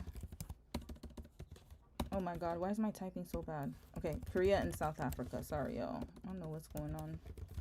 Here we go. Okay, 7 hours ahead of South Africa. So if it's 10 o'clock in Korea, then it's 3:02 a.m. So if we flip it, if it's 3:02 a.m. in South Africa, then it's going to be 10 a.m. in Korea. Okay, anyways, regardless, in the morning, in the wee hours of the morning, that's when she was up, basically. That's what's going on here, y'all. That's what's going on here. So let's hear the noise, because if she was on her bed, that's one thing. But if she's moving around, that's another thing. But that still doesn't excuse this man's behavior. So I'm going to listen to more. And yes, Korea is a racist country. Hello. So is America. So is South Africa. Every country. Every country. You're going to encounter some really racist people. However, I will say that at least in North America, there are enough black people around to kind of thwart it just a little bit, depending on what city you live in. But there are chances that you might experience racism when you're out of the bubble. So when I was in Korea, did I experience racism directly? No, I've never had this type of experience before. However, other people have. So it really depends. Some people, they don't. Some people do. It really depends. So I just have to be honest about it. So now let's listen to more of Sis's story. So close to each other, so you can basically hear everything happening in the neighbor's house. That's how that apartment was. Like, it was worse than any apartment I've lived at, you know. And you could also hear people just walking up and down the stairs. Like, that's just how it was. So it was just in the middle of the night. I think the time was around 3 a.m. and I heard someone fiddling with my door. And I'm just like, what is going on? Is this person drunk or what? But like the noises were just too close to home, you know. I could hear that, like, no, this is literally happening on my door. But I was like, whatever. But sis, wait, hold on. She was just watching TV. Is that what she said? Was she talking on the phone? Let me go back. Going to upload, right? But I just want to share my experience and just, I don't know who it's going to help, but racism in Korea is a real thing, okay, guys. So a little bit. It was just a random day. Honestly, I do not sleep. I have crazy insomnia. I usually keep up with South African hours instead of Korean hours. Was she talking on the phone? That's what I'm trying to figure out. Because sometimes, okay, his reaction was way over the top. Absolutely. So he's an asshole. Trash. But at the same time, sis, what was you doing during the wee hours? Like I said, if you were sitting in bed, if you were listening to music or something like that, that's your house. But were you talking on the phone? Were you walking around? That's what I need to know. Information. Information is missing. Because that is very, like, were you being considerate of people and then it just so happened? Because how could he hear the noise? That's the issue. That's what I'm trying to figure out. Because it sounds like, look, pal sori. Sori means noise. So he's talking about noise here. I got it. And she even said the walls are very thin. So what was she doing with South African hours? I believe she was talking on, I don't know. That's my belief is she was talking on the phone. That's my belief. But let's keep hearing because I need to hear what she was doing. She glossed over that real quick. Right. So I'm usually awake like midnight. And those of you guys who know Korea, it has thin walls and like apartments are just so close to each other. So you can... As soon as she said 3 o'clock in the morning and I'm up South African hours, that I don't know. This is giving me that you was talking. Either you were talking on the phone because think about it. If you're up South African hours, are you watching South African TV shows or are you talking on the phone? What are you doing? What you doing, sis? I believe she was talking on the phone. That's this is my opinion. Because I had a roommate. Shout out to Vanessa. I don't know if she still watches much. I gotta message her. I had a roommate. She was from Malawi. And yeah, she would talk to her mom all the time. And I didn't mind it because I'm like, whatever, I don't really care. But yeah, like it can be disruptive, especially if the walls are thin. So that's where I'm gonna have to be like, okay, sis, we gotta hold ourselves accountable too, because what were you doing? All right, let me keep watching because maybe she mentions it. Let me stop yapping. Basically hear everything happening in the neighbor's house. That's how that apartment was. Like it was worse than any apartment I've lived at, you know. And you could also hear people just walking up and down the stairs. Like that's just how it was. So wait, don't be loudly sound of footstep in the night here, not place to live alone, you black. Red flag. Now this is the red flag here. Sound of footstep in the night here, not place to live alone, you black. Let me see the Korean. Oh, damn, Dom is not here. Lord, let me try to decipher what the Korean message was. 그게 내지 말이, okay, 말아, okay, not. 이것은, okay, this place. 내 혼자. Okay, this place. 내 혼자. You don't live in this place alone. Okay, basically he's saying you don't live in this place alone. No, the English, he ain't had not ChatGPT, Google Translate. Gosh darn it. Naver Translate, they use Naver over there. So he's basically saying that in Korean, because I'm reading it in Korean, because the English translation sounds really crazy. 사는 Goshi. Okay. Living here. Ania Kyunggon. Kyunggo. I don't know what the fuck. Oh, that's the guy's name. So why he say you black? That ain't got. He didn't even say you black in the message. Red flag. Why? Where did the you black come from? He added you black right after. So you know what though? Does he have kids? No, but he sounded crazy as hell. Okay, let's continue watching. It was just the Korean translation did not match the English translation. Just letting y'all know, he did not have the "you black" over there in the Korean message, but he added it in English. Why? Middle of the night. I think the time was around 3 a.m. and I heard someone fiddling with my door, and I'm just like, what is going on? Is this person drunk or what? But like the noises were just too close to home, you know. I could hear that, like, no, this is literally happening on my door. But I was like, whatever, I'm not gonna check, because like Korea is safe, right? Nothing is gonna happen to me. And then I just go to sleep, honey. Korea's not safe. All the time. When I wake up in the morning and I'm leaving for work, not in the morning because my work started at 1, in the afternoon. So when I was leaving for work and I closed my door, surprise, surprise. I know it's for you, beautiful black girl. You are such a beautiful queen, and welcome to Korea. He's unhinged. Okay. That man was unhinged. Okay. I mean, that's a joke. You guys can see it right here. So a man said, don't be loudly, sound a footstep in the night. Here, it's not a place to live alone. He didn't end it there. And he said, you black, beautiful queen. So the translation, terrible translation. I don't know why he added you black.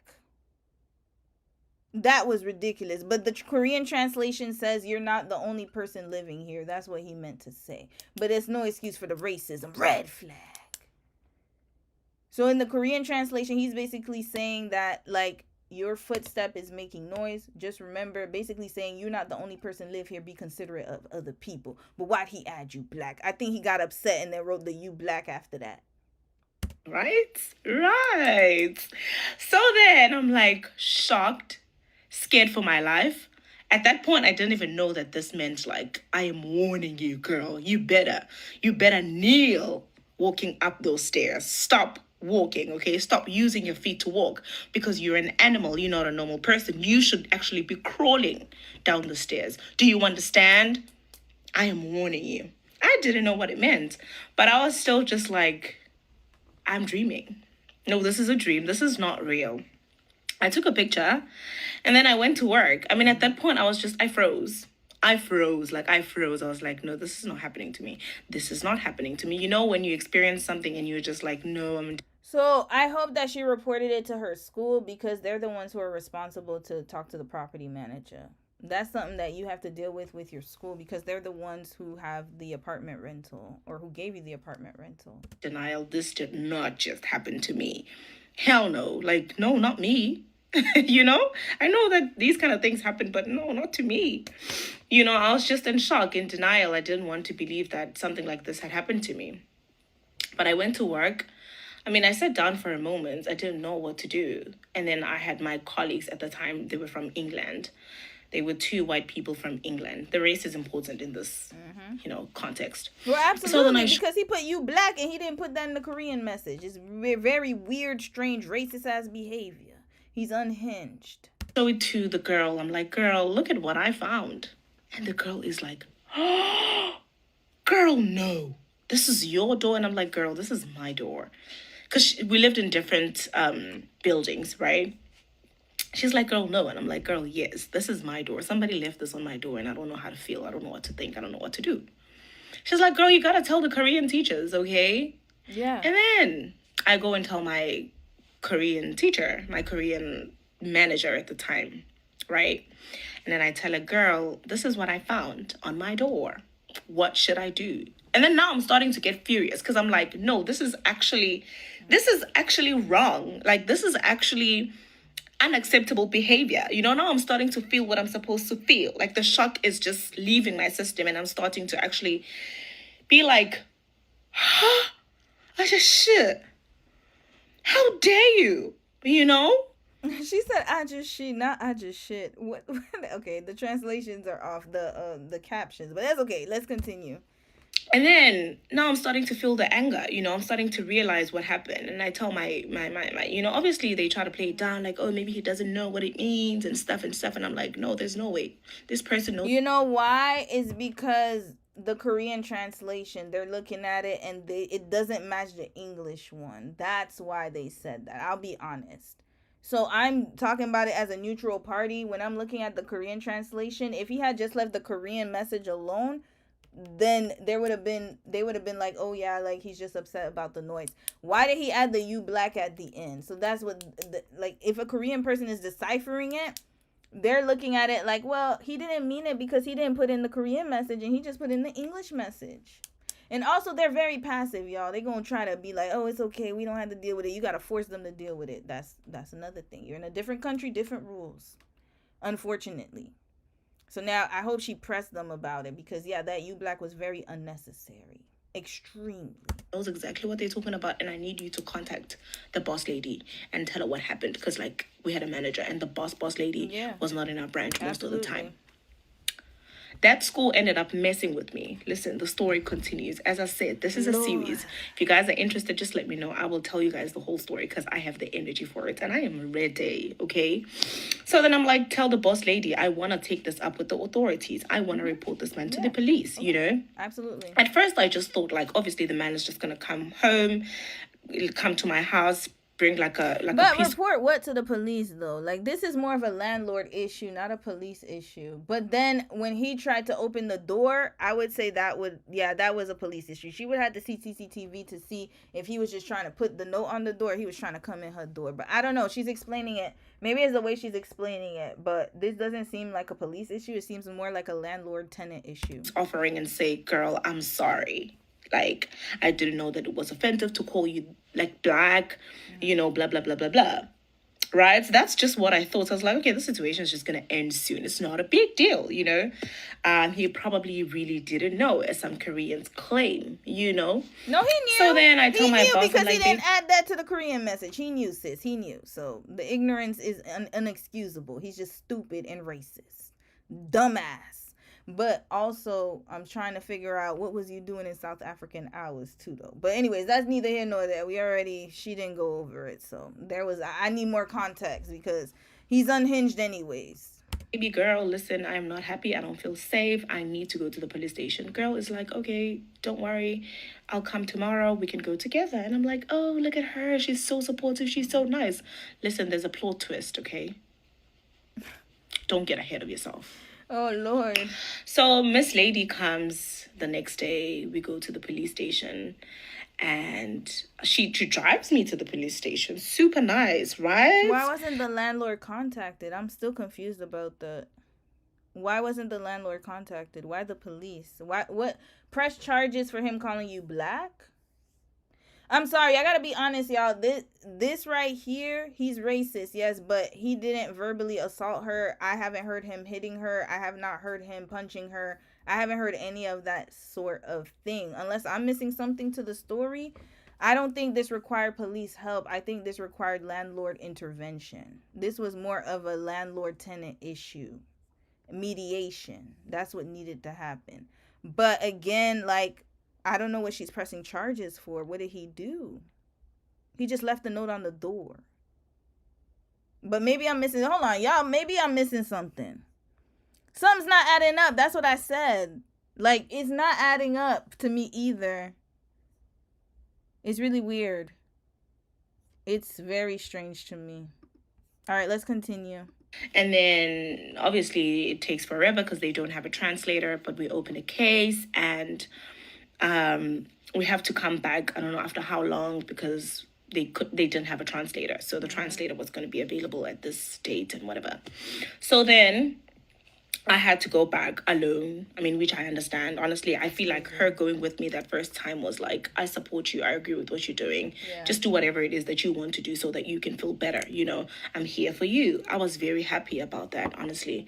And then the second time I went, reported my story. And, okay, in the meantime, Nothing is happening to the man. They cannot get a hold of the man. They're trying to call the landlord. What happened, right? But the landlord is like, oh, the man is nowhere to be found, which I think was a lie. For days they couldn't find the man. He lived in that apartment. I could hear that man breathe. Okay, so the man wasn't available, right? And then I reported my case. I have my case number, which I lost, by the way.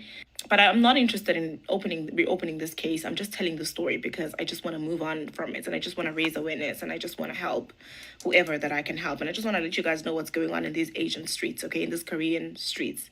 I don't want to attend to this anymore, okay? So the man was nowhere to be found, right? And then eventually they found the man. Okay. So when they found the man, they spoke to the man, asked the man to apologize. The man said no. He said no. Okay. He said, I said what I said. I said what I said, and I'll do it again. I just beat my tongue. Who's talking about me? So, to be continued tomorrow. Katele Kuluma. Kubuhlungu. One thing that Koreans do Wait a minute, that's it? Hold up, y'all. No, we're going to get the full story. And then, you see, this is why I don't like when content creators do not put the at of the people. Why didn't he not put her TikTok page? Now, I'm invested. I need to see what happened. Hold on a dang on minute. Let me find it on TikTok. I'm going to find it. Hold on a second. Wait a damn minute. South African,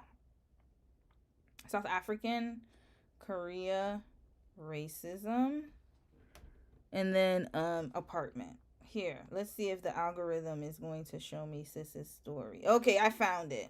Oh, Lord, I found it, y'all. I found it. Okay, let's get down to the nitty gritty because I'm trying to figure out what is going on here. How racism in Korea. Okay, so this was in 2022. How racism sent me back home in 2022. All right, let's get to her page. Is this her page? Yeah. All right, let's get to the story. Where's the story time that we saw? Let's go. Hold on, did I miss it? Okay, this was here. Okay, I watched this, but oh Lord, how many series do we have? Sis is very, very active on TikTok. Hold on. Okay, this is the first one. All right, hold on a second, y'all. We're gonna get to the bottom of this. Get to the bottom of it. She doesn't have any more videos? Hold on a second. Did I miss something? Maybe it's at the top. No. What? Okay. I thought she was pregnant. Lord. Okay, she's talking about something else. Okay. Where's this story? Where is it? Where's the story?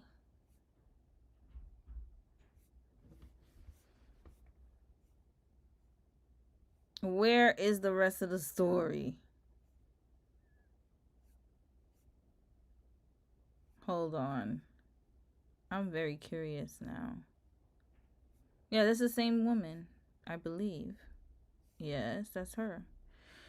Okay, How racism in Korea sent me back home in 2022. That's it. How racist. Okay, hold on. Let me see if I can find something else, y'all.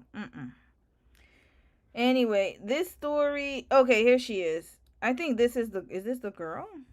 Hold on a second. I might have had the wrong person. Hold on. Is this her?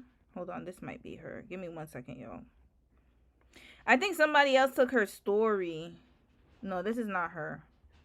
Hold on. That's not her for sure. That's somebody else. Okay, I can't find the rest of the story, y'all. But if it is indeed what happened, I don't know. Well, I don't know. I don't know what to say, in y'all. Korea sent me back home in 2022. I can't find the original video. Okay, now that's out of the way. This happened to me in 2022. Oh, there's another and I know video. that some of you guys have shared this story on my behalf. And I had a lot of people in 2022 telling me that people are sharing my story. Wait, is this the same? I think it's the same video he had. Hold on a second. Yeah, that is her. Okay, that's the same one. Okay, yeah, that is her. Okay.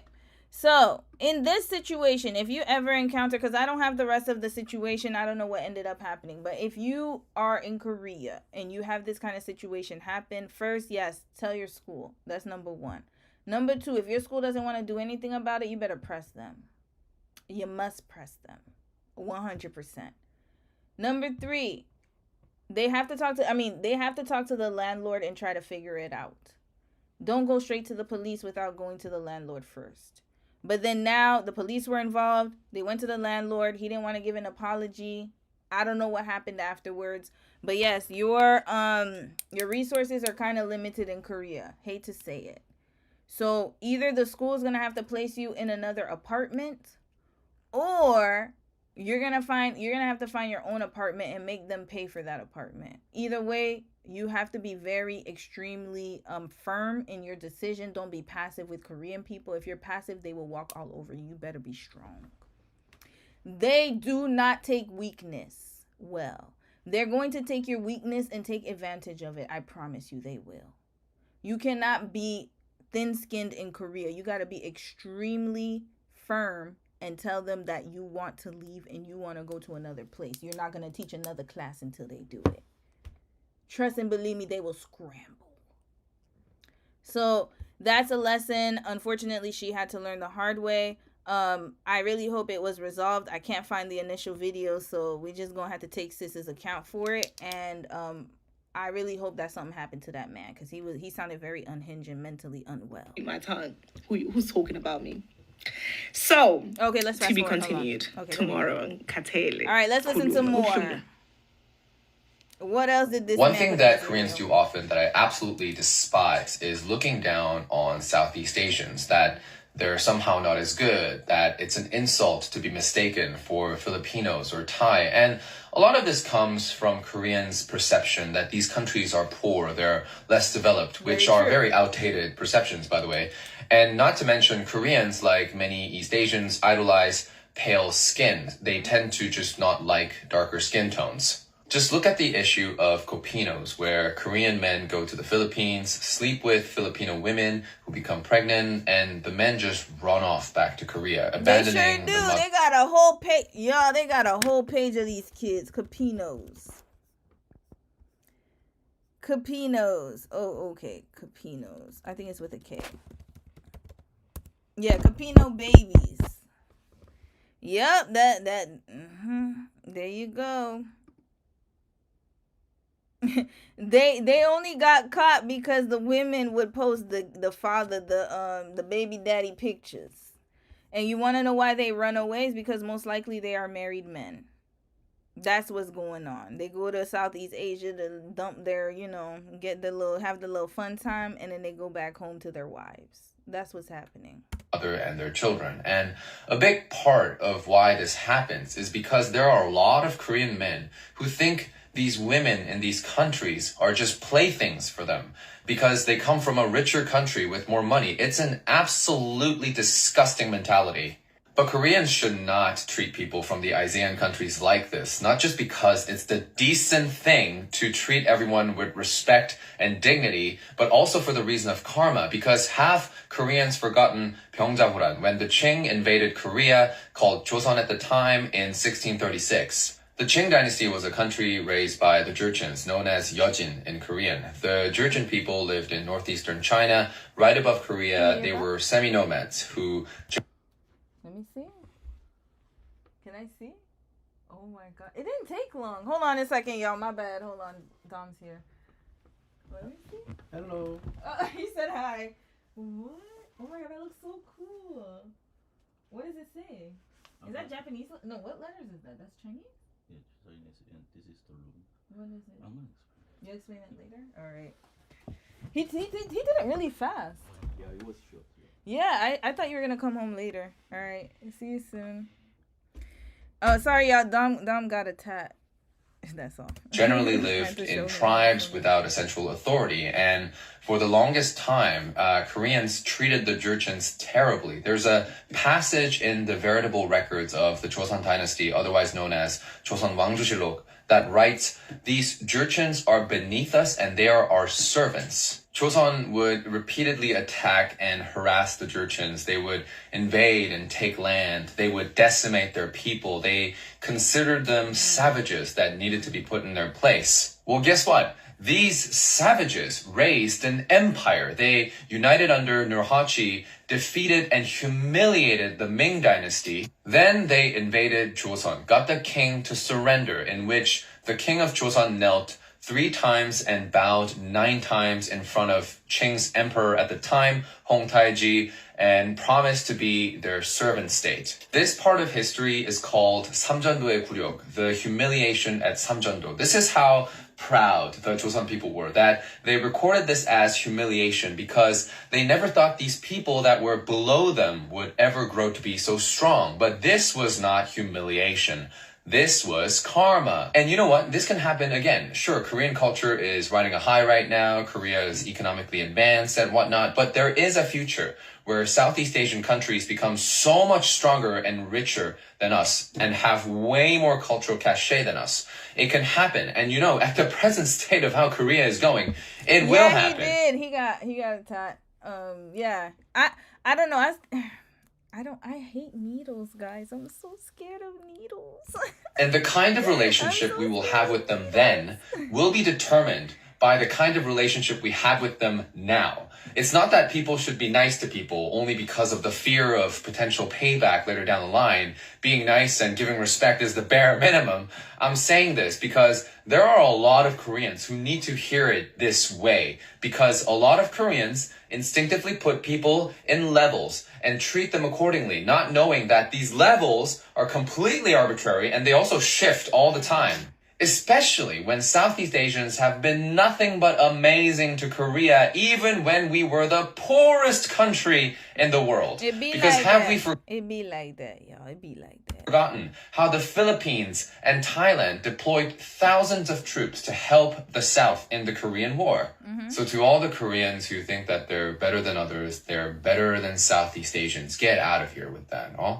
그런 생각을 한다는 것 자체가 네 인간성 극을 So Koreans are actually one of the most racist people on this planet, especially towards other Asian countries like Japan. Okay. So, what is it with people getting on TikTok and showing their bare skin? It makes me feel like they're naked. I don't know. I feel very uncomfortable watching this. We're gonna fast forward a little bit. All right. And I'm pretty sure he said something very important. What about this one? Media is a big part. Media only shows, white people or black people even. They think like all the black people are like, drug dealers or gangsters or they're making, lots of trouble, things like that. Even though it's not true. You know what I mean? Because I'm just telling the truth, guys. Okay. It's just like a media, and that's how people think, because they only, watching those kind of media through news or, movie, Hollywood movie. Yeah, and I agree with you, brother. Let's fast forward. Hold on. Okay, let's hear what this had to say. Okay. To a dinner for someone's wedding party, and I was the only black person there. And oh, she's very quiet. They had a friend come in with like a stocking cap mask with a black soccer player's face printed on it, and he pretended to rob the place.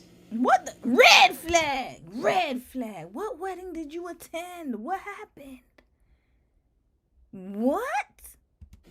Then they claimed to wanted to gift me a military wrap this up MRE type powder of grape juice, and then proceeded to tell me about the first time he said the N-word. I really hope you're not friends with these Mind niggas. you, I was invited.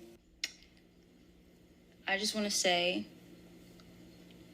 this is not okay. This is never okay to do with any person with any race. Exactly. I'm confused. This is craziness. Red flag. And thank you, Danetta Dreaming, for coming to the inner circle. I appreciate it. The Maze Lee Part 4 is coming out this week. Who Lord, Joe and Elena. All right, let's continue on. This is totally unacceptable. Invited by who? I would have cussed their ass out. I hope you're not still friends with them. Like, it would be completely unacceptable for me to come in and call everybody chinks and... First of all, why are we... Okay, sorry, guys. I didn't know she was going to say this slur. I'm skipping over you, sis. Sorry, that's craziness. Why would you fight racism with racism? What? Nah, wrap this up. Nah, and I'm sorry that word came out. It wasn't supposed to. I'm going to try to see if I could beep it. I didn't know she was going to say that. Wrap this whole video up. Matter of fact, I'm sorry, brother. I'm going to have to wrap you up, too. I'm wrapping you right up. Because this... Nah. Okay. So, the thing is that, yes, are some Koreans racist? Absolutely. Are you going to meet some great Korean people? Absolutely. If you're the type of person who cannot handle living in a foreign country and not having resources that are readily available to you in your home country, I wouldn't recommend you live abroad. If you're living abroad to make money and you just want to make fast money, make your money fast, leave. That's it. That's all. Report. Unfortunately, yes, the police in Korea, or the authorities, whatever, they do not care about you. You're not their national. They don't give a damn. Okay? So you have to take that risk when you live in another country. And it's not just Korea, but I'm just talking about Korea because of these videos. Any country you decide to go to, just understand that you're not going to have the same rights and privileges that you are comfortable with in your home country. And if you cannot deal with that, I do not recommend that you move abroad. If you're moving abroad because of political instability or financial instability, then you're just going to have to figure it out. Get your money, leave, go somewhere else, or you're going to have to just find a way to navigate that. Unfortunately, it's a country that has its own culture and laws.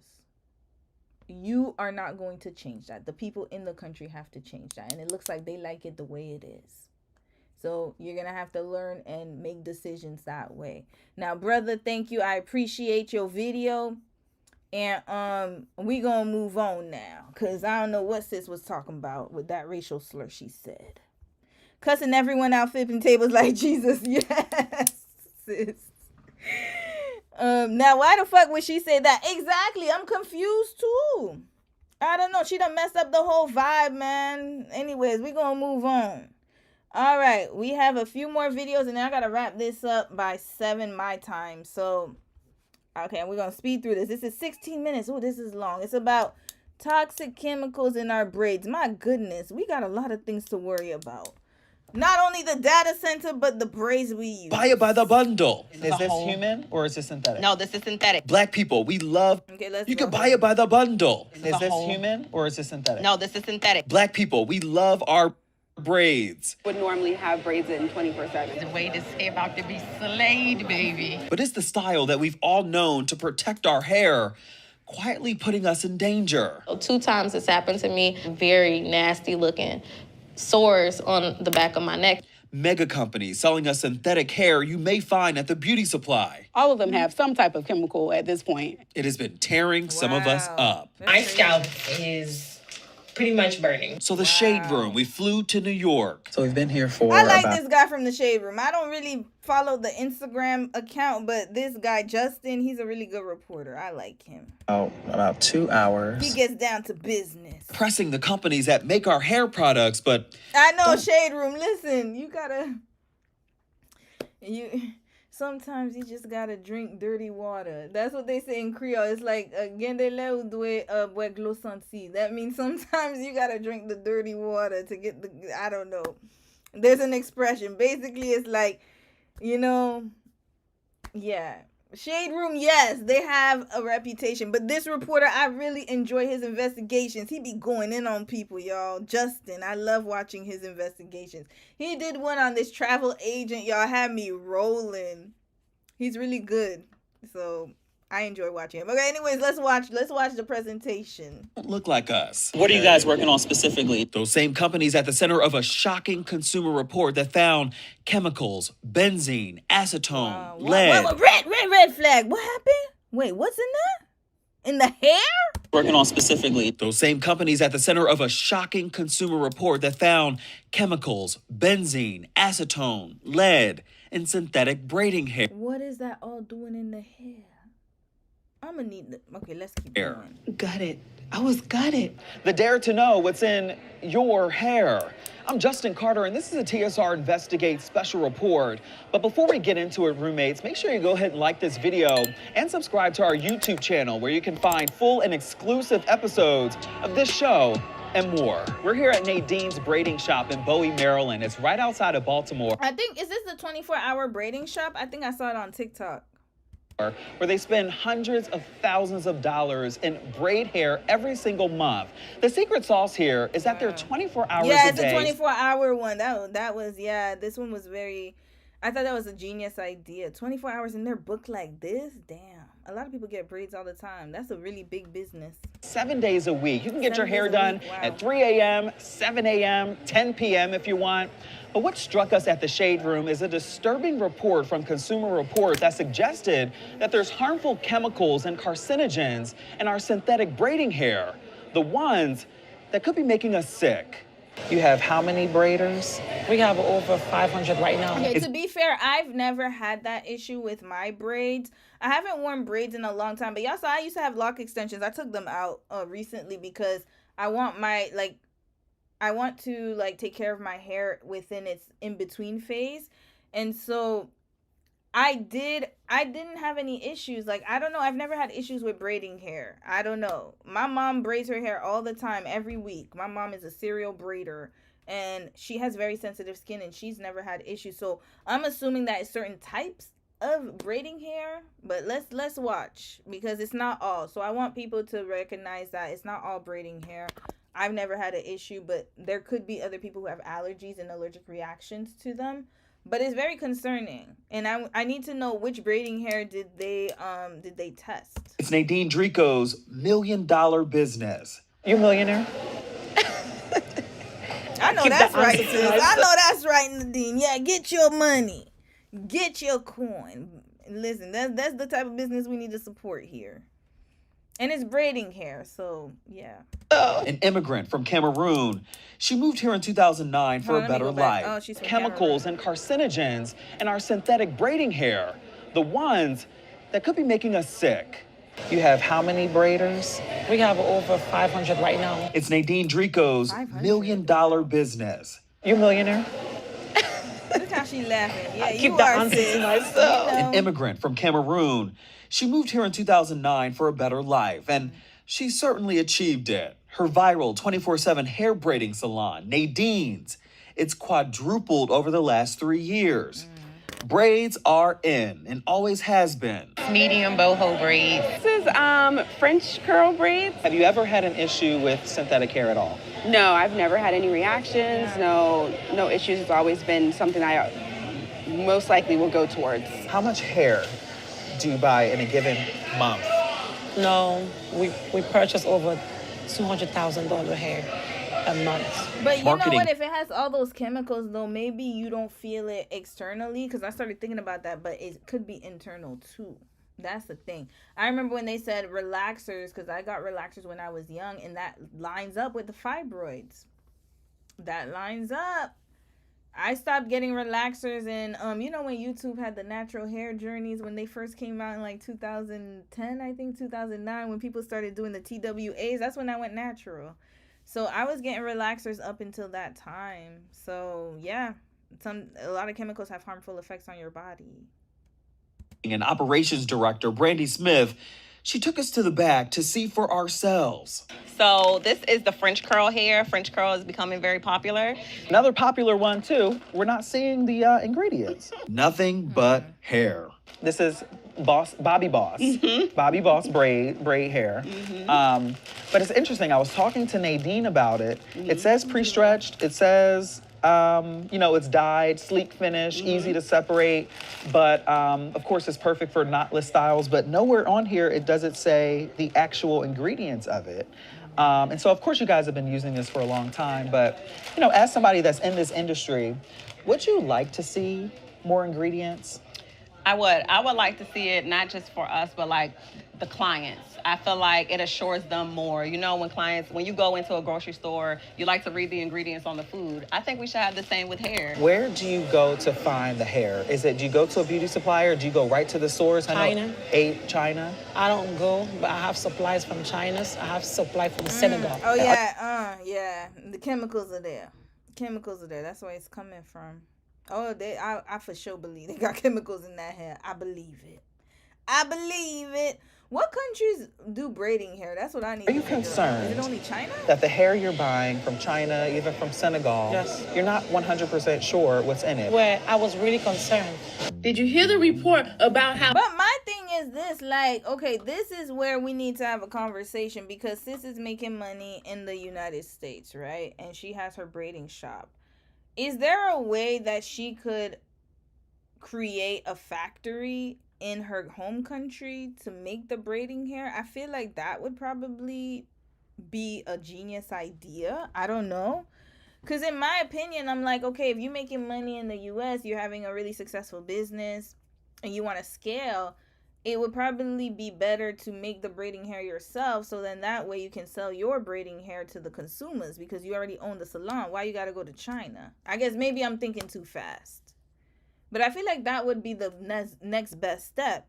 If the braiding hair has been proven to have chemicals in it, and there's a consumer report about it, and you own your own braiding shop, and you have the money and the resources to scale in the motherland because she's from the motherland. It's not like she is a transplant or she's somebody trying to invest in her country. She's actually from the country, so she has connections. She probably has sourcing resources. She knows people in Senegal.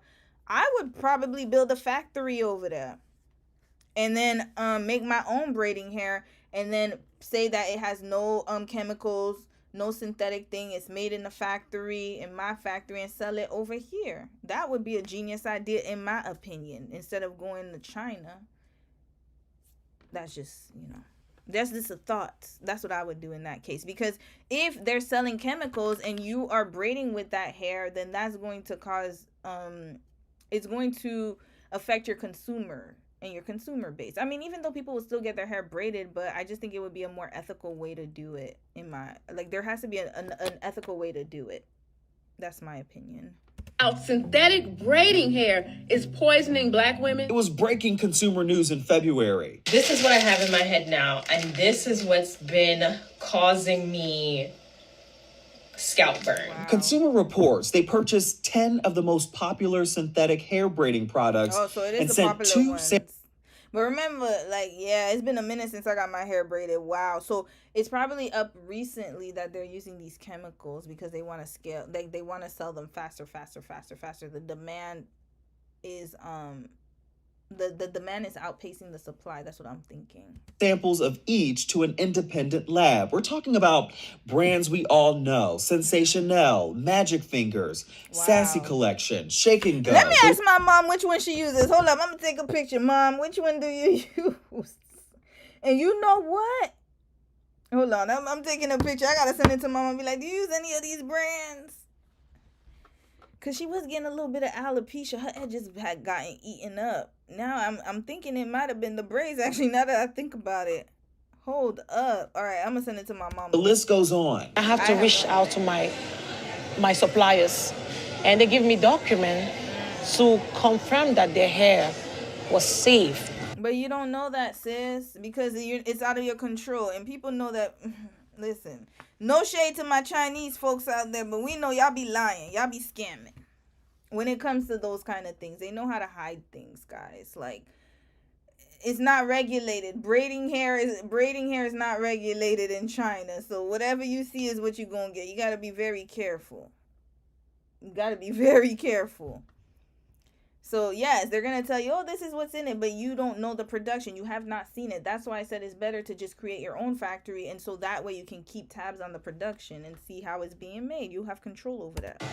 But then I have to use my own brain, and I said, why this now?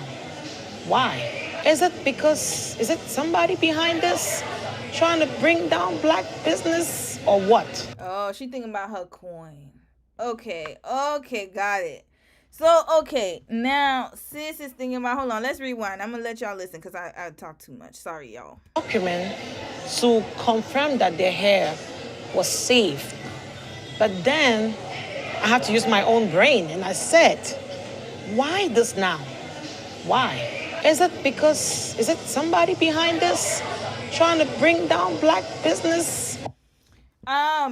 I could see where she's going with that, but braids have been around for a long time, and it's not like the braids are being produced, or the braiding hair is being produced by black folks. That would be a different, then I could understand her logic, because if like a black business creates a brand, like braiding brand, that's like, you know, that's non-toxic, has no chemicals, braiding hair, I mean, and people are buying it, then I can understand her logic, because then why would people I don't know. Hold on, let me try to think this through. Hold on, y'all, I gotta logically think this through. She's saying, why did this report come out to affect black businesses? But my thing is, we've been getting our hair braided at salons for years, so it has nothing to do with your business. That's my point. It would make more sense if there were black people creating the braiding hair, and then the chemicals were shown to be in the braiding hair that the black companies produced, if that makes any sense to you all. I know my mind is running racing a mile a minute, but basically her logic would make sense if black people were responsible for creating the braiding hair, or they were the ones who were supplying it. However, that's not the case. Black people are just installing it. There's a big difference. So no, it is not going to affect your business. I mean, it will, because some people might stay away from braiding hair. I understand that. But at the same time, that creates an opportunity for you to create your own. This is where we got to get out of that mindset, because sis is just thinking about her current state. But when an issue like this comes out, my first thing is like, no, we got to start creating our own. Because I can't use these supplies anymore, knowing that there's chemicals in the hair and knowing that it will cause harm to my consumers. So I have the money. I have, like, this is a successful, look at that. There's people there. So I can use that leverage and equity from the business to create a factory in my home country. More jobs, more things, and you just need to get the supplies from somewhere and then make the factory there and send it to you.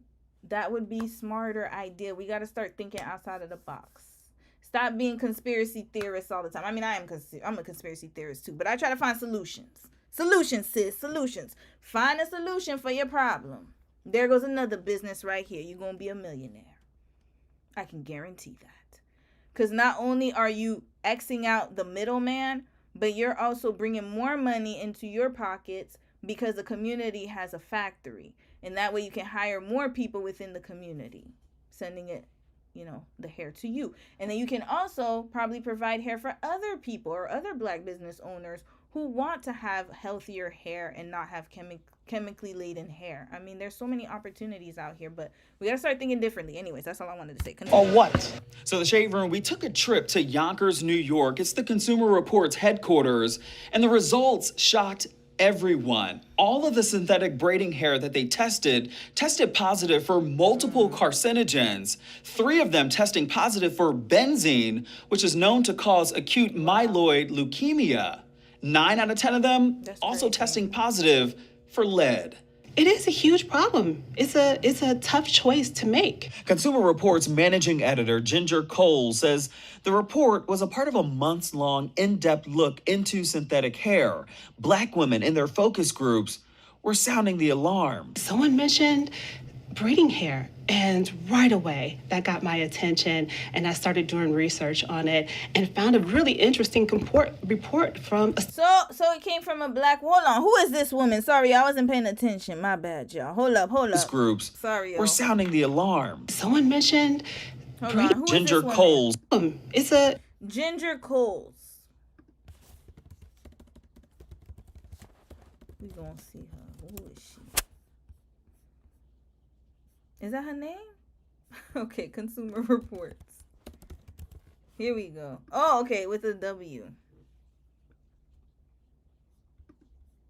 Managing editor. Okay.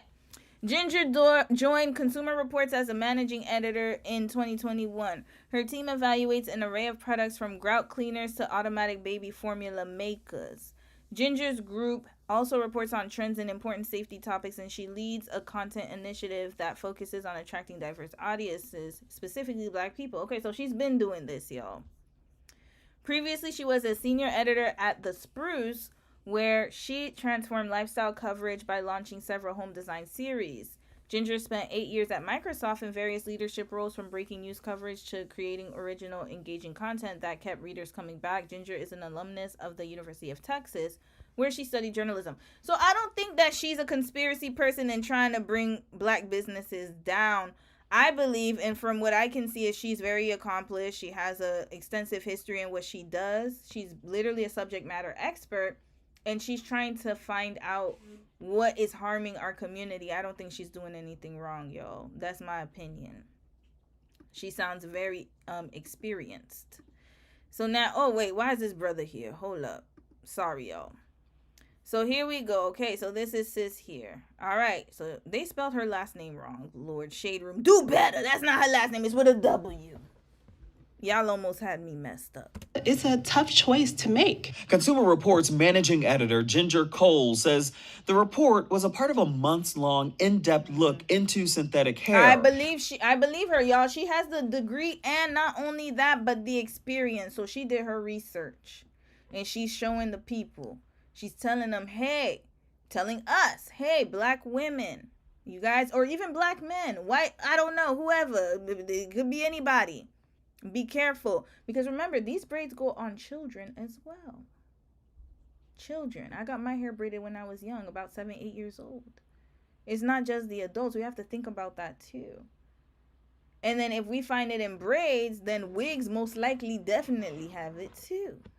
This is why it's important to wash your braids before you install them. But I don't know if people properly do it. You could do that as a measure in the meantime, an interim solution. Temporary. But sis, build that factory, or somebody else, I don't know, whoever else. If you're into the cosmetology world, or you're a braider, start that factory abroad. Start it abroad. You could even start it here, but I know it's expensive. But if you have the funds and resources, sis is from the motherland, go back home and start that factory. Help the local community, and then bridge the gap that way. Black women in their focus groups were sounding the alarm. Someone mentioned braiding hair, and right away that got my attention, and I started doing research on it and found a really interesting report from a student. And she identified possible carcinogens that's used in the makeup of the... So it started from a student, a thesis. It sounds like a thesis, y'all know what it is. It sounded like a thesis, basically.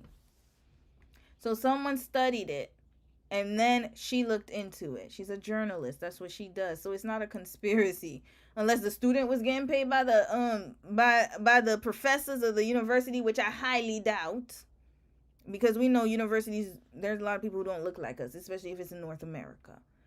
So this person or the student was doing research and noticed it, and she's sounding the alarm, whistleblower. This is actually a really good thing, because then it's going to hold those companies accountable. We need to have these type of coverage. Don't just sweep it under the rug. It's like, oh, I feel like it's a conspiracy against Black businesses. I don't think so. I think it's leading to, again, how ethical are we with the products that we consume? Are there gaps? There are gaps. We have identified gaps. Then what's the solution? You're welcome. actual hair and the actual manufacturing of it. And so I kind of ran with it after that. Dr. James Rogers, Director of Product Safety Testing and Research at Consumer Reports, he took it over from there and started the testing process. We said, number one, we wanted to test products that were the top 10 sellers in black or brown colored products, right? But we also asked the women themselves, what are some of the products that you use with your hair and your children's hair? And so we took their list, we took the top seller list, we mushed that together, and we came up with the 10 products that are listed in the article. Check this out. The amount of lead alone detected in these products was astronomically higher than the, quote, maximum allowable dose level. Darling Flexi Rod Curls Crochet, 585% above.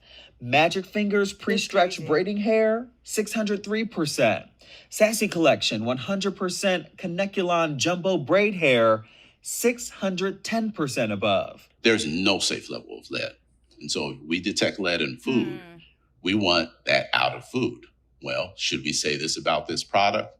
We think we should consider that there should be no lead in artificial braiding hair. It says this hair product has been created. Some of the most recent invented fibers. It talks about fibers and tangle-free traits, but it really doesn't tell you exactly what is in it. Do you feel like that's a problem? That is what we consider a regulatory black hole, because we believe that packaging should list all the ingredients that are in the product. Yeah, so how are they able to come in? That's a problem. So yeah, we got to think about that. Because there's always going to be inspections, right? So how are they able to do that? There has to be, like, they have to identify all of the ingredients within the product. But I'm thinking because it's hair, that's why it bypasses it. Interesting. And then it's also going to people who look a certain way, obviously, right? Interesting. Of them have some type of chemical at this point. We saw it up close when we stopped by Atlanta-based Zoette Beauty Supply. Charis McWhorter and Dana Hawkins, they're co-owners and say, as a Black-owned business, they often don't have a choice. The vendors, they're in control of everything. They're not in control of everything, sis. We got to start thinking outside of the box. Why is no one starting a factory outside of China? Why? Is it because it's the equipment? Like, okay, well, you know what? Next week, we're going to look at how braids are created in wigs. I know that Chris Rock had that documentary, Good Hair, but we need a revamp. I'm going to need to do documentaries. Factories in China. I'm going to look it up. We're going to talk about that next week because I'm curious. Braiding hair and wigs. How does it get created? Because I can assume that the machines... How does braiding hair get created? Where does it come from? Synthetic hair. Because it's not human hair. So I need to know how does it get made? I feel like it can get made in a factory. But I think people have gotten used to, oh, we can't do it. Oh, yeah, no, it's too much. Oh, we don't have control. We have no power. You do. You do. Trust and believe me. If you have resources, if you're able to, if you have a business, that already lets me know that you have access to something, okay? So we got to start thinking differently. I'm not saying you got to do it right away. Of course, you have to have an overhead and you got to plan properly. But there's a way to do it. Trust and believe me. Trust and believe me, because this is $1 billion business. If it wasn't, they wouldn't be doing it. So something's amiss here. We got to start thinking differently, y'all. Down to... And how are people getting braiding hair in the 80s and 90s? That's what I'm curious about. Where were they getting it from? It wasn't always China. Hold up. You know what? We're going to research that. Let me write that down.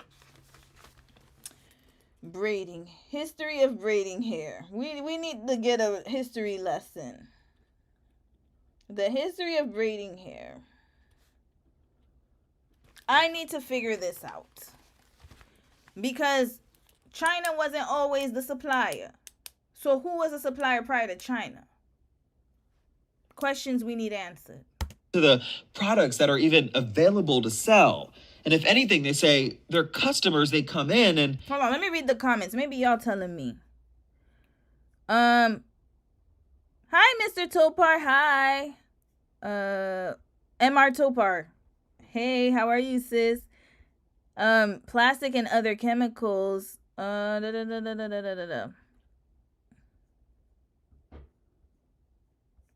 Wait, what happened? What were we talking about here?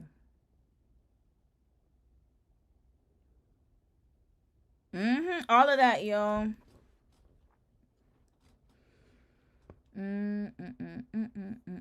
Okay. So a lot of black hair products are killing us. No more creamy crack and African pride products. Yeah, that, and even shampoos, they found that a lot of like hair care products that are a lot of ingredients in black hair products actually are excessive compared to other products, and they work just the same. It's very interesting, y'all. That art girl, you said, I remember seeing a video long ago where they took plastics and melted it into small fibers. That's scary. Yeah, we're gonna do a document. Next week we're gonna do a segment on that. Damn, AI series and hair series. Yo, we gotta figure this out. Wasn't the Koreans bringing that stuff over? No, that was in the 90s, sis. So who was doing it before then? We were braiding hair from before then. Hair was being braided a long time ago. So who was doing it? That's my question. We need to get back to that. The fragrance, exactly. I'm going to research it for next week because I'm very interested in that. Who was making it? Like, how was it getting supplied to North America or wherever, all over the world too? It's not just North America. Everywhere is affected. By the way, these companies are global, so it's not just America. If you get your hair braided somewhere else, then more than likely you're probably using the same brands. If they do have concerns, they'll strip the hair with apple cider vinegar. You had any customers come to you and say, hey, I need a certain brand, or this has happened to me in the past, what to do? Yeah, so we actually have a ton of people that come in that are allergic to caniculon hair. So basically they would want a hair that's not made of those fibers. They may be made of a different synthetic fiber. So what they would do, they would basically pre-wash their braiding hair with an apple cider vinegar rinse, and that will solve a lot of people's problems with the chemicals in the actual hair that's used to make it. Not the actual fibers, but the chemicals. Apple cider vinegar. Stripping. Stripping it. Yes. Is that a quick fix to get rid of benzene in hair? We don't know. There is stripping with apple cider vinegar, 2-to-1 with water diluted, not straight. There is stripping with hydrogen peroxide. I've talked to a woman about that. There is stripping by putting it in the washing machine and washing it before you use it. That's crazy. That's a lot of process. We don't have any data yet that says that works. Any chemical that's in there has the potential to end up in the woman's body, in the child's body, when they wear these braids, sometimes 4 to 6 weeks, and sometimes longer. But with that, the findings of this consumer report, it came with scrutiny on social media. This study is just really not that conclusive. James. Hold up. Let's see who the naysayers are. The contrarians. Let's see who's against this. On social media. This study is just okay, sis, we already know we know you're invested in the supply side. So this is a supplier, y'all. Supplier. We can already tell. Really not that conclusive. James. You only tested 2 samples per product, James. You did not perform any statistical analysis. Young scientists and influencers criticizing consumer reports over the sample size. They only tested 10 products. Some also question if the amount of chemicals found in these products is significant enough to sound the alarm. Again, this was a pilot study to see if there was a there. And now we found there was a there. And so we could do a much larger study. Dr. Elise. Listen, sample size or not, we're dealing with, okay, you got to remember, let's put things into perspective. Most of the braiding hair, like sis said, the one who owned the braiding shop, Miss Nadine, comes from China. China has a very strict government. They do not release a lot of information. Y'all remember what happened in 2020? Need I say more? The numbers were fudged. There were way more people that were getting unalived by that virus than they alluded to. Why would they report something or put out reports that could hurt an economy in their country? This is a huge business in China, y'all. A lot of people's lives are depending on braiding hair braiding. The braiding economy, I don't know. Black hair. That's what black hair economy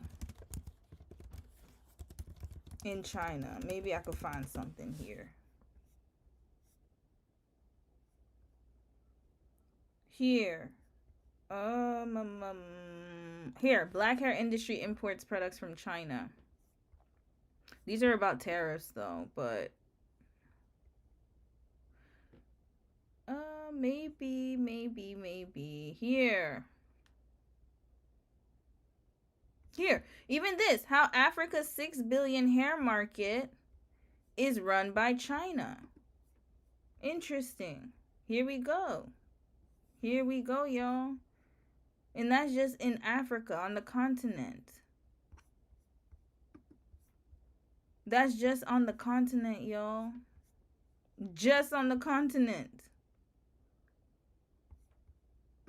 Here. This is how it's made. Yeah, okay, yeah. Oh, yeah, we're investigating, y'all. We're investigating. So whether it's 10 packs of hair that were sampled or whatever they was trying to say, oh, you didn't have enough data, there's enough, like what he said. I believe him. There's enough just within those 10 popular ones. Imagine the most popular ones had that. So we can only assume that it's being made like that everywhere. And again, you're dealing with a country that is not forthcoming about what they produce. They don't have to be. I don't think. So anyway, I'm just Alicia Franklin, she's looking forward to it. What happened to you? There have been 2 times in particular I've gotten braids and I've had breakouts on my neck. She's an analytical chemist herself and has centered her own research around the beauty industry and its impact on our health. She showed me what it was like when she picked up the wrong braiding hair one time. Cornrow braids that went just straight to the back. So a majority of the exposure to the braids was my neck. And honestly, I hate to say it, I kept the braids in. I needed to get my money's worth. She says she hasn't gotten them since, though. If this is what's happening externally and we can see this as manifested on the outside of the skin, what's really happening in the body? Because a lot of times there are some diseases that you just can't see. Is this why Black folks are disproportionately affected by some of these very extreme diseases, particularly Black women? We have some of the highest mortality rates for most of the major cancers in this country. Specifically breast cancer. Wow. Black women with a 40% higher mortality rate than white women in the United States. If we already are exposed to a thing, do we then want to introduce a product that then exposes us to even more that can cause harm? I want my braids all the way to the ankles, but can my hair not have lead in it? So TSR Investigates, we went to the source to find out. Moonachie, New Jersey, headquarters of Sensational Hair and its parent company, Hair Zone Incorporated. If you do recall, Sensational products, they did have benzene and high levels of lead listed in this consumer report. But here's where it gets tricky. I didn't want a pre-written statement from them. I wanted to speak to somebody in charge. Not him showing up at the door. Okay, Sensational. Who owns the factory? Let's check. Who owns it? Who owns whatever building he's going to? Their headquarters. Specifically an executive. So I did a quick search on LinkedIn. Choi. Korean. That's a Korean last name, y'all. Sensational is Korean. Let's see if they put that on their website. And they probably get the hair from China because China and Korea are very close. They're close in proximity. So Sensational hair. Let's just put hair because I think it's just... Oh, what is going on with my spelling today? Hair. What's on their website? You see, this is why I like the Shade Room Presents. Justin, he gets into it. He digs into it. Yes, he didn't just get the statement. He showed up. And they're in New Jersey. about us. Yeah, they're not gonna look at that. Look at this false advertisement. Acting like it's a they didn't even put their face on it. Mr. Choi, why didn't you put your face here? Let us know who you are. Nope. Look at that. Look at that. Black women right here. Where the Asians at? Where's Mr. Choi? Nowhere to be found. Red flag. Where are you? This is all. Look at this, y'all. All us. Yeah. All right. Let's continue. Man, it will be the Vice President, Louis Choi. So we've been here for about 2 hours, and they close. They say on their website they close at 6. So we're gonna stake it out for 1 more hour. 2 hours. Then I noticed in the first parking spot in the employee lot, a Cybertruck. That is who I think I need to talk to. Whoever is in the first parking spot, and it just happens to be a black-on-black Tesla Cybertruck. Sure enough, as employees were leaving, I spotted somebody hop in that Cybertruck. Hi there, how are you? I'm Justin. It was Louis Choi. I ran over, I introduced myself, told him that I was from the Shade Room, and we were working on an investigative story about Sensationel and other brands. I know that they sent some petitions your way, claiming that you should maybe put some ingredients or labels on your products. Yeah, we have we're kind of working on it right now, so I can give you some updates. He was pleasant. He asked for my information, Okay, asked if I I'll was give him that. At least he answered. He didn't run away scared. local, and that they're, quote, working on this. What are you guys working on specifically? I'll update you later. Are you around this week? Or? I am. Okay. Yeah, I'll reach out. But that never happened. He ain't gonna About reach 2 out. weeks later, his PR team wrote me saying that there's, quote, no availability for an interview at this time. They sent a statement instead, quote, at Sensationel, we pride ourselves on producing the finest quality hair products on the market.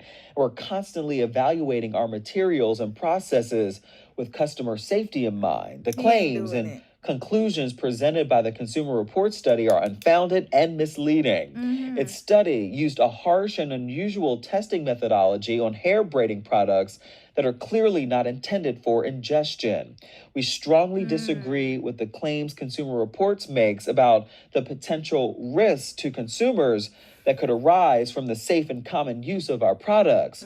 We unequivocally stand by the This is a safety long of statement. Sensationel products, and our company urges consumers to continue to confidently use Sensationel products. So this is End quote. We've got. So this is the thing, though. Like, hold on, let me go back a little bit. This is the thing. They're getting the hair from China. It all leads back to China, okay? And love you, my Chinese folks. I had a wonderful time in Beijing in what year was that? 2018. Wonderful, wonderful time. However, we got to keep it real, y'all. That's where they're getting their hair from. So he can't even tell you where the hair is coming from. He can't even tell you what's being used in the chemicals. They are not producing it in Korea. I can guarantee you that. They do not produce. You know what they produce in Korea? The lace. The lace that goes on in the wig. That's what they produce in Korea. The lace. They produce shirts. They produce like clothing. Korea produces shoes. They're very good with shoes and leather.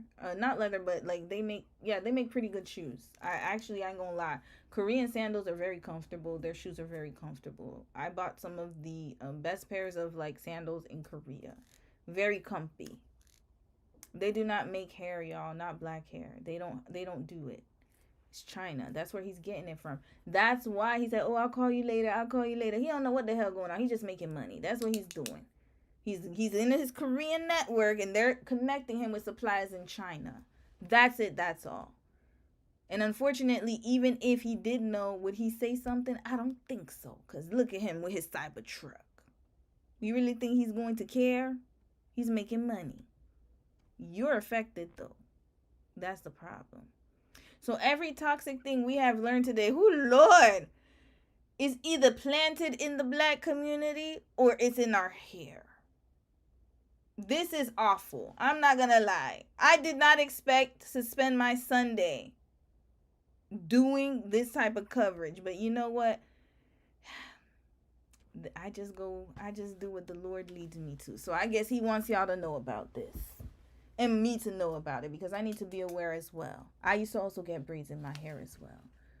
So now this is a problem. Every toxic thing that you can imagine, they put it in the Black community, which we already knew. But damn, even the hair is not protected. Nothing. End quote. We've got... What a way to end a Sunday. But anyways, we're going to watch other content. I'm going to try to get y'all... We need a palate cleanser at this point. Excuse me. We need a palate cleanser. 5,000 emails to Sensational's executive and still no response. Attorney Alexandra Gross, Senior Policy Counsel for Consumer Reports. They stayed silent. So that's why we decided to turn up the pressure and show up to their headquarters in New Jersey to hand deliver this petition. They turned us away. 20,000 petition signatures demanding they remove benzene and other toxic chemicals from their braiding hair. The rest of those hair brands, too, mentioned they failed to respond to requests for comment publicly across the board, though Magic Fingers, they're the only other company that has sent some kind of response. Here's what they said, quote, Magic Fingers is proud of the trusted and top quality hair products we provide to our customers. Our customers know they can count on us for braids and extensions that meet their highest expectations for fashion and performance. The unusual testing methods employed by Consumer Reports do not fairly match the real-world way that our customers use our braiding hair, end quote. Okay, Magic Fingers. Let's see who the CEO is. Stasha Harris. Okay. Oh, no, this is Institute. Magic Fingers Hair. Is this it? Hold on, let me find out. Do they have hair? No, I don't think this is it. This is a school. Okay.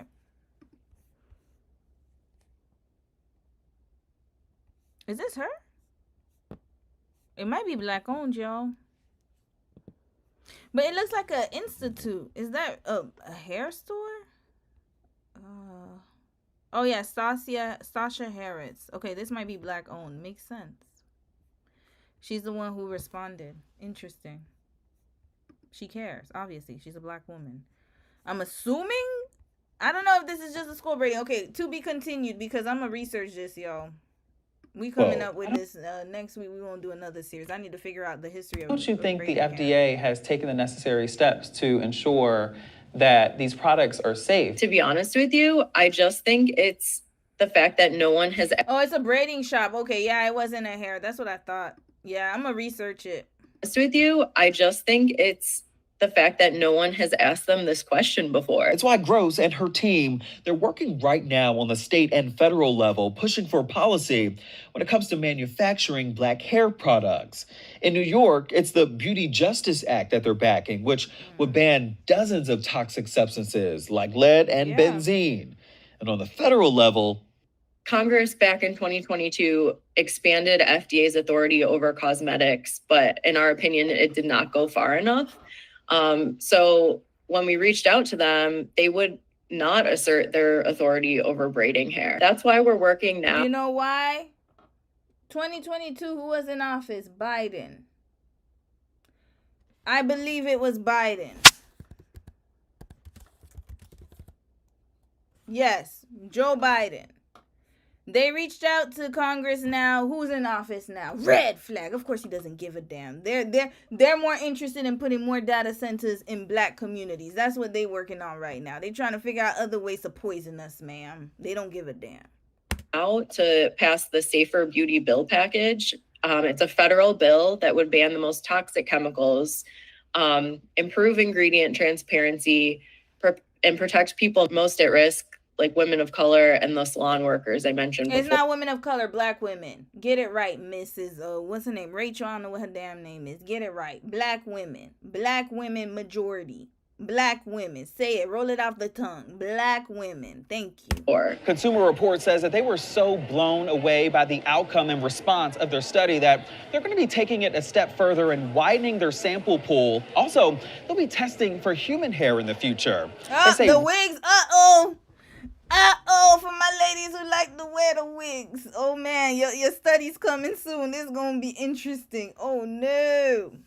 This is awful, y'all. And trust me, I'm not doing this to be like, oh, you should only wear natural hair. But at this point, damn, everything can kill you at this point, y'all.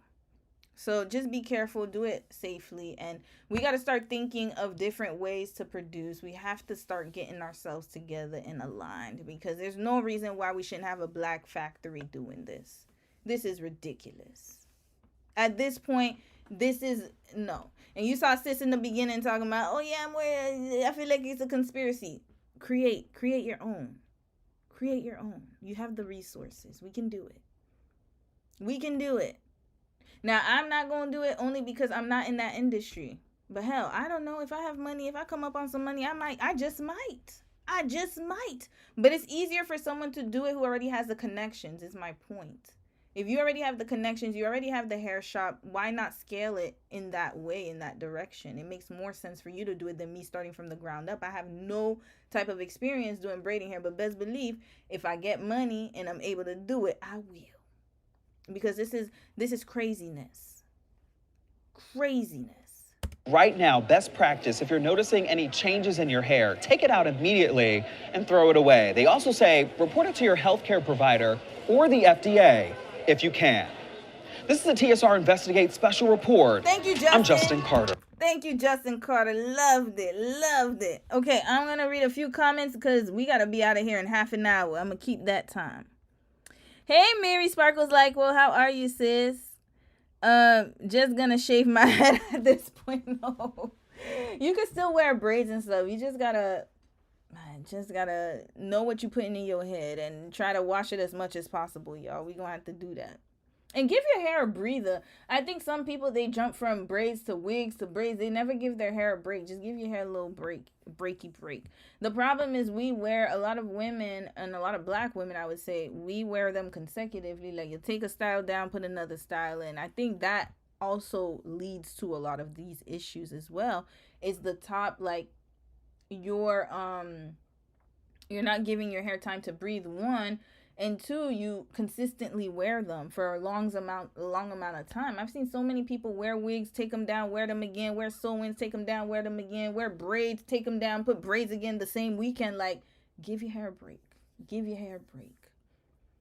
Give your hair a break. And also is the consistency too, right? So it's just a lot of factors. But yes, please, we need to have people creating it without chemicals. And if China and the factories in China, they don't want to abide by that, then I think it's time that people start thinking differently and start thinking about creating their own.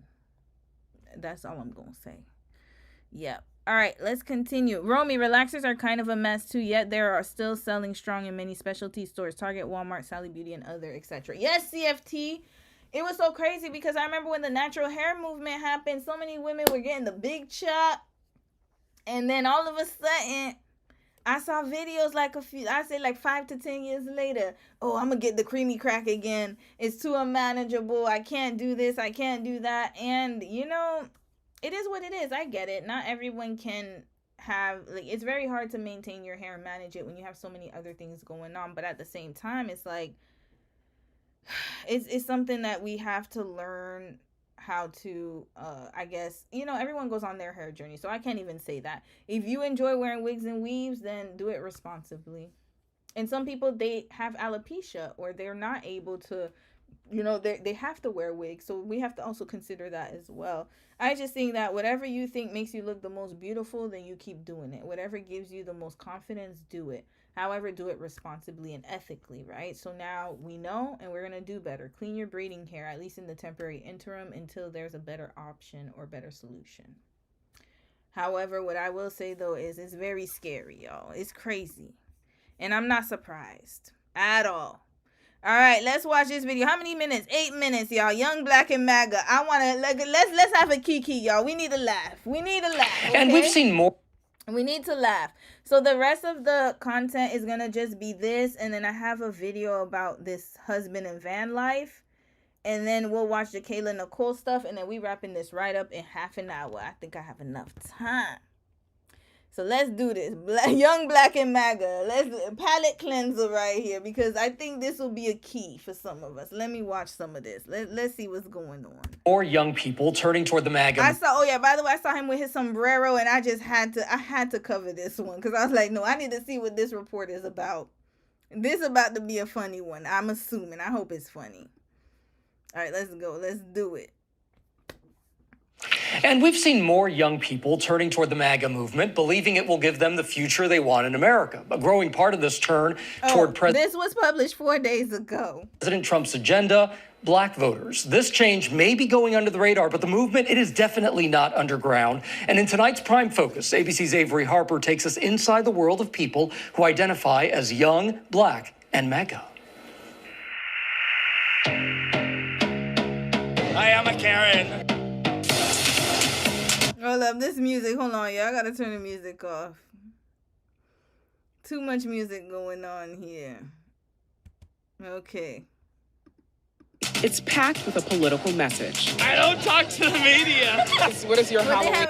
I told you, he had a sombrero on. Red flag, sir. First of all, how you gonna have a... I cannot... Okay, I need to take this seriously. Why do you have a sombrero on? Is this supposed to be like some political statement? Take that damn hat off your head. You ain't even wearing it right. Goodness gracious. My apologies to the to my Mexican people. I apologize. Not on behalf of this fool, but I apologize that he's wearing it in this way. What a damn way to wear a sombrero. He's bastardizing it. Goodness gracious. I'm Hakeem Jeffries. This crowd is partying the MAGA way. And look at him. This one looks like Trump. Hold It on. all started- Wait. Sorry, y'all. This one, look at At the this one. Hold on. Let's go back. The Great Again movement despised student party. It's Okay, packed sorry, y'all. I with fast the forwarded a political little too message. I don't talk to the media. What is your Halloween costume? I'm Hakeem Jeffries. This crowd is partying the MAGA way. Look at this one. Don't he look like the leader? Hold up. Look at this one right here. Is partying the MAGA Look at that. Bloated as hell. Continue. way. The Make America Great Again movement, despised by some across the country, loved by those in this room. This is just a great time for young conservatives to come together, meet each other, and make America party again. C.J. Pearson at the center of it all. It's a big night. Part-time party host and full-time MAGA influencer. So he's the one who's creating these parties. Very interesting. You bossy like full cop. Receding hairline. Checks. They all have the same look. Receding hairline. Mustache. It's an aesthetic, y'all. And he wants the popular vote because Democrats are insufferable. Donald Trump isn't just making So are you guys. Red flag, both of y'all. Democrats and Republicans. Please. Like I said before, when we did the whole Love Island Huda versus Alandria and that whole racism situation. And I said what makes these type of situations worse is the parasocial behavior. You, sir, are a political parasite. Both sides. I could name a whole bunch of insufferable. What was it called? What were they called again? Damn! Democrats, Republicans, and the other ones. What they called again? The ones who don't align with either, not the independents. To all of them. All of them. You're all insufferable. Why? Because you won't get off the damn TikTok and YouTube or whatever. You don't know how to breathe real air. That's the problem. And look at you. How old are you, sir? How old are you? How old are you? Worried about the wrong things. DC safe again. He's gonna get healthy again because I can finally go on my hot boy walks again. Yo, I'm Hot boy walks. That's what he worried about with all of this chaos going on in the world. That's what he's worried about telling us. It's hot boy walk. gonna have to pop off for a little He's gonna have to pop off. Hold up. Not him. because I can finally go on my hot boy walks again. Yo, I'm gonna have to pop off. Yo, I'm gonna have to pop off. Red flag. You don't even, sir. Yo, I'm gonna have to pop off. Listen, this is what it is. I'm realizing something. And I'm not talking about his political views, whatever. He believes what he wants to believe in. That's his business. But what I do care about, though, is him talking about them are insufferable. You are also insufferable to all of y'all. Every single one of y'all. I'm tired of y'all. All of y'all. Damn on my damn For You page on my screen. I'm tired. Now, this man right here. Yo, I'm about to pop off. Of what? What are you going to do? You just want validation. You another one. He likes the community feeling. That's what it is. He likes to belong to something. This is all what it comes down to. Validation. Parasocial, parasitic, I don't even know if that's a word. Parasite behavior. For a little bit, the tribalism in the Black community needs to end. He's one of the rising stars of MAGA. Mr. Ross, what are you here for? We showing love, baby. We showing love. His Rick Ross? I know damn well that ain't Rick Ross there. What are you here for? We showing love, baby. Red flag. Look at him. Look at him. Got the beard and everything. Bloated. Why they all... His presence so undeniable, even rap royalty Rick Ross comes through to perform. Oh, he got paid for this, so he just takes any type of gig. Noted. I think these parties have given a little bit of a confidence boost to a lot of young conservatives who for a long time thought there weren't many people out there like that. But Pearson is also using his presence to carve a lane for more young Black conservatives in the grand old party. What about the MAGA movement attracts you and makes you want to bring other Black people into the fold? It's a movement that is putting America first, and that means every American of every shade, of every color. Really? Like the data centers in Memphis? They're putting Americans first. The ones who do not have SNAP benefits right now, those folks. People getting laid off left and right.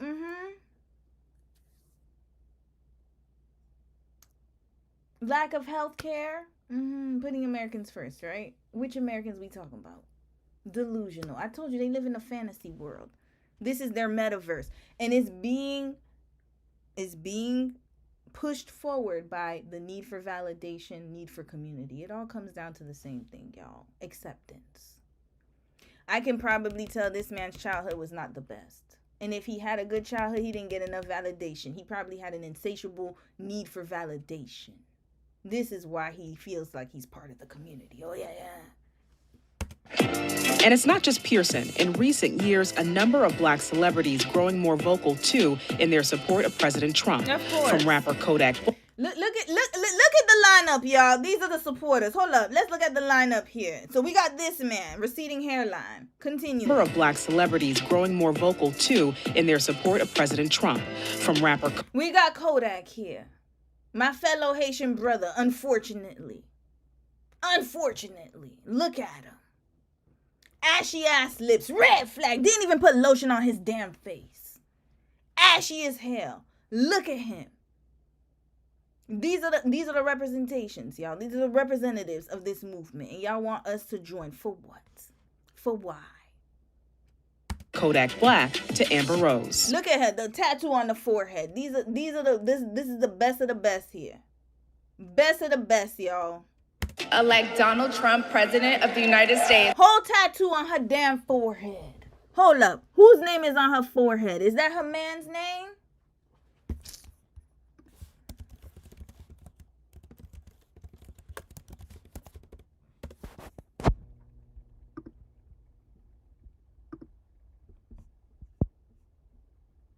Let's see. What's the tattoo, y'all? Not everyone, hold on, let's see her reasoning. Not everybody is going to get a face tat. That's what separates me from them, she told Stylish Magazine while celebrating her debut on OnlyFans. Red flag. This is the best of the best for the MAGAs, y'all. This is it, y'all. This is it. This is it. These voices helped Trump make significant gains among black voters in the 2024 presidential election, nearly doubling his support among them and energizing young black men in particular. Black Americans, though, still overwhelmingly vote Democrat. I caution the party to don't just assume that support that has been there for Donald Trump will... They're one and the same, y'all. Democrats and Republicans. Pick your poison. But at least if I'm going to choose a poison, I'll choose one that's more educated than this bozo loser that we have as you guys have as a president. And look. If I had to choose between the best of the worst, I'm going to go Democrat. I'm sorry. Because this lineup is not appealing to me. Will translate for the party. Almost a year into office and exactly 1 year from midterm elections, where does that support stand? Look at this. This is their leader, y'all. Look at him. He looks like he needs to rest. He's in his 80s. He needs to go somewhere and rest for the rest of his retirement. Look at him, y'all. This is who I'm supposed to put my trust behind. And then you got Muskie and the other guy, Larry, whatever his damn name was. These are the people that I'm supposed to support. Mr. Sombrero, receding hairline. Come on. A recent ABC News Washington Post Ipsos poll showing 84% of black Americans disapprove of Trump. Rightfully so, because you know why? You don't the data centers, y'all want me to bring that up again? He is not doing anything to help you at all. He's taking away your SNAP. He's taking away everything, your health care. And now he's made it more expensive. And then now he's putting poison in your community, literally. And then you got this little man supporting him, wanting you to go to MAGA. To black delusion. Voters, I haven't heard enough from the party on the midterm message. We have the White House, we have the Senate, and we have the House. What are our deliverables? What are our deliverables? Let's hear what you got to say, sir. At this point. Well, I don't have to wear a MAGA hat because I'm a walking MAGA hat. The 23-year-old Pearson first went viral at just 13 with this YouTube video. Here's the truth of the matter. Attacking then President Obama. President Obama, you don't love America. How did you... At 13 years old, y'all. He's 23 with that hairline. 13 years old. You don't love America. What was the reasoning? 13 years old, y'all. He's educating us. He was educating us on why Obama wasn't a good choice. And again, they're one and the same. I'm just letting y'all know that. But at least I'll choose the educated one that actually got some damn lick of sense than the dumb foolery we have now. You turn that viral fame as a kid into a cultural capital and political influence in this current Republican Party? For me, I've always believed that politics is downstream from culture. If we win the culture war, that's how we change the hearts and minds of America's young people. We've been able to kind of make conservatism cool again. That's a hard 23, y'all. That's a hard-ass 23. I'm sorry. We've been able to kind of make conservatism cool again. His conservative content netting him over 1 million followers across social media and capturing the attention of the president himself. Pearson unapologetic in his... You're black. How can you defend how Trump is treating illegal aliens? Pro-Trump rhetoric. So to all the liberals commenting on my videos, you're black. How can you defend what they're doing to illegal aliens in America? Maybe because I'm not an illegal alien in America. I was born in Georgia. What do you say to those who say you're trolling or race baiting? Well, I think that they probably don't interact much with authenticity. So when they see authenticity in action, it's something that's unfamiliar to them. And so for me, I'm America first, and that's my North Star. And illegal immigrants, I have nothing in common with them. Transgender folks have nothing in common with them. I think everyone should be treated with decency. You say that, and then you say you don't care about what's going on with the ICE raids. Red flag. Now, no one is saying you can't be American first. You could be America first all damn day, but you could do that responsibly. You really telling me that what ICE is doing is the proper protocol? That's what you would do to another human being? You got out your goddamn mind, Mr. Receding Hairline. Continuing. Because of just how I was raised. But outside of that, that's kind of where the similarities are. They are literally being led astray. His newest venture, launching the political podcast Family Matters. Of course. Where there's one of them, the social media clout is not enough. Gotta launch the podcast right along with it to spit his rhetoric. We need the regulation on the podcast. I'm gonna be working on that. Regulation on podcasts. China recently did that. They said that if you're gonna give information, you need to have an education. Yes. Proof of education before you could talk on the mic. This man sounds like an idiot. I already know. It's good to see you all again. We have a jam-packed show ahead today, where he and his guests speak their minds. There's a common misconception that conservatives are uppity and bougie and we don't know black people. Baby, I'm as black as they come. What they're doing for young conservatives and just young people in general is really invaluable. It's about not voting identity politics and really critically thinking about what matters to you. What matters to you, sis? Because they're building data centers in your backyard. What matters to you? What matters to you? What matters to you?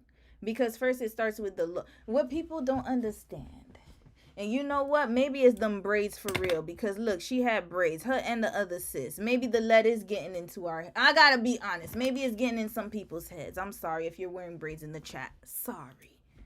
Maybe the lead is affecting the critical cognitive thinking. Because they're building data centers in Memphis first. It's going to hit all of the cities in America. You're not exempt, ma'am. And not in Memphis first. I mean, it's in Virginia everywhere. We saw that. Next, the food. They start with the lowest of the low first. It's going to trickle up to you too. You think it's not going to affect you, ma'am? Healthcare. Do you plan on having a family one day? Do you plan on getting sick one day? Good fucking luck. I'm sorry. I have to speak the truth. Red flag. Stupid. You're supporting a madman. And the people that align with him are just the same as him. Lunatics. Wake up. We don't know black people. Baby, I'm as black as they come. What they're doing for young conservatives and just young people in general is really invaluable. It's about not voting identity politics and really critically thinking about what matters to you. Anna Marie Wiley first broke through on reality TV as a castmate on The Real Housewives of Beverly Hills. Of course she I came did. up with this Of course she did. idea to have the ladies over at my house for Mother's Day, diamonds and champagne brunch. But lately, she's been an outspoken supporter of President Trump, from being invited to the White House to appearing on Fox News. I voted for Joe Biden in 2020, and it wasn't until this election cycle that everything changed for me. Wiley says her beliefs that transgender athletes shouldn't play in women's sports is a part of why she chose to vote for President. So that was the reason? That's it? Wrap this right up, y'all. So you voted for him because transgender athletes shouldn't belong in sports. But he's poisoning communities of people. He's literally not giving people money to buy food for their kids. Among other egregious acts. But that's where you drew the line, was transgender people being able to play in sports. And you telling us to use our critical thinking skills? Sis, take them braids off your head. Take the braids off. Take the braids it's seeping through the brain. This one, I think she's wearing the ones that have the chemicals in them because ain't no damn way. She's wearing the ones that were in the report, y'all. Take the braids out. Get a detox on your brain. And then come back and talk to us like a normal human being with some type of empathy and decency. And Trump. That choice, she believes, cost her friendships and an invite back on the Bravo show. I was given such a bad edit on that show and shown in such a negative light. So all of a sudden... Lack of accountability. We already see it. Here you go. Just like your leader. I'm transphobic. I'm a bigot. I'm this mean person. In a statement to ABC News, a Bravo spokesperson writes, there is absolutely no truth to those claims. But Wiley still wouldn't label herself as a full-blown conservative. I'm really more moderate because there are many things Republicans believe that I don't share the same values with. I'm actually pro-choice. I look at things on an individual basis. And Black conservatism isn't a monolith. One of the major boiling points, recent controversies around racist comments within pockets of the GOP. How do you reconcile your support for the Republican Party with some of the ways that race can be discussed? And let's make it clear. It's not okay, this is the thing. I done said it so many times. The Republican Party has been infiltrated by these people. MAGA. That's the issue. If you are a conservative voter, I don't care. That's your business. My point is that the person who you have representing your party is an idiot.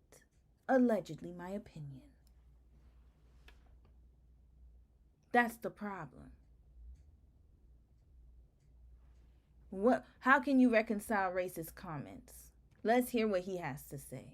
Because then just the other day they told J.D. Vance's wife Usha that she has to convert to Christianity. And she got backlash because she didn't want to convert to Christianity because she comes from a Hindu background. Let's hear what he has to say about the same people that he is rooting for and backing. Let's see what he has to say about them. In corners of the party. Yeah, well, I think a few voices don't represent the totality of the Republican Party. The only leader of this party is President Trump. President Trump, despite being called a racist, a bigot, a white supremacist, almost ad nauseum by a liberal media that despises him, was able to have the best performance among minority voters of any Republican nominee in half a century. And so I think it goes to show that Black people are a lot smarter than a lot of those on the left give them credit for. We're not that smart. I'm not talking about us. I'm talking about the people who voted for him. You're not that smart. I'm not going to even put we because I would have never. But you're not that smart because you voted for him and he is actively harming you. And I'm not saying, again, that Democrats haven't done it. But hell, like I said, best of the worst. Pick your poison. Pick your poison. I would never have chosen this one right here. I can guarantee you that. I think the inroads that Donald Trump made with minorities, particularly Black men and Hispanic men, frankly, it comes from a different perspective. I think it's more a failure of the Democratic Party to explain why they are the champions of people of color. Political commentator Tara Satmeyer is a lifelong Republican who became an independent after the 2020 election. People of color. She's smart. Now she's smart. There we go. Who are willing to align themselves with this incredibly dangerous and self-destructive nationalist populist worldview. Thank you. I find it very difficult to digest. And you see, look at that. Some common sense. Thank you. Thank you. Thank you. Thank you. She doesn't have lead in her hair, y'all. What do you say to Black conservatives who have left the Republican Party because they view President Trump and his policies as detrimental to the Black community? Good thing we've replaced them. We've replaced them with new blood in our party that have come over and said that President Trump is exactly what we need for this moment. I hope they build a big data center close to your house, sir. And we're going to see if you're singing the same tune. For Pearson, the future is young and bright for Black conservatives. Young people are the future. I believe that the cultural winds that we're putting Matter on... of fact, X that, because I don't want innocent people to be part of that. How about they put him in a data center right next to the generators? Please and thank you. How about we make that happen? Make a wish. Go put you next to the turbines and the gas generators. And then you could go and sing Elon Musk's praises and Trump's praises. Go be with them. Put all of them in them data centers. On the board are moving the dial. We've got to harness that because this energy is not always going to be here. All right, that's it for this one. Oh Lord, I thought it was a palate cleanse. Made me even worse. So this is the one. It has been days where the kids are eating and I'll just... Hold up, y'all. That's another video for another day. This one, hold on. We're just going to listen to 10 minutes At the Star That Fell, you're the one who recommended this. Let me listen to like 5 to 10 minutes of this nonsense. This man sounds crazy. The title of this is Problem Solutions and Healing to Better Themselves. That's what he's telling us black women. 2 hours, y'all. He spent 2 hours talking about us. 2 hours. 2 hours talking about black women. We're going to listen to this really quickly. Yo, I got like 10 minutes left. Okay, 15 minutes because I have a few more. Okay, give me another 20 minutes, yo. Are very angry. They are so angry to the point to this. I want to hear a little bit of this. Only. Hold up. What he said? There are a host of reasons why so many black or African American females are very angry. They are so angry to the point that they will not only destroy, sabotage, or hurt or harm others, but will also do the same thing to self. At least until and or unless they tune into knowing thyself. And it is from knowing thyself that an individual enters into the portal of consciousness, holistic consciousness. When a person enters into holistic consciousness, then life begins to change. Wow. Because perception begins to change. And the things that an individual is angry about, it begins to change because that person no longer perceives in the way they used to perceive, which led to the unskillful emotion of anger. So a lot of these angry females... Red flag! I'm tired of him using females. Hold up. I told y'all we need a key right here. Black or African American. They are angry and a lot of other things simply because they don't know self and they are not conscious. Please tell us, brother. They are not conscious that they are the ones Please tell us, dear brother, who wrote their own life script. We all write our own life script. So when you write a life script that involves certain lessons, getting certain lessons to ennoble the soul and to grow in consciousness. Oh, Lord. When you don't remember that you're responsible for that you chose that, then you'll get here in a state. Oh, don't worry, I'm rapping him right up. Confusion, fearful, angry, bitter, regrets, and a host of other negative emotions that will saturate the tissues of the body. We wrapping him right up now, y'all. Wrapping him right up. Right up. No, we were talking about him in the membership yesterday, so I didn't get a chance to watch a little bit of the video, but bye, brother. Good night. Good night. I'm not watching that. Continuing, I just thought it would be a nice laugh to hear him talk about us as females. That makes me laugh all day long. All right, van life. So this came up on my For You page or my feed. I don't know why it did, but let's watch it, y'all, because I'm trying to figure out what happened here. Why are they living in a car? This is what we're going to figure out. This is a very short clip. I'm just very curious as to why they're living in a car.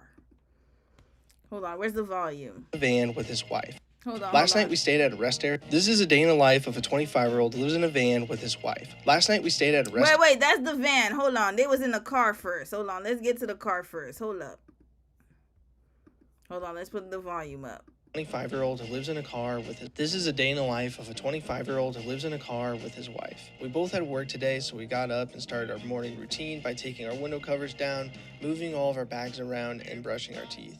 I dropped Kayla off at work, and then I drove to my job. We both had the same hours today, so I picked up Kayla from... I need to know, are they living in a car because of economic situations, or this is a choice? Is this a choice? Is this a choice? Down, moving all of our bags around, and brushing our teeth. I dropped Kayla off at work, and then I drove to my job. We both had the same hours today, so I picked up Kayla from work for our lunch break. Wait, sis, it's a car and wife first. Car. They were in a car first. So I'm not going to give a red flag because I don't know their economic situation. I'm waiting to see if this was out of necessity or if this was out of a decision. There's a big difference. And we first stopped at a gas station to heat up some leftovers. Then we went to the post office so that I could pick up a package from our P.O. box. I ordered a chest and head mount so that I could get cool POV shots like this. We then went to find a spot so that we could sit and eat our lunch together. After eating, Kayla dropped me off at my job since it was closer. We both got off at 7 p.m. tonight, so Kayla picked me up and we headed to Walmart to get some things for dinner. We decided we wanted some steak, grilled onions, and potatoes. We got to the park and started to unpack everything to begin cooking. One of the things that I missed and definitely took for... Oh, hell no. I know damn well. Red flag! I know damn well y'all didn't wash them potatoes in them sink. Hold on, was that in the Walmart sink? Hold up. POV shots like this. We then went to find a spot so that we could sit and eat our lunch together. After eating, Kayla dropped me off at my job since it was closer. We both got off at 7. And you know what? There's nothing wrong with living in your car, like I said, but this looks like a lot of work if it was by choice. They're making it seem like this is like something that is like, I don't know, like, Lord, what is going on here? 7 p.m. tonight, so Kayla picked me up and we headed to Walmart to get some things So for they dinner. had to Walmart to get things for dinner. Okay, understood. We decided we wanted some... Got the steak. Okay, so they can afford steak. It's very... Okay, how much is it? $11? Steak is expensive. Well, I mean, it's expensive here, too. I can't even say that. Steak, grilled onions, and... They got grilled onions and potatoes. Okay, they're going to grill it at the park because they don't have a kitchen. Remember, they're living in the car. This is hard. Park and started to unpack everything to begin cooking. My problem is washing the potatoes here. You don't know how many... Okay, anyways, you're not going to eat the skins. You're not going to eat tater skins. Okay, that's fine. Oh, boy. Okay. One of the things that I missed and definitely took for granted in our apartment was obviously the convenience of cooking and everything else. Yeah. But it's the ability to get home from work and just sit on our couch for a bit just to relax. We're constantly on the move for every single task that we have for the day, and we don't get to relax until we get in the car for bed. Kayla absolutely killed it on the steaks, and we decided to just watch some YouTube while we ate our food. Once we were done, I did some dishes, and then we packed up the car so we could head to the gym. A lot of you ask about how we shower, so we have a gym membership that is open 24/7, so it makes it really easy for us to get a workout in, then shower before bed. Once we finished, we headed to a park that we're going to stay at tonight. We were so happy to see that it was 60 degrees out tonight because we have had a lot of hot nights in the car. We went through our nightly routine that usually takes less than 10 minutes. I tried using my new head mount for cool POV shots, but of course my phone was out of focus. We put up our window covers and then moved our bags from the trunks. I'm sorry, y'all. This is really tough life. Is it because they can't afford an apartment, or are they doing this for content? That's my question. Then we were finally able to get in the car and get some rest. That's a typical day of what it's like to live in our car. Are we homeless, or are we living rent-free? You tell me. Yeah, what y'all is? Homeless or rent-free? We gonna figure this out. Hold on. We are now moved... Okay, I think he meant we have now. We have now moved into our new van. Check out the most recent video, Lord. Okay. This is not normal at all. We need to stop accepting this as a society. 2 people working should be able to afford a place to live. Yeah, but at the same time, that's why I don't want to judge them, because it's unaffordable in certain cities. So I get it. So I'm not going to give them a red flag for living in their car just yet. But, however, if I find out that this is for content, they're getting a full red flag. So here, they was living in their car. I thought that was a baby. I got scared. I got scared, y'all. I got scared. My wife and I have been living in our car for 48 days now, so these are the 5 things we've learned that we cannot live without. Hold on. Why y'all living in a car? Hold on. There's more to this story, y'all. Where was the apartment before? Where was the apartment? Okay, so they do gym, live, fitness. Okay. Sorry, y'all. We got to get to the bottom of this real quick. Hold on a dang on second. Okay, he started off doing gym videos. Okay. Okay. What's it like living out of a Jeep?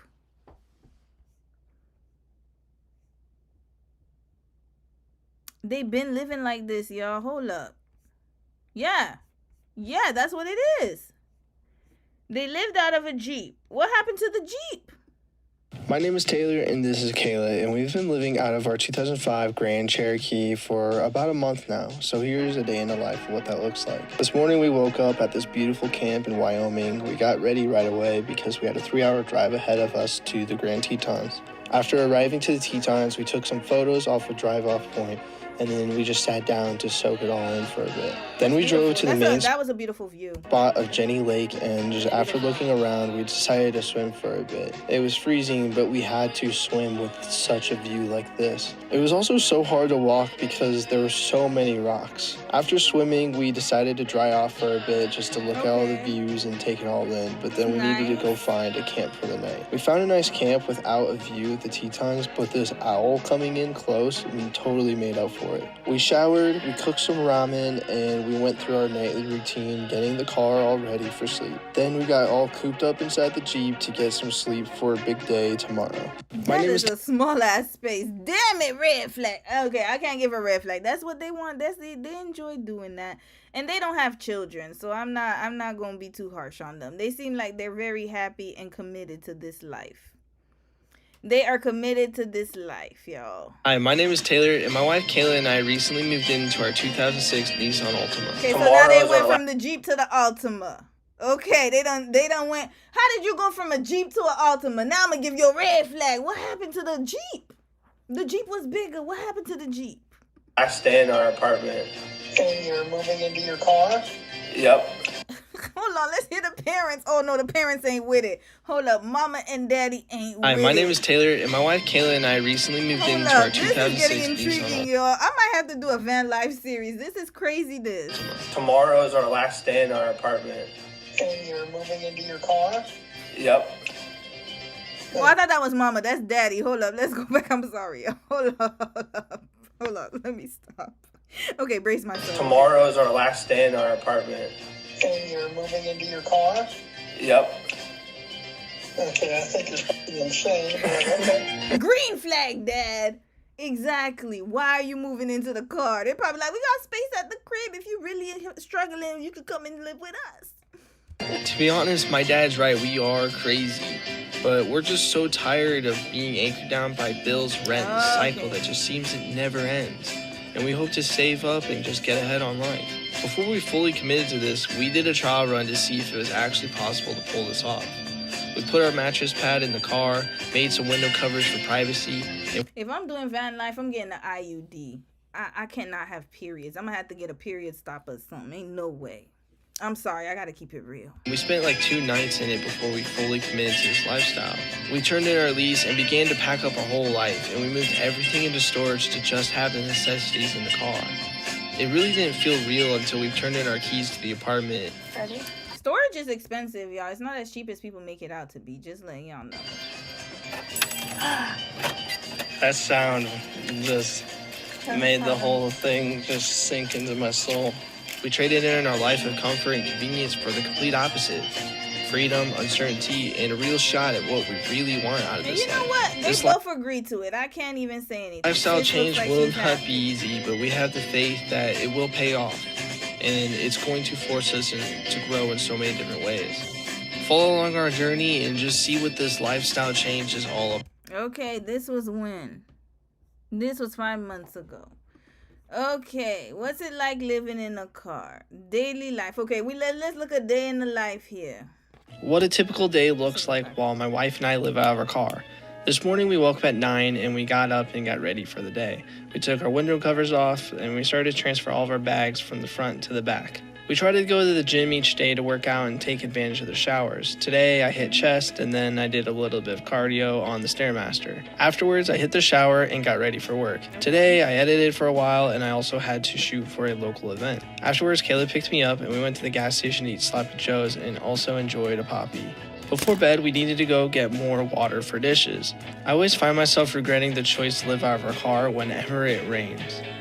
While Kayla was doing her nightly routine in the gas station, I stayed out and got the car ready. Night routine in the gas station, Lord. This sounds like a lot of work, y'all. I'm sorry. I'm gonna pay the extra money, man. I don't know. I'm trying to imagine, just me, particularly me, my opinion. I'm trying to imagine living this kind of way on purpose. That's the difference. I'm not talking about people who find themselves in hard times. I'm talking about this was a choice. The choice to live out of our car whenever it rains. While Kayla was doing her nightly routine in the gas station, I stayed out and got the car ready. I put up all of our window covers, I did some dishes, and I moved our bags into the front seat. After that, it's time for us to get in the car and go to sleep. I hope that answers what a typical day. Thank you for the day in the life. All right, they done got a van, y'all. They done got a van. Let's see the new van, y'all. They got the new van. So I guess the videos were popping. They got out of the car. Oh, cop woke us up. Hold up. This is interesting. This is a day in the life of a 25-year-old who lives in a car with his wife. This morning, we were woken up pretty early by a cop knocking on our window. That's another thing people don't consider is there's no, like, loitering. So, like, if for example, you have to find places to park. It's not as easy as people make it seem. Like, you got to pay for parking. Or if you park somewhere, then the police or whoever, the security officers, they're going to be knocking on your window, interrupting your sleep and telling you to get the hell on. Even in my city, like, there are certain streets you cannot just park and sleep in. They will come and start knocking on the window. Get out of here. So it's not as easy as people make it seem. You always have to worry about parking. Yeah, you see no camping here. You gotta find a campground. Okay. Alrighty. Have a good day. Imagine people interrupting your We stayed in a movie theater parking lot last night because we didn't see any no parking signs, but we decided to use it as an early alarm and pack all of our stuff up and start our day. We took our window covers down and moved all of our bags from the passenger seat to the trunk, and then we went to a gas station so that we could brush our teeth and get changed for the day. Today was Saturday, we didn't have work, so we went to the farmer's market to look around. There was a bunch of people selling art, photos, silverware rings, food, and so much more. We only decided to buy some beef brats because, like the cop mentioned, you know what's so crazy? In camping sites in Canada, you gotta pay. You gotta pay. Let me see. Camping site fees. Let me look even in my city, Victoria. Here. And also, like, yeah, you gotta pay, like, per night. Like this one, Jordan River Park. Let's just pick Jordan River Park. $10, y'all, per night. Quiet time between 10 to 7. Here. I lied. $25 a night. $25 a night, y'all. Maximum length stay is 14 days per calendar year. They don't be playing with that, man. They don't play about that. They don't want that. That's why they deter it. So yeah, they're gonna have to go from site to site. That's the reality. we're actually planning to get a campsite for tonight so that we But again, I don't know how it is in America. I just know here you gotta pay a lot, and there's only a limited time for the campsite. Relax and enjoy a fire. After the farmer's market, we went to sit in a coffee shop for a bit so that we could work on some content. Then we decided to go reserve our campsite, and on our way, we needed to fill up our 7-gallon water jug. Right when we found our campsite, we decided to make some lunch. We made ham subs with mayo and guac. I then set up our hammock so that we could just relax for a while, and it was so nice to just slow down for the day and not be so much on get close to each other. I'll say that. Move all the time. If you could survive this in your marriage is indestructible. After hanging out in the hammock for a while, we needed to go to the store so we could buy some firewood, hot dogs, and some stuff to make s'mores. When we got back, it was already getting close to dinner time, so we And decided then you gotta worry about the bears too. Y'all don't forgot about the bears? to get the fire going. We started out making the beef brats first, and we accidentally smoked these and burnt them. After we ate the brats, we put some hot dogs on the fire. Sitting around the fire was so relaxing, and it felt so good to blend in with everyone else versus feel like we're always sticking out with living in our car. After a bit, we decided to make some s'mores. I don't know how you guys like your s'mores, but I like my marshmallows burnt so that it instantly melts the chocolate. It has been over a year since we've properly been camping, and I gotta do laundry. Can y'all let us know? There's so much nostalgia to Oh, our maybe they go to the laundromat. Yeah, that's road trip we took last summer, so we both decided that we wanted to get a campsite more often on the weekends. We just enjoyed the fire for the rest of the night until we got through all of our wood, and then we went to the showers that they had there so that we could get clean and not smell like bonfire before bed. Though we were at a campsite and not a parking lot, we still went through our night routine by putting up all of our covers and moving our bags so that we could wrap This up is a lot one of of the work, best y'all. days we've had living in our car. Are we homeless or are we living life rent-free? Okay, living life rent-free. All right, let's get to the van, y'all. This last Stereo video. right outside of Hood River, Oregon. And Last today, video. this is a day in the life of a 25-year-old who lives in a van with his wife. Last night we stayed at a rest area right outside of Hood River, Oregon, and today we wanted to head into the mountains so we can go camping. Before we go into the woods of Mount Hood, we went to the laundromat so we could fully charge up our Blue Eddies and also get some laundry done. Once laundry was finished, Okay, we began driving. they answered the laundry question. By the way, if you look like me, you might want to reconsider this type of van life. I don't know if you're going to be able to... They go to a lot of like very remote areas. Last night we stayed at a rest area right outside of Hood River, Oregon, and today we wanted to head into the mountains so we can go camping. Before we go into the woods of Mount Hood, we went to the laundromat so we could fully charge up our Blue Eddies and also get some laundry done. Once laundry was finished, we began driving to camp for the night. On the drive, we saw some fall festivities going on, so we pulled off to get some fall desserts. Then we drove about 40 minutes into the woods to find an awesome camping spot. It was fully covered by trees, it had a stream right next to it, it even had A serial killer's dream. Hell no. Red flag. Nope.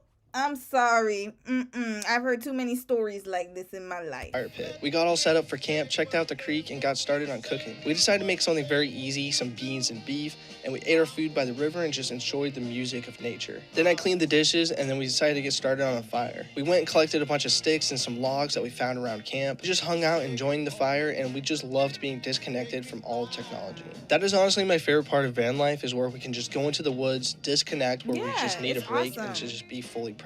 We enjoyed some of the dessert that You see, I don't mind being in the woods in a cabin, in somewhere that has a structure. See, I don't mind that at all. I understand what he's saying. You want to be remote, go get you a cabin. But in a car, nah, it's too accessible. The bear's going to be pushing her. No, thank you. that we got earlier, and then we put out the fire and got into the van and changed out of our clothes, and then we got into bed to end off a really good day of camping. Are we homeless? Or are we living life rent-free? Okay, you're living life rent-free. Goodbye. Good luck, Taylor Herod. I'll be keeping up with you and your wife to see how this works out for y'all. All right, grand finale, y'all. Kayla Nicole, let's get into it. So I know I'm late, but for Halloween, Kayla, and I'm going to read the comments after, y'all. For Halloween, Kayla dressed up as Toni Braxton. So this was like in response to Opalite. Y'all know, the single that Taylor Swift did. And this is a perfect video to end the night because I'm going to play a whole bunch of sequences of videos about her recent controversy. Because she responded to Taylor Swift with Toni Braxton's song, He Wasn't Man Enough for Me. Now, I'm not going to play the song, but I'll play the video. All right, hold on. I'll sing it for you guys. Why don't you, whatever he said, do you know he, whatever, do you know I made him leave? I'm not thinking about him, but you married him. Do you know I made him leave? Wait, is that the part of the song? Hold on. I can't read her lips. You know, he meant to stay with me. He wasn't man enough for me. Okay, wait, it hasn't hit that part yet. Hold up. Keep going. Okay, yes, Kayla, keep going. Okay, he wasn't man enough for me. That's what she was singing. Let's go. Sorry, I can't play the song. He wasn't man enough for me. So that was her answer to clear Taylor Swift. Now, unfortunately, for Kayla, the Swifties did not like it. They didn't like it at all. And so, oh, my thing is overheating. Okay, that means I really got to wrap it up. They didn't like it at all. And they found some old tweets that she had, y'all. The tweets were really bad. So let's get into the commentary. We're going to watch a few videos, y'all. Those tweets were bad. Screenshots. Okay, granted, these are from a long time ago and people change. I want to... Hold on, let's go back. Oops. Dang it. We might have to refresh this one. Where do we even begin with the tweet history that was found from... Okay, so 11/6/25 was when they found the tweets, y'all. I live gay people. I think she meant I like. But not enough to be my own child. Lo siento. That's what she said, y'all. This was in 2010. Why do people not delete their tweets? Can someone tell me why? Why? Kayla Nicole. Swifties have done some serious digging, and although she's already in the midst of trying to delete it all, you know the Swifties have screenshots. Granted, these are from a long time ago and people change. I want to openly say that. Yeah, they changed. Sis, you got dreads. Not sis having dreads in a bandana. Okay, you know what? All right, I'm not even, it's too late for me to care right now. Okay, sis, go ahead and talk. I like your glasses. But ultimately, this is a reflection of her mindset at the time. One, from 2010, I leave gay people, aka she probably meant to say I love gay people, but not enough to be my own child. I can hear this Indian girl praying, chanting through the wall. Okay, sorry. I'm gonna play it because there's too much Toni Braxton song here, and I'm not trying to get copyright. I can hear this Indian girl praying, chanting through the walls. She got 5 more minutes, and I'ma let her know that Buddha isn't real SMH. Okay, so let's keep going. This sounds just like the Korean man who said, "You black." That sounds similar. Noise disturbance. Nail shop. Speaking of Korean, okay, let's go. Because you're talking about Asian people. That's what I'm saying. Nail shop. Asian guy talking about you so pretty. It's all good till he start talking about he gonna work a miracle on my nails. Convo killer, what the F? Okay, I don't know what that means. All right. Wow, 2010 Kayla was a menace. Let's go, y'all. Hold up. There's always that one obnoxiously loud black girl with the annoying voice. There's always that one. SMH. Here I am. Red flag. Yeah, that's me. What's the problem, Kayla? You got a problem with me? Yeah, I'm loud and obnoxious. What you gonna do about it? See, 2011 Kayla, you should have been minding your business. Shouldn't you be in school learning something instead of being on the internet causing a scene? This is what you're supposed to be doing, Kayla. Too young for that. Too much. Let's go. What's the next one? That's why we about to go to the next chair, you dumb fat Mexican hoe. LOL. Okay, I can't read the rest. Can you move your big head, Miss Pink Bandana? Love you, sis, but you need to move your head. I can't see the rest of this. Oh, okay. Oh my OMG, I'm heated. How old is Kayla? How old is sis? How old is she? What's her age? Yeah, she deactivated her Twitter, rightfully so. When was she born? Her birthday. Oh, Lord, she's a Scorpio. Okay. Interesting. Another Scorpio woman. Lord, I don't know if y'all are Scorpios in the chat. Now, 1991 minus 2010. She was 19 years old. She was old enough. Old enough to know better. No excuses. 18, 19. This is how she was talking, y'all. And she didn't know to delete this. All right. Let's read the next one. Let's go. She's always testing the Swifties. LMAO. Do we have any more tweets? Because I'm about to wrap you right up, sis, with that pink bandana of yours. It is irritating me right now. Why? Why do you have that on right now? Why? Okay, we gonna skip sis right here. She's scrubbing them as we speak. 100. Yes, of course she is. Absolutely. Continuing. Okay, let's listen to this woman right here. This young sister. Okay, let's play the volume, and then I'm gonna refresh the screen. I need every one of you crazy hoes that was in my comment section screaming, Taylor Swift hates black women. Not her calling us crazy hoes. Who you calling a crazy hoe? Red flag. Don't call me no crazy hoe. Well, the life of a showgirl was filled with microaggressions towards black women, lots of dog whistles, wah! To make their way back on over to my side, my little corner of the internet, and explain to me these tweets. If what you inferred, extrapolated from figurative language from these metaphors that Taylor Swift used in the life of a showgirl, that led you to be so certain that her use of My kid gay dead. I'm sorry, but I can't take that pressure. White and dark meant white people good, black people bad. That I got the whole block looking like you was I want to live in an old white neighborhood and fuck them niggas too. If you were able to draw these very serious conclusions from a bunch of metaphors, then what do you say about I'm gonna need black people to stop trying to pull the black card all the time and modernize themselves to all their available opportunities today? Okay, that's an opinion.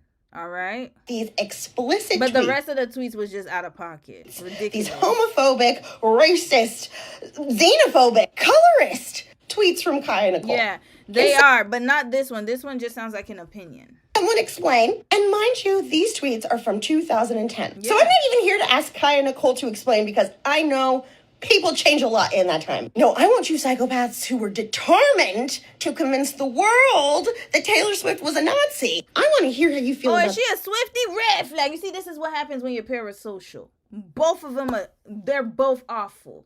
How about that? Kayla and Taylor. Both of them. Okay? Why is she, what is going on? She's a Swiftie? these motherfucking tweets. Tell me your thoughts. I want think pieces. And this is your guys' fault, by the way. No one would have dug up these ratchet ass tweets had you guys left that little songbird with the bangs alone. But now here. Oh, she's a Swiftie. No one okay, first of all, not holding Taylor Swift accountable. This is a problem. And I'm gonna have to do a disclaimer when I do my case study, because I hope none of them birds come in my damn comments. I'm gonna get to fighting. First of all, Miss Ma'am, get up from your bed. Your brain, again, the blood is draining. Just like lady with the pink bandana, you too. Well, at least she was just telling the news. You're right here defending Taylor Swift. Why? Why? Why? Neither one is better than the other. They're both equally the same in my eyes. Playing tit for tat, and then look what's going on. See, Kayla could have kept it quiet after Opalite. I get it, though, because she has to say something. I done told y'all she needs to just stay out the way. But people were attacking her, so I understand. But at the same time, if you're going to clap back, you better clean all of your socials.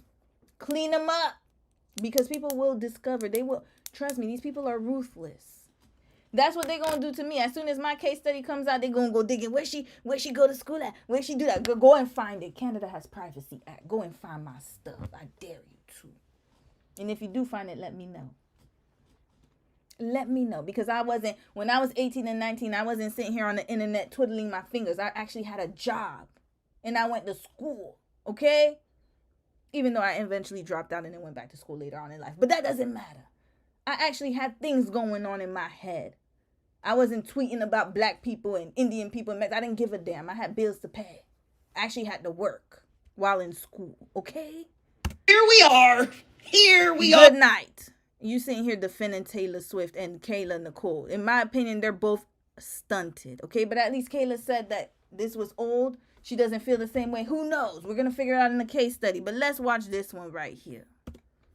On the real, if you ever had a Twitter is what will really get you caught up. Twitter is what will get you caught up. So right now, well, not right now, after you watch this video, if you were on Twitter and you are someone who is on the internet in any capacity, or you want to have a front-facing career in the public eye where you are under any level of scrutiny, delete them tweets. They can find my tweets all they want to. They ain't going to find nothing about, the only thing they're going to find is me getting upset about my order at a restaurant. That is it. That is all. Tis is it. Tis is all. Go and look up all the information you want to. I don't give a damn.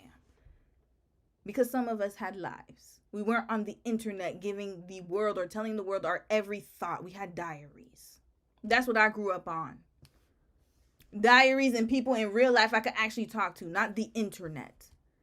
And I love talking to you guys. Don't get me wrong. You're my community. But at the end of the day, I still have a life outside of this. I have a life. I have a whole life. This is why I don't stay online like that. I'm not parasocial. This is the problem. Kayla was parasocial, unfortunately. She should have deleted them damn tweets. But now here we go. I can't even defend her on that. So now I got to drag her in the case study too. Tweets, then delete your account. Immediately. But on the real, if you ever had a Twitter is what will really get you. Okay. Continuing. 2 more videos, y'all. We wrapping this right up. And then I got to go. All right, let's do this. former lawyer is that some battles are not always won by reacting directly. Sometimes all you have to do is flip the script. When someone shades you, is rude to you, tries to get under your skin, why respond directly and give them what they're fishing for? Where's the fun in that? Staying calm and unbothered not only shows how much control of yourself and how secure you are, but it also shows that you are really that girl. Quiet confidence says everything without saying anything at all. It makes them question themselves why you look so composed and grounded and out of reach. And that is what Kayla Nicole did so well. She ate that up. One thing I learned as a former lawyer is that... Okay, next. Y'all, Lord. Okay, here. There she goes apologizing. Because she already knew what was going to happen, y'all. This was during an interview. Hold on now. But I think cancel culture can be beat or met with, at least with accountability. Everyone makes mistakes. I know there's certainly been a time where people have pulled up old tweets of mine that I was not proud of. But it's like, also, this is when Twitter first started. I was attempting to be this like talking head in the entertainment media space. I was working at places like TMZ and like Oprah Winfrey Network. I was like in the thick of it. Yeah, girl. But it was like, in that era, in that time, that's when fashion police was a thing. And like people were on E! News and you're ripping people for the art of entertainment. Listen. And I'm getting on Twitter doing that. So if you go pull up... Ripping who? Black and Mexican people? Indian? Who else did she rip? I didn't hear her talking about white folks though, Kayla. I gotta be honest. I'm sorry, sis. I was defending you, but I cannot defend you any longer. You only attack Black, Indian, Mexican, people of color. Where was the white folks at? It wasn't equal opportunity. It wasn't. Let's keep it real. We gonna get it. We gonna dig into you in the case study. Shauna Michelle, thank you so much for the super chat, sis. Side note, please check out Nomadic Introvert when you're researching van life. Yes. Okay, that's next week. Nomadic Introvert. Is that what it's called? Introvert. Okay, we gonna watch some van life next week. Oh, trust me, I got a lot of videos we gonna watch. Don't worry. Don't you fret. Don't you fret. Thank you so much, sis. And yes, that will be on next week's live stream. I can guarantee you that because we're gonna do a deep dive on that person. Whoever you sent me, Nomadic Introvert. Those old tweets, it's like, God, she was a bitch. And like, kind of, honestly, I did feel like a bitch, and which is why I quit. You were. But only to people of color, Kayla. Why? Can you answer that question for us? We'd like to know. I would like to know. I'm curious because I didn't see no tweet about white folks. I didn't see that at all. Working at TMZ because I didn't like how it made me feel. But I do think, like you said, you have to give people a little grace. Yeah. We all make mistakes. Yes. Everybody has those days. And I'm not ashamed. I'll own up to it now, too. Like, what I said back then is not how I feel now. It's not how I think now. I don't subscribe to that thought process at all. I'm sorry. And I'm sure the girl that got kicked off Love Island is sorry, too. Yeah, That was her response? Hold on. How did she say I'm sorry? Hold up. We about to give her a red flag, y'all. Hold up. Hold on. But I think cancel culture can be beat or met with at least. Fast forward it. Y'all saw how she said I'm sorry? Red flag. She's like, I'm sorry. And I'm sure the girl that got kicked off of Love Island, she was the same way too. Kayla. Nah, sis. Nope. That's unacceptable. Unacceptable. Here. Unacceptable. She deletes X account amid controversy. That's how she said sorry for offending people. I'm sorry. Get over it. That's what that sounded like to me. Kayla, okay, you know what? We're going to deal with you in the case study. I got something coming for you and Taylor. See, I tried to be impartial. I actually was more on your side because you were just the ex-girlfriend and she was sticking and digging at you. But now I'm feeling like you both are playing tit for tat for this raggedy ass man. Let's wrap this up tonight, y'all. I'm going to read a few comments and we are out of here. Hold on, let me move this to the middle. I'm going to move myself to the middle. Here we go.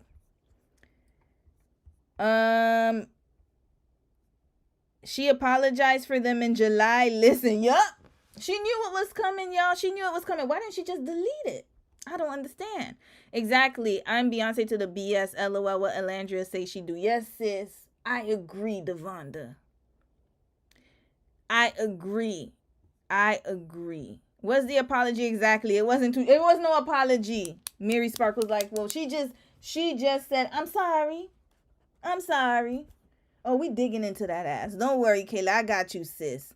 Scorpio's problem is they talk too much to Thrift Queen. Yeah. I'm sorry. If you're a Scorpio in the chat, nothing but love. I just love digging at y'all because y'all, yeah, something in y'all spirit that doesn't mesh well with me somehow. But we're going to dig into her. And Taylor's a Sagittarius, and I'm sad about that because one of my really close friends is a Sagittarius. I love Sagittarius women, but not Taylor. Taylor on some other ish. Yup, Shauna Michelle, she's not sorry, and that's okay. Be who you are and accept the consequences. There you go. But the problem is she said it like that, and then she deleted her ex, and she's off of Twitter now. She ran scared. That's the thing. So it's like, you can't act flippant about something and then expect people not to get upset about it. At least act like you give a damn. Really sad. She is half white. Is she? Kayla's not half white. Let me find out. Hold on. I don't think Kayla Nicole is half white. She's black. Oh, oops. She's not half white. I don't believe so. Is she? I didn't know that. Okay, so she is... Hold on. Let me see her ethnicity. Is it there?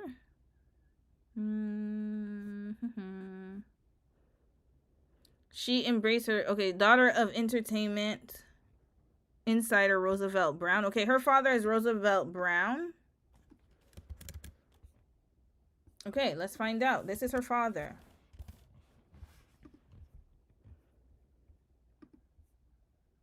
Her daddy's black. Okay.